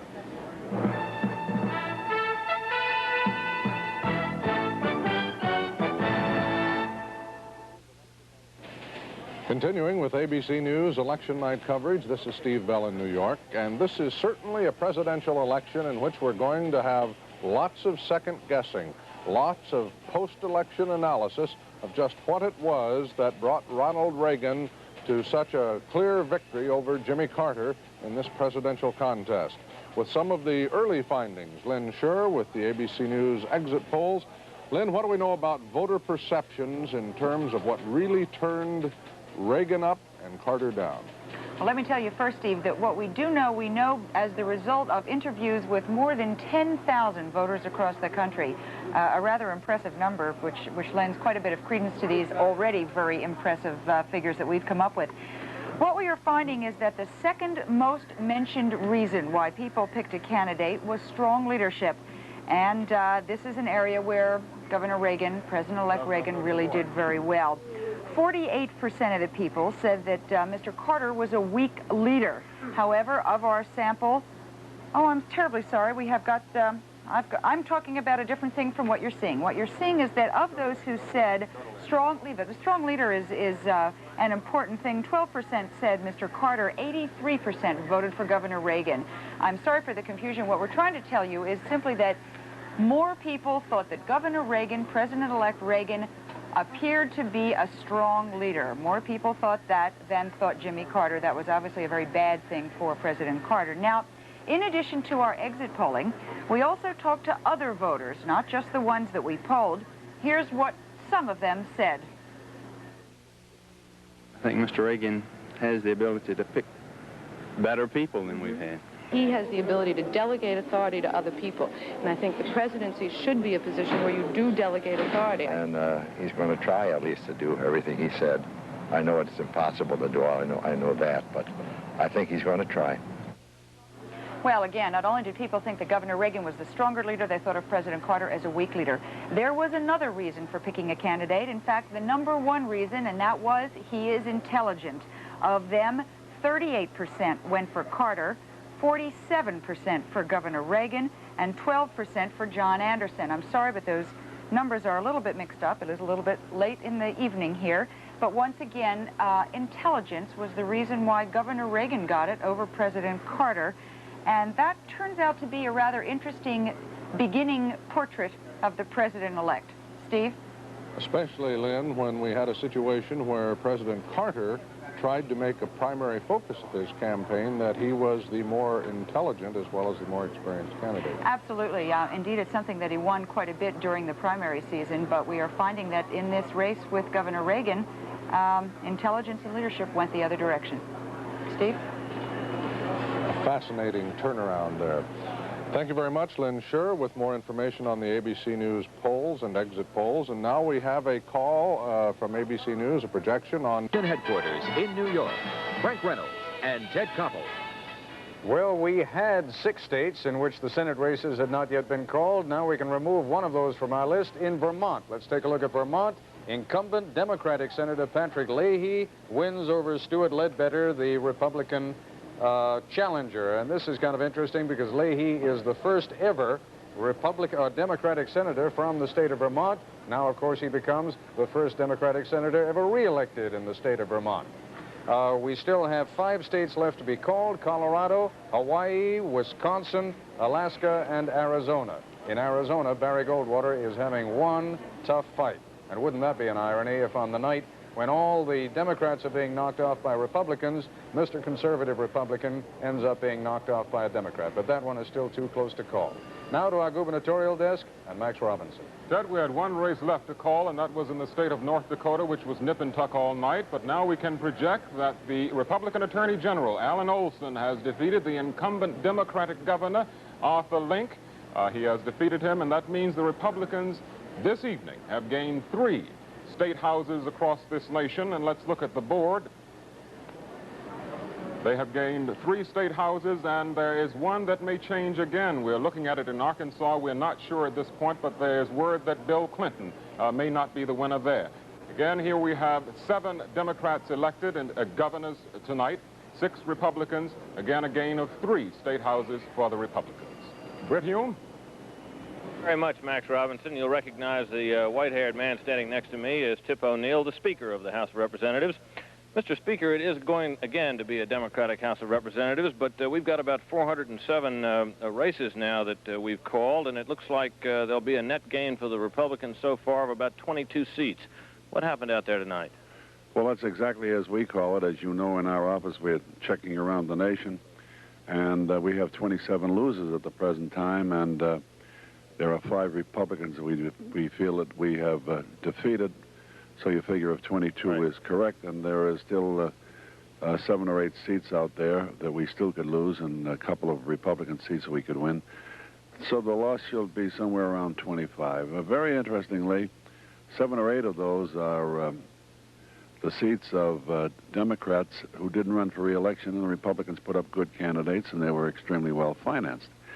On the entire list, there are only 3 who have been defeated that we didn't have on our list, so everybody that has been defeated, we knew that they were in for a difficult race.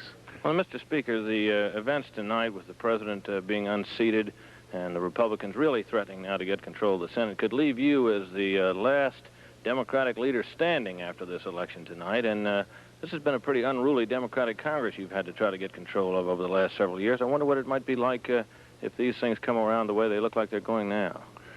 Well, we won't have that many problems. The Democrats, well, the House is coming back in session on November 12th to complete the year and to complete the appropriations bill and the budget. We go into caucus on December 9th, both the Democrats and the Republicans. We'll discuss at that time what happened to us along the line and what road we would have to go. When I'm addressing the Congress at that particular time, or the members of my party at that time, I can remember 1953 when I came to the Congress. Eisenhower had just been elected and the Republicans had taken control. And old Sam Raven got up and he said, any jackass can kick over the bond. He says, it takes a good carpenter to build one. Let's see what the plans and the programs of Reagan are. We're interested in the country. We're interested in a successful transition. But it's too early to say what is going to happen out there. What do you think happened out there tonight, Mr. Speaker? Well, it was a combination of things. The economy isn't good, of course, and the inflation rate and the energy, plus the fact that the Iranian situation hurt tremendously, in my opinion, particularly in the closing days when we had all of this reports coming from Britain and London and reports from Tehran, and our government actually didn't know what was taking place, and I think there was a feeling in the American public that there was an overall lack of leadership. It's interesting as you appraise the votes and what the pollsters say that the women vote in America broke 50-50, and 7 2/10 men out of a 10% against 2.8 voted for Reagan. It looks to me as though America is thinking strength and defense, that there may have been a weakness out there. Well, now, Mr. Speaker, I gather that all of your partners in the leadership have survived tonight. Jim Wright has been reelected, and I gather quite handily, except for John Bradaman. Was defeated. Well, that was very interesting. As you know, there was a tremendous sweep out there. John's been in the House 11 terms. He's the only Democrat, I believe, in the history of that district ever to have carried the district. I think that the district did wrong because ultimately John would have been Speaker of the House. But as you look at the state of Indiana, Reagan winning it so well and Birch Bayh losing, all our other Democrat incumbents were fortunate enough to hold on. And John was just in an area that there was a depression in at the present time. The automobile industry, of course, is heavy out there, and he was a victim of the times. Mr. Speaker, thank you very much for being with us at this late hour. Just to recap, in the House of Representatives, it appears that there are some 407 races now that we've called, 408, 232 Democratic, 176 Republican, for a net gain, as we said earlier, of 22 on the Republican side. Ted? Thank you, Britt. A rather thoughtful and it seemed subdued Speaker O'Neill. This has not been a good night for the Democratic leadership, although better on the House side than on the Senate side. On the Senate side, however, some good news for the Democrats in Hawaii. No surprise here. Daniel Inouye, a landslide winner over Cooper Brown, a young man who is a strong environmentalist, made no secret of the fact that he was really running more for the publicity for environmental issues than because he thought he could knock off Daniel Inouye. We'll have more on the 80 vote from ABC News election headquarters in New York after this. Just a few moments ago, we're back here at ABC election headquarters. Just a few moments ago, I mentioned that something was developing in the state of Arkansas. We had projected the incumbent Democratic Governor Bill Clinton to be the winner in that race. We have heard from the Clinton forces and from other sources in the state of Arkansas, and we're now moving that from the Clinton column for a projection for Clinton to too close to call. That means the Republicans could pick up 4 state houses in this election, gubernatorial election year, and that's something that very few people expected on this election night. Gentlemen? Thank you, Max. We have another presidential projection that we can make, the state of Tennessee. We've been watching this one all evening long, and Tennessee's 10 electoral college votes will go to Governor Ronald Reagan, to President-elect Ronald Reagan. So the sweep of the South is just about complete for Mr. Reagan tonight. With 100% of the vote in, it's Reagan, but it's close in Tennessee, but it is still Reagan's. Well, one name that has not been mentioned tonight, the name of the last Republican who ran for president and won, Richard Nixon. Now it has been mentioned, and he has reacted to the events tonight, and we have some videotape of the former president commenting on the events of this day and evening. Mr. Nixon? To me, the most impressive thing is that he got over 50% of the total vote. In other words, the so-called Anderson factor did not defeat President Carter. So President Reagan, President-elect Reagan, now has a clear mandate, which he has earned by a very effective campaign for new leadership for America at home and for the free world abroad. And the fact that we now have also a majority in the United States Senate, I think we will have before the evening is over, means that in the foreign policy area, that when he has a treaty, he will have a Republican majority to get that treaty through. So he not only has a mandate for himself, but he has also the support of the Senate, which he needs, which any president needs, and which, of course, no president has had since President Eisenhower had it in 1953. Mr. Nixon commenting on the possibility of the Republicans having control of the Senate, and he was correct, of course, in pointing out that that has not happened since the first 2 years of the Eisenhower first term, back in 1952 to 54. Now we want to go to our correspondent, Jim Wooten, who is at the headquarters in Washington. Jim? Well, I've been trying to figure out whether this represents a major realignment of substantial political proportions, or whether this is merely a transitory, momentary expression of distaste for a particular president. That is, have we seen tonight a great shift in the Democratic traditional holdover, or is this simply a means of expressing a dislike for Carter? I think it's probably a little bit of both. As you go around the country in this campaign year, one of the things you discover is a rather deep-seated distaste for Mr. Carter's techniques, his policies, not for Mr. Carter himself. One of the things that we discovered in polling is that for the last 2.5 years, there's been a very, very high negative performance rating on Mr. Carter. So I don't think anybody should have been too surprised tonight that Governor Reagan won. I certainly was surprised myself at the rather substantial margins. If you look at on the other side of the coin, that something significant really has happened here in traditional voting patterns. You see 40% of the Catholics going to Reagan, according to our exit polling. You see enormous numbers of blue-collar voters who were generally regarded as a part of the Democratic coalition going to Ronald Reagan tonight. That's been happening for a long time. That may be what Sandy Van Oker's been talking about for quite a long time, too. I looked up some Mr. Dooley, the fictional bartender, political philosopher at the turn of the century by the journalist Peter Dunn. Mr. Dooley said, a man is not made a Republican or a Democrat by platforms of candidates. A man's a Republican or he's a Democrat, and that's all you can say about that, unless he's an independent, and then he's a Republican. I doubt that Mr. Dooley would be quite so sure about those judgments tonight. Sandy? Jim, Mr. Dooley also said politics ain't beanbag, and I'd like to say transition ain't beanbag either. Some very well-meant and sincerely felt intentions were announced tonight about cooperation in a transition. I think immediately there's going to be a terrible problem in the transition, and that is on the question of the hostages. President Ford brought this up in his conversation with Barbara Walters, suggesting that perhaps a bipartisan effort, both of the members of the Congress, the Carter transition team, and the Reagan transition team, perhaps even Mr. Carter and Governor Reagan, could meet on this. But the fact is, in custom and in Constitution, the responsibility for dealing with the hostage situation, what do we give to Iran if we give anything, would be a problem for Mr. Carter, even if he were elected tonight for another term. Now, transitions have never been easy. If you go back to 1932, we were in the middle of a terrible domestic crisis. Roosevelt had almost nothing to do with Herbert Hoover, and that was from November to March, because in those days, inaugurations came in March.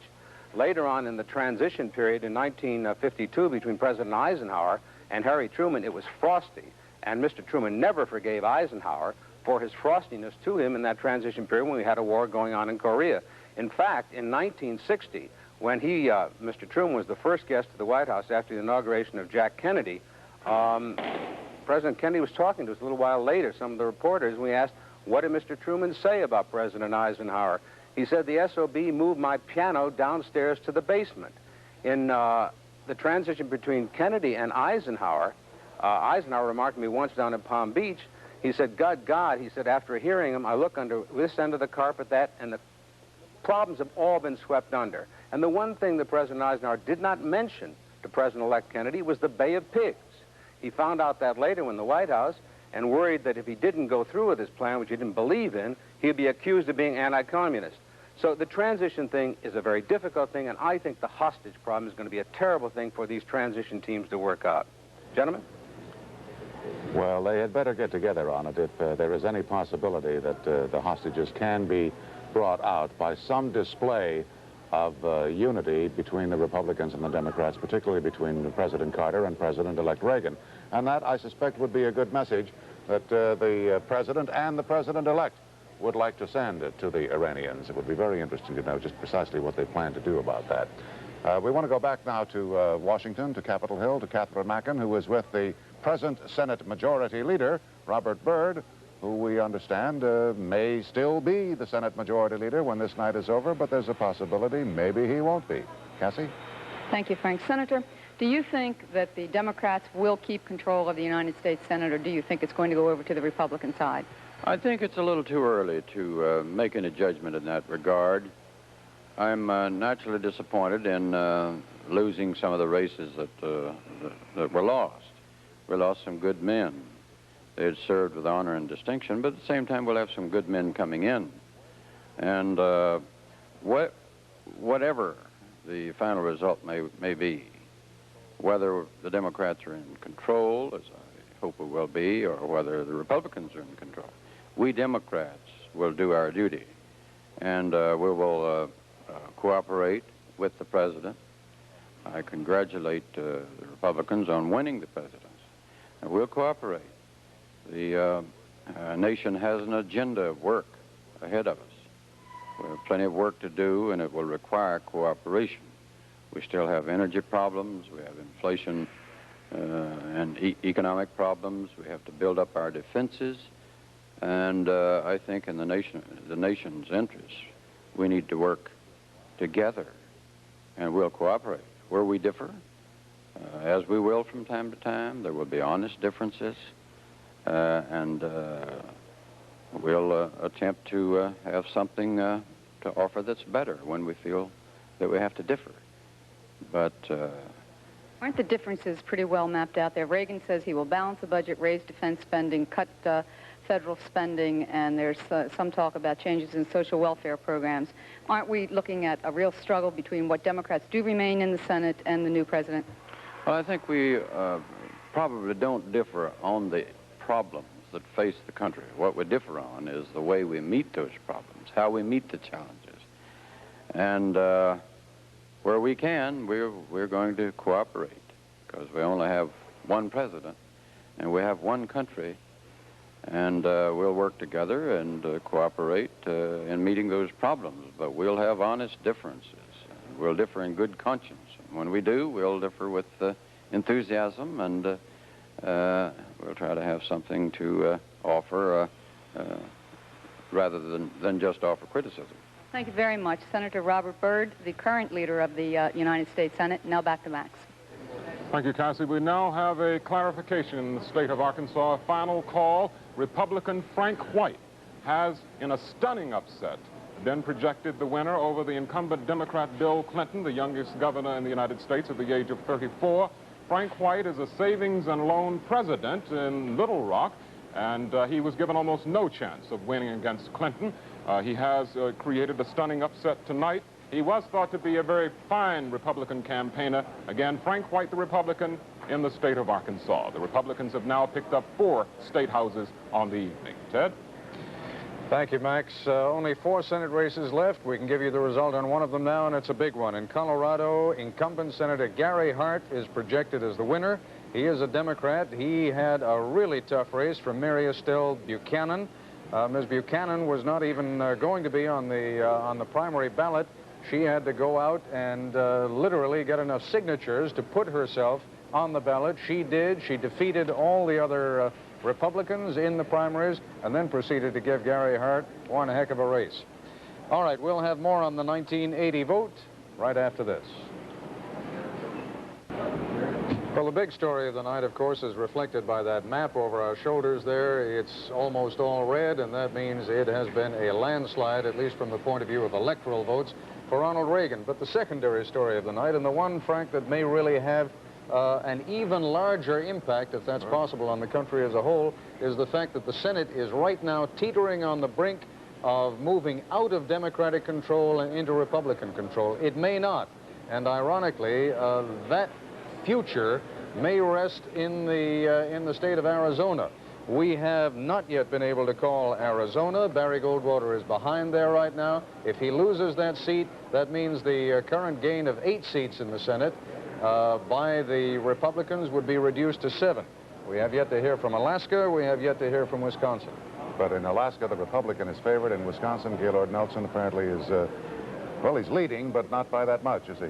He's fighting for his life, and that, folks, is the national election picture at 52 minutes after the hour.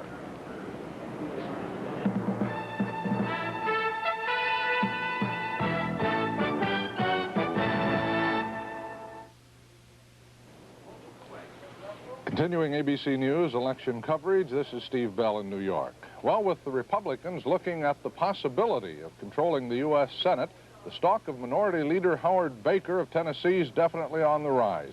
Earlier tonight, ABC's Cassie Mackin talked with Senator Baker about how this new and definitely more conservative Senate will deal with key issues, among them SALT II. One of the issues that interests a lot of people is what will happen to SALT in this new session of Congress with this new president. Well, begin with the bobtail session of the Congress, the post-election session. I don't think there's any chance that the SALT II treaty, as presently submitted by President Carter, will be ratified by this Senate.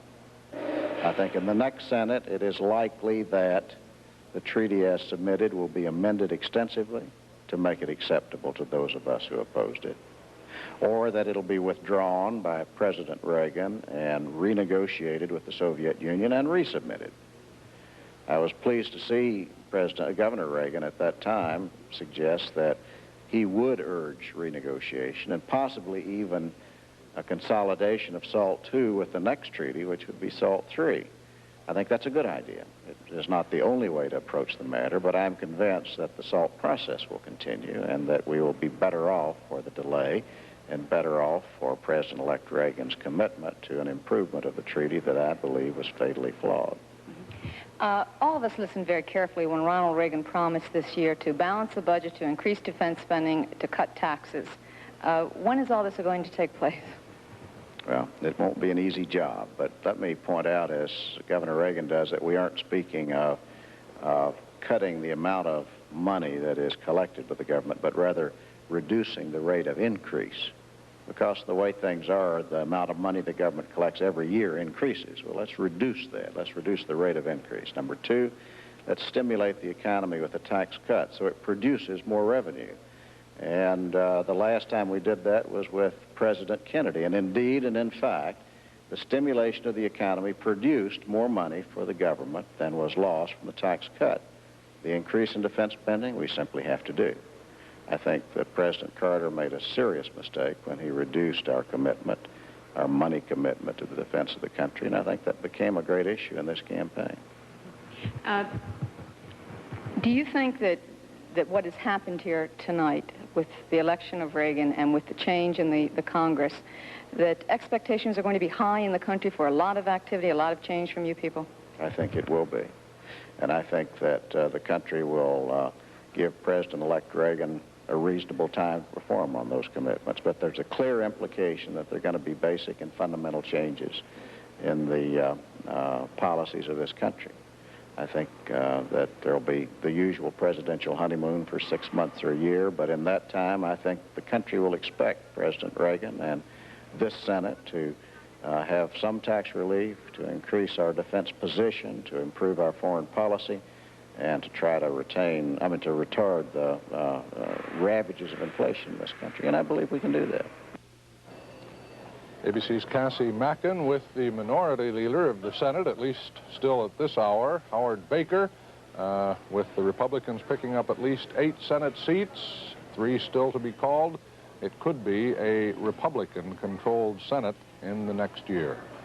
We'll have more ABC News Campaign 80 coverage in just a moment. Continuing ABC News Election Night coverage. The 80 Vote.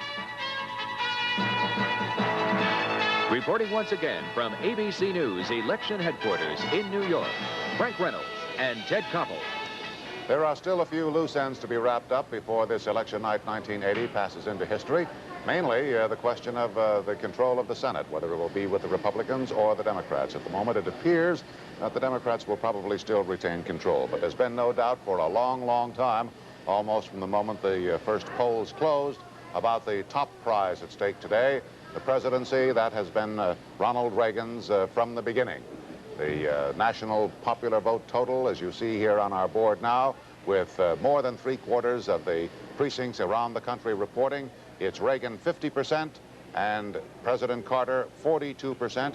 John Anderson, interestingly enough, still holding there at 6%. That will enable him to qualify for matching funds and enable him to pay off his campaign debts. In terms of electoral college votes, it's Reagan all the way. 469 electoral college votes for President-elect Reagan, only 59 for President Carter. President-elect Reagan has won 42 states. Mr. Carter has won only 7. Only 7. We should look at our board behind us here, the color map of the United States, because it is really rather interesting. You see it is all filled in with almost all red, except for one spot there in the central part of the country. Arkansas is still holding out. We're still unable to project a winner in Arkansas, and Hawaii. Hawaii. But Alaska's in. Everything else is in. Arkansas and Hawaii enjoy the unique distinction of being the last to come across. That's on the presidential side. We, pardon me, we have 3 states where the Senate races have not yet been resolved. Let's take a look at the boards on those races right now. In Wisconsin, where Gaylord Nelson and Robert Kasten are battling to the finish. As you can see, Gaylord Nelson has a whisker-thin margin. Well, it's about 11,000 votes, but still not enough, with 78% of the precincts reporting in, for us to be able to make any kind of projection on that race. As for Arizona, where Barry Goldwater is fighting for his political life, there you see Mr. Schultz, who himself was a Republican until very recently and became a Democrat just so that he could run against Senator Goldwater, and who has made a great deal of Senator Goldwater's absenteeism from the Senate. He was 94th among all the senators in terms of attending the sessions. Well, Mr. Schultz is ahead there by 50 to 48%. And one last quick look now at Alaska, where Clark Greening, the grandson of the former senator from Alaska, Ernest Greening, is ahead by Well, that looks extraordinary. 66% to 34%, but Murkowski, in fact, the Republican candidate, was favored going into this race tonight, and with only 2% of the precincts reporting in, it may just be that there are precincts coming which will change that enormously. We'd like to switch back down to Washington now, and Brit Hume at the House. Brit? Thanks, Ted. Okay, let's take a look at the House leadership. John Bradamus of Indiana has lost, it appears. He is the House Majority Whip, and he has been beaten out there tonight by young John Heiler, a 27-year-old businessman. There you see it, 54% for Heiler, 46% for Bradamus. Down in Texas, however, Bradamus's partner in the leadership, Congressman Jim Wright, the majority leader with all the vote in down there, has won apparently overwhelmingly over Jim Bradshaw, a very well-heeled Republican challenger. Out in Arizona, Morris Udall against Mr. Richard Huff out there has won by 62 to 37% with 53% of the vote in, and it certainly does appear that Mr. Udall has won handily, despite the fact that he was supposed to be in a very tight race. In Washington, Congressman Thomas Foley, Foley, the chairman of the Agriculture Committee and a member of the leadership, is apparently a winner out there tonight, although he is in a very, very tight race indeed. And Harold Biz Johnson, who is the chairman of the Public Works Committee, an obscure but powerful figure, appears to have been in a very tight race, and it is too close to call at this moment. All of the Abscam defendants, except Raymond Lederer of Pennsylvania, all four of them, except Lederer, have now gone down to defeat. And that's about the picture here in the House at the moment, Frank. Thank you, Brett. One note we would like to make here to help us put into perspective what has happened tonight, just in comparison to 1976 when Mr. Carter won. At that time, he received 75% of the vote of Jewish citizens, and apparently tonight, or in Election Day today, he received 41% of the vote of Jewish citizens. 39% of those votes went to Ronald Reagan, and 21% for John Anderson. So that helps to explain, in large part, why Ronald Reagan won some of the big states, New York, Pennsylvania, Ohio, New Jersey, and some of the others that the last time around went for Mr. Carter. That does not include, of course, New Jersey. Well, now to continue our process of trying to understand exactly what happened here today, we want to go back to Lynn Scherr for more information on why people voted the way they did. Lynn? Well, Frank, as we've been saying all night, in a word, Jimmy Carter just didn't look like a Democrat tonight. He did very poorly among the traditional coalition of his own party. Blacks, union members, blue-collar workers, Catholics, losing some and winning others, but never by the margins that he needed. Nationwide, he won 67% of the Democrats, but compared with 1976, when he won 80%, that was a poor showing within his own party. More telling was his standing among black voters in the South. This year, 83%, not nearly enough to save it for him, as it did in 1976, with 90% of the Southern black vote. But perhaps even more galling for the president was his downslide among Southern white voters, particularly his fellow Baptists, many of those born-again Christians and evangelicals. They went for Reagan this year. Other religious groups followed that pattern. As Frank just mentioned, in New York, where the Jewish vote usually accounts for about a fifth of the total, it was down to 14% yesterday, and of that, it was won by Reagan. Note, of course, John Anderson's rather large share of the Jewish vote in New York. And Catholic voters in the Northeast, particularly the Irish and the Italians, again went for Reagan. Finally, we also learned from our exit polling of more than 10,000 voters across the country that the Iran hostage situation hurt the president, and so did John Anderson, cutting into Mr. Carter's margins. Exit polling has allowed us to take apart the electorate, to examine it very closely, voter by voter, group by group, region by region, and find out just why they did what they did. Perhaps tomorrow, we and President-elect Reagan will start to see what it means when we all start to put it together again. Frank? Thank you, Lynn. I would simply like to say that our exit polling has been an invaluable asset throughout this long election, throughout primary after primary. It enabled us to get a handle on the way people were voting, the way they did, and certainly it's been helpful in analyzing this general election. And you're quite right that tomorrow, when we have an opportunity to go through it all, it will help us to know exactly what happened and precisely why. Now let's go back to Max Robinson at the gubernatorial desk. Max? Frank, when we started tonight, the Democrats control 31 governorships, the Republicans 19, and after tonight it will be the Republicans with 23 governorships and the Democrats 27. The Republicans gained 4 state houses tonight, and here's the way that lineup will look. They gained 4 state houses in Missouri, in the state of Washington, in the state of Missouri, as I said, the state of Washington. They also gained in Arkansas in a shocking upset, and they gained in North Dakota. Here's the winning lineup. Rockefeller in West Virginia, the Democrat. Schwinden in Montana, the Democrat. Gallon in New Hampshire, the Democrat. Garrahy in Rhode Island, the Democrat. Matheson, the Democrat in Utah. But the Republicans again picked up 4 state houses tonight, and it is a significant gain for them. Governor Reagan earlier tonight talked about other Republican gains. He talked about state legislative houses across the country, and that's especially crucial this year as legislatures across this nation will start redrawing congressional district lines based on the 1980 census. It is projected at this point that 8 states will lose congressional representation, 10 will gain. And 2 of the losers will be Illinois and Ohio.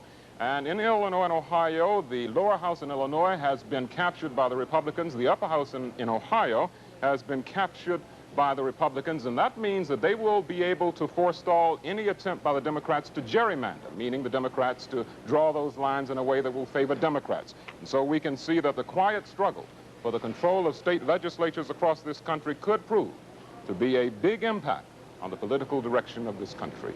Ted? Thank you very much. Tom Wicker, George Will, Robin MacNeil have had the luxury this evening of sitting back and thinking deep thoughts about what's been happening tonight, and we will be going to them in just a moment. Just a reminder, we still have a couple of Senate races left to call. Hopefully we'll be able to call them before we go off the air tonight. Now let's go up to Robin MacNeil. Thank you, Ted. We've just heard from Lynn Sher once again who deserted Jimmy Carter, in what blocks of the electorate and in what quantities. Why did they go away from him? Let's have some explanations. Tom, why do you think they deserted him? Well, I think the primary reason, there are 2 primary reasons. The first is that this administration, not just in the campaign, but this administration for 4 years has gained a reputation for ineptitude, for not being able to deal with Congress, for not being able to deal with the economy, for not being able to deal with the Soviet Union, for not being able to deal with the energy problem, many things of that kind. So the ineptitude is one factor. Another factor is that in its policies, in its various policies, the administration seemed almost systematically to alienate the interest groups that ordinarily have made up the Democratic majority. Blacks, for example, I think, suffered a great deal from the economic disabilities that took place during this administration, and the mere appointment of a few blacks to office and singing hymns with Daddy King didn't make up for the number of jobs that were lost, the feeling that the hope blacks invested in the Carter administration in 1976 simply had been disappointed. Yeah, George, you want to add to that? Yes, journalists sometimes seem, I think, more interested in campaigning than in governing, but it was in governing, not in campaigning, that President Carter lost this presidency. Take 3 groups.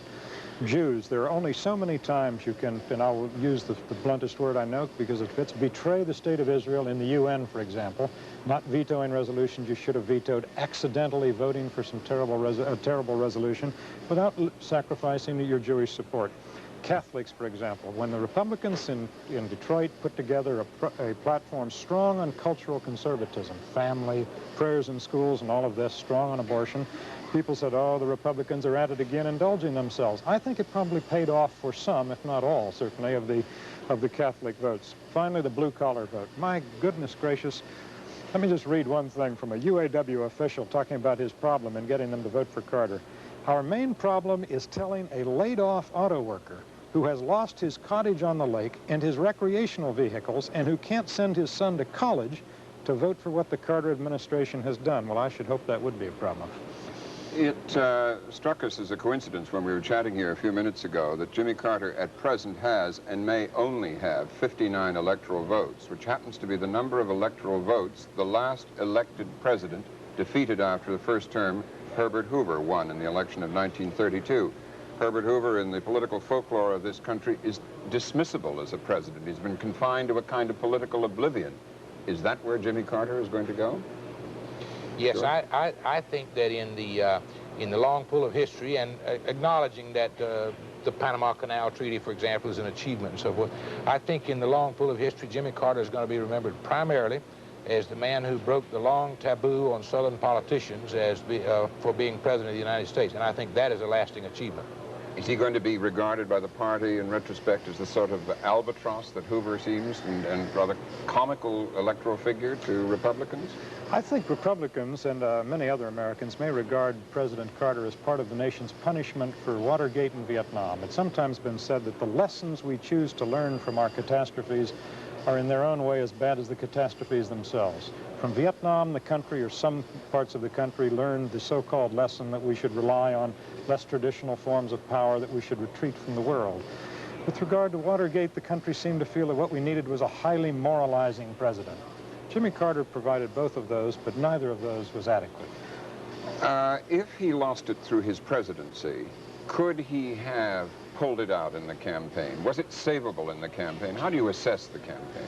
I never thought from early this year, I never thought that Mr. Carter could be reelected.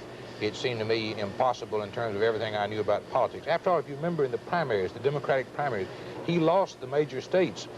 Either he lost to Senator Kennedy in some cases, or in other cases, he ran very far behind the winner of the Republican primary in the same state. Very clear handwriting on the wall at that time. I do think, however, that part of the landslide we've seen tonight is caused by the ineptitude, again, of the Carter campaign. I think that campaign was wrongly conceived. They thought that they were running against Goldwater.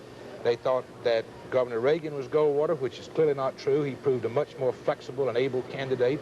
They thought that the country was going to be as easily frightened into voting against that sort of a position as it was in 1964.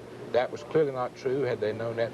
I think the campaign was ill-conceived, and then when President Carter came on so strongly, attacking, as many people saw not only unfair tactics, but I think it undid that reputation he had had, at least for honor and decency. A lot of people felt that he had undermined that. Did he capitalize on the opportunities he had with Reagan? No, I don't think he did. I think Governor Reagan offered many hostages to fortune, that a president with a light touch and a sense of humor and an ability to ridicule without sounding harsh and vindictive might have exploited. Tom and I were talking earlier about one of the rare episodes of humor in this campaign, and after Governor Reagan made his celebrated and biologically novel discoveries about the polluting trees, Tom saw a sign out in, where was it, California or Texas or somewhere. Someone had tied a sign to a tree that said, "Chop me down before I kill again." In an otherwise dreary campaign, it was Carter should have been on that every day, exactly, every speech. Exactly. And I think Vice President Mondale was much more adept at that, at just sort of twitting his opponent in an effective way. Let me say that a lot of people have said that this campaign was much too long. I think, not only because I think the outcome was magnificent, but I think the campaign was just about the right length. Long enough for Governor Reagan to prove that he was better than his ragged, stumbling start at the end of August and beginning of September, and long enough for Jimmy Carter to reveal to the American people an aspect of him that they had not hitherto noticed, but they should have noticed and should have been disturbed by. Well, I don't think the general election campaign was too long, but I think the whole thing was very much too long, and I think that ought to be measured in terms of the effect that it had on American policy.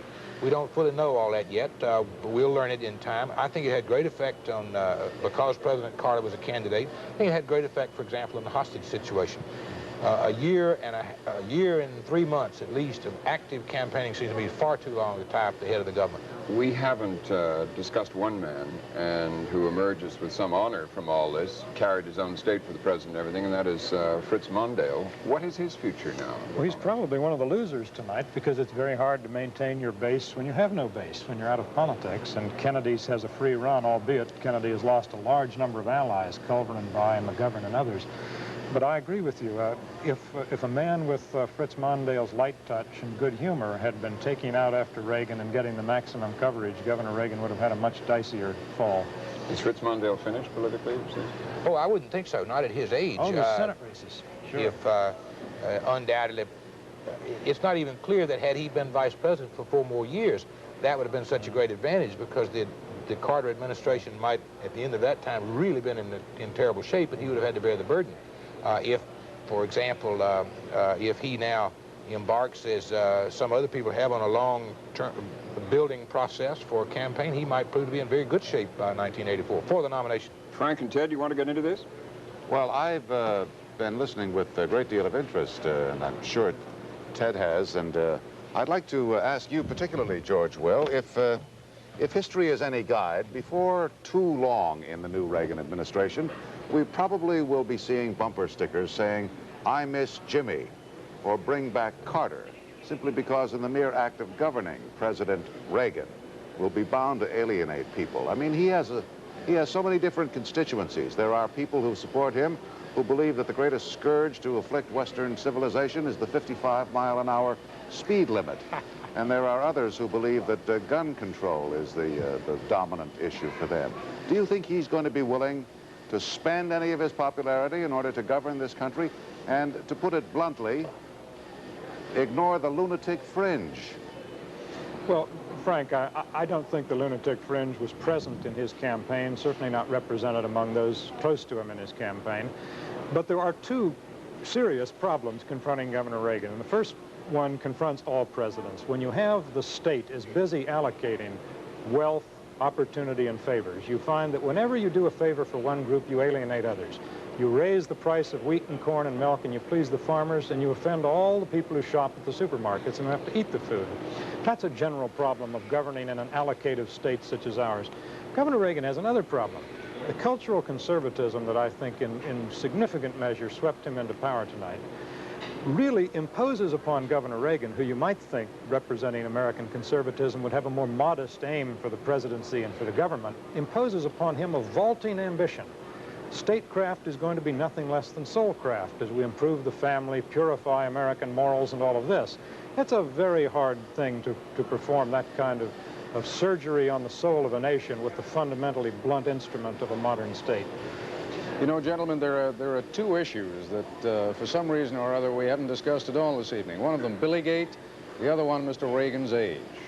Did either of them, I mean, apparently Mr. Reagan's age didn't have any effect at all. What about Billygate? It doesn't seem to me that, well, there's so many things that apparently contributed to the vote against Mr. Carter that perhaps that did too, but I certainly wouldn't single that out as a major factor. I don't think the exit polling showed that as a big negative, did it? Could I ask another question of the three of you, really? I wonder what impact on Mr. Carter on this election day the long primary campaign had. I mean, Ronald Reagan never said anything about Jimmy Carter that was as strong, really, as what Ted Kennedy said about it.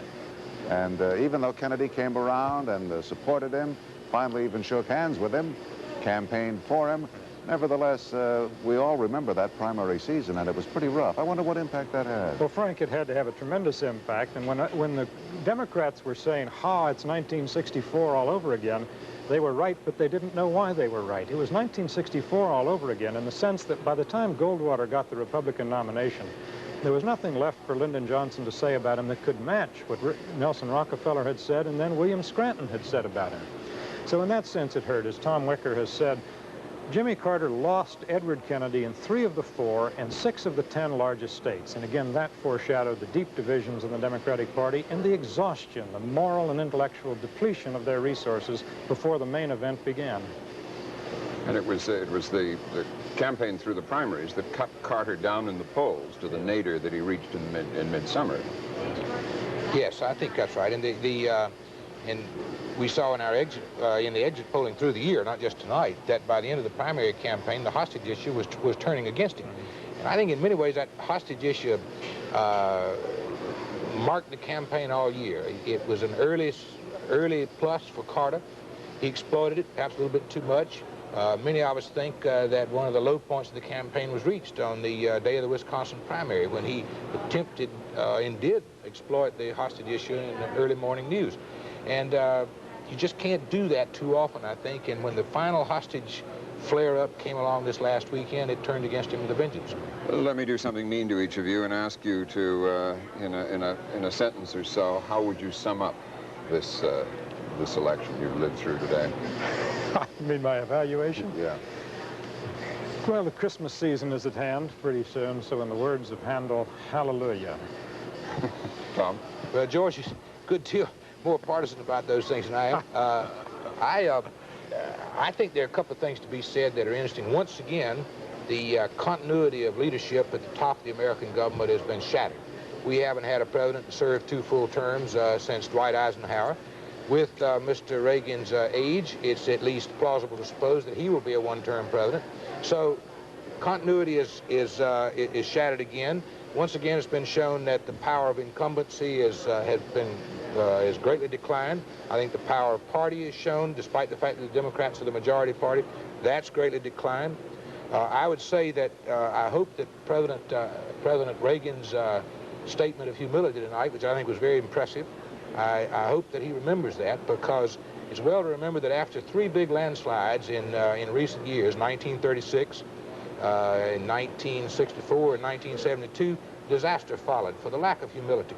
The Roosevelt court packing plan, the escalation in Vietnam, the cover-up on Watergate. So a landslide is not always a good omen. And finally, I would say that this marks an important occasion, because no matter how much rejection of Carter there was in this election, there's no way that you can gainsay the fact that the conservative hour has come around at last here. Conservative hour has come around at last, and we shall see what they do with it. We shall see in 4 years what they have done with it.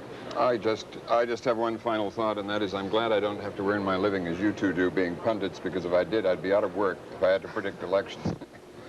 Very wrong on this one, gentlemen. Thank you very much, all of you. I can't imagine why anyone thinks George Will is partisan. Let's take a quick wrap-up look at the Senate, which, as I say, has been the big secondary story of this evening. Can we look at the boards, gentlemen? Fine. What we have, or what we had going into this election tonight, was 58 Democratic seats in the U.S. Senate, 41 Republican, 1 independent. That's Harry Byrd of Virginia. The way it looks right now, it's going to be 47. The way it stands at the moment, it is 47 Democratic, 48 Republican, and 1 independent. We still have 3 races to go, however. We have not yet been able to call the race in Wisconsin. If we can take a look at where the raw vote stands on Wisconsin right now, where Gaylord Nelson is battling Robert Kasten. Nelson, as you can see, it's 50-50, and in terms of the vote itself, fewer than 6,000 votes, with 79% of the precincts reporting in, fewer than 6,000 votes separating the 2 men. Gaylord Nelson, one of the senior figures in the U.S. Senate. Alaska, no, Arizona. There we have in Arizona, you can see Barry Goldwater trailing by about 12,000 votes.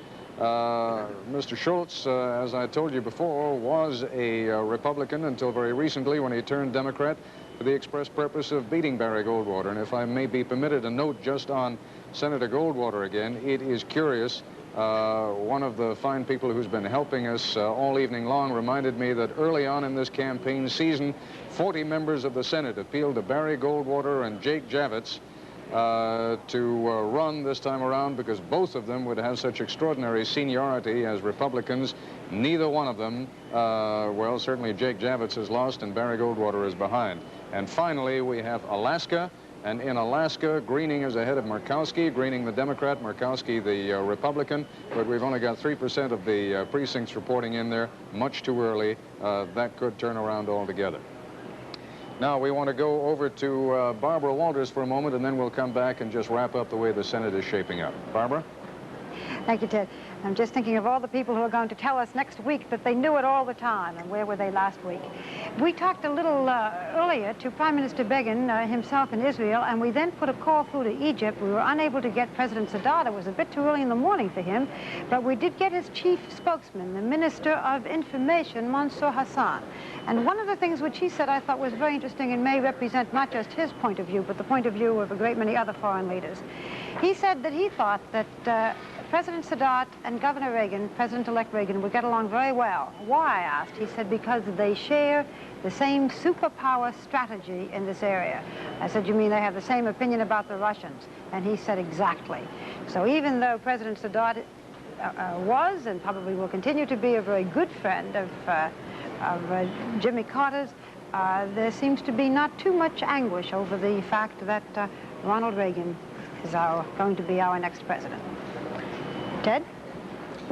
Thank you very much. Just one final observation about the Senate. In those three remaining races, the Democrats have got to win 2 out of 3 just to stay even. If they lose 2 out of 3, then the Republicans get control of the Senate. If they get 2 out of 3, we're going to be in the interesting situation where the Vice President Mondale, will have to cast the deciding vote during this interim period until January 20th, and then it would be George Bush.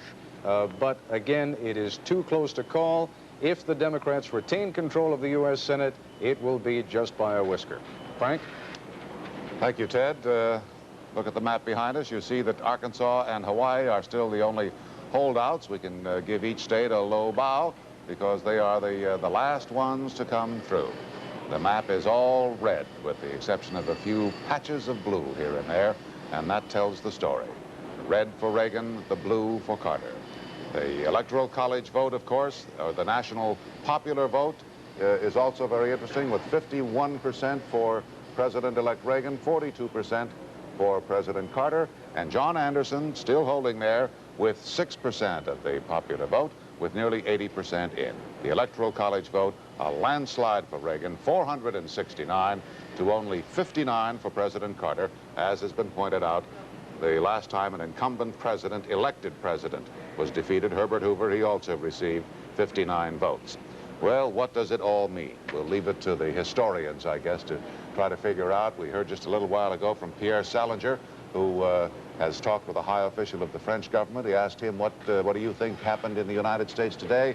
And this official replied, I don't know, but I suspect the American people are just tired of being shoved around. Maybe the Iranian situation has highlighted that feeling.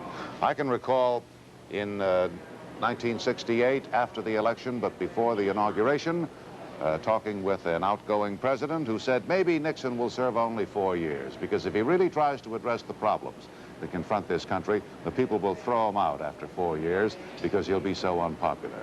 That may be some small solace for Jimmy Carter as he ponders tonight what has happened to him today, and certainly it would probably be a sobering thought for Ronald Reagan as he prepares to take on this awesome responsibility, the tremendous burden that go with the office of the presidency of the United States. The people have spoken, certainly with a very loud and clear voice, and it's perhaps good that a mandate has been extended and has been leveled.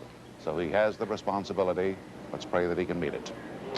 We are going to be wrapping things up even still more completely when Good Morning America comes on the screen. That won't be too long from now on Wednesday morning. And we'll also have a special edition of Nightline, Ted Koppel's broadcast, tomorrow night at the regular time of 11:30. But we'll all be here to do some more analyzing and punditing and pontificating and looking back and, I hope, looking ahead. It's been quite a long campaign. It's been a long evening, and it's certainly been a very interesting one. Let me have the privilege of saying how great it has been to work with all of these folks here at ABC News, those that you see, those that you don't see, the literally thousands who've worked throughout the primary season, the thousands of technicians who have performed their usual technical miracles to get us from here to there and to enable us to transmit to you this truly vital information. We've elected a president, and we've chosen a Congress, we've had an election, and we've had another taste of democracy. Regardless of whether you're pleased or unhappy with what happened today, that's good for us all. This is Frank Reynolds for ABC News. Good night and good morning.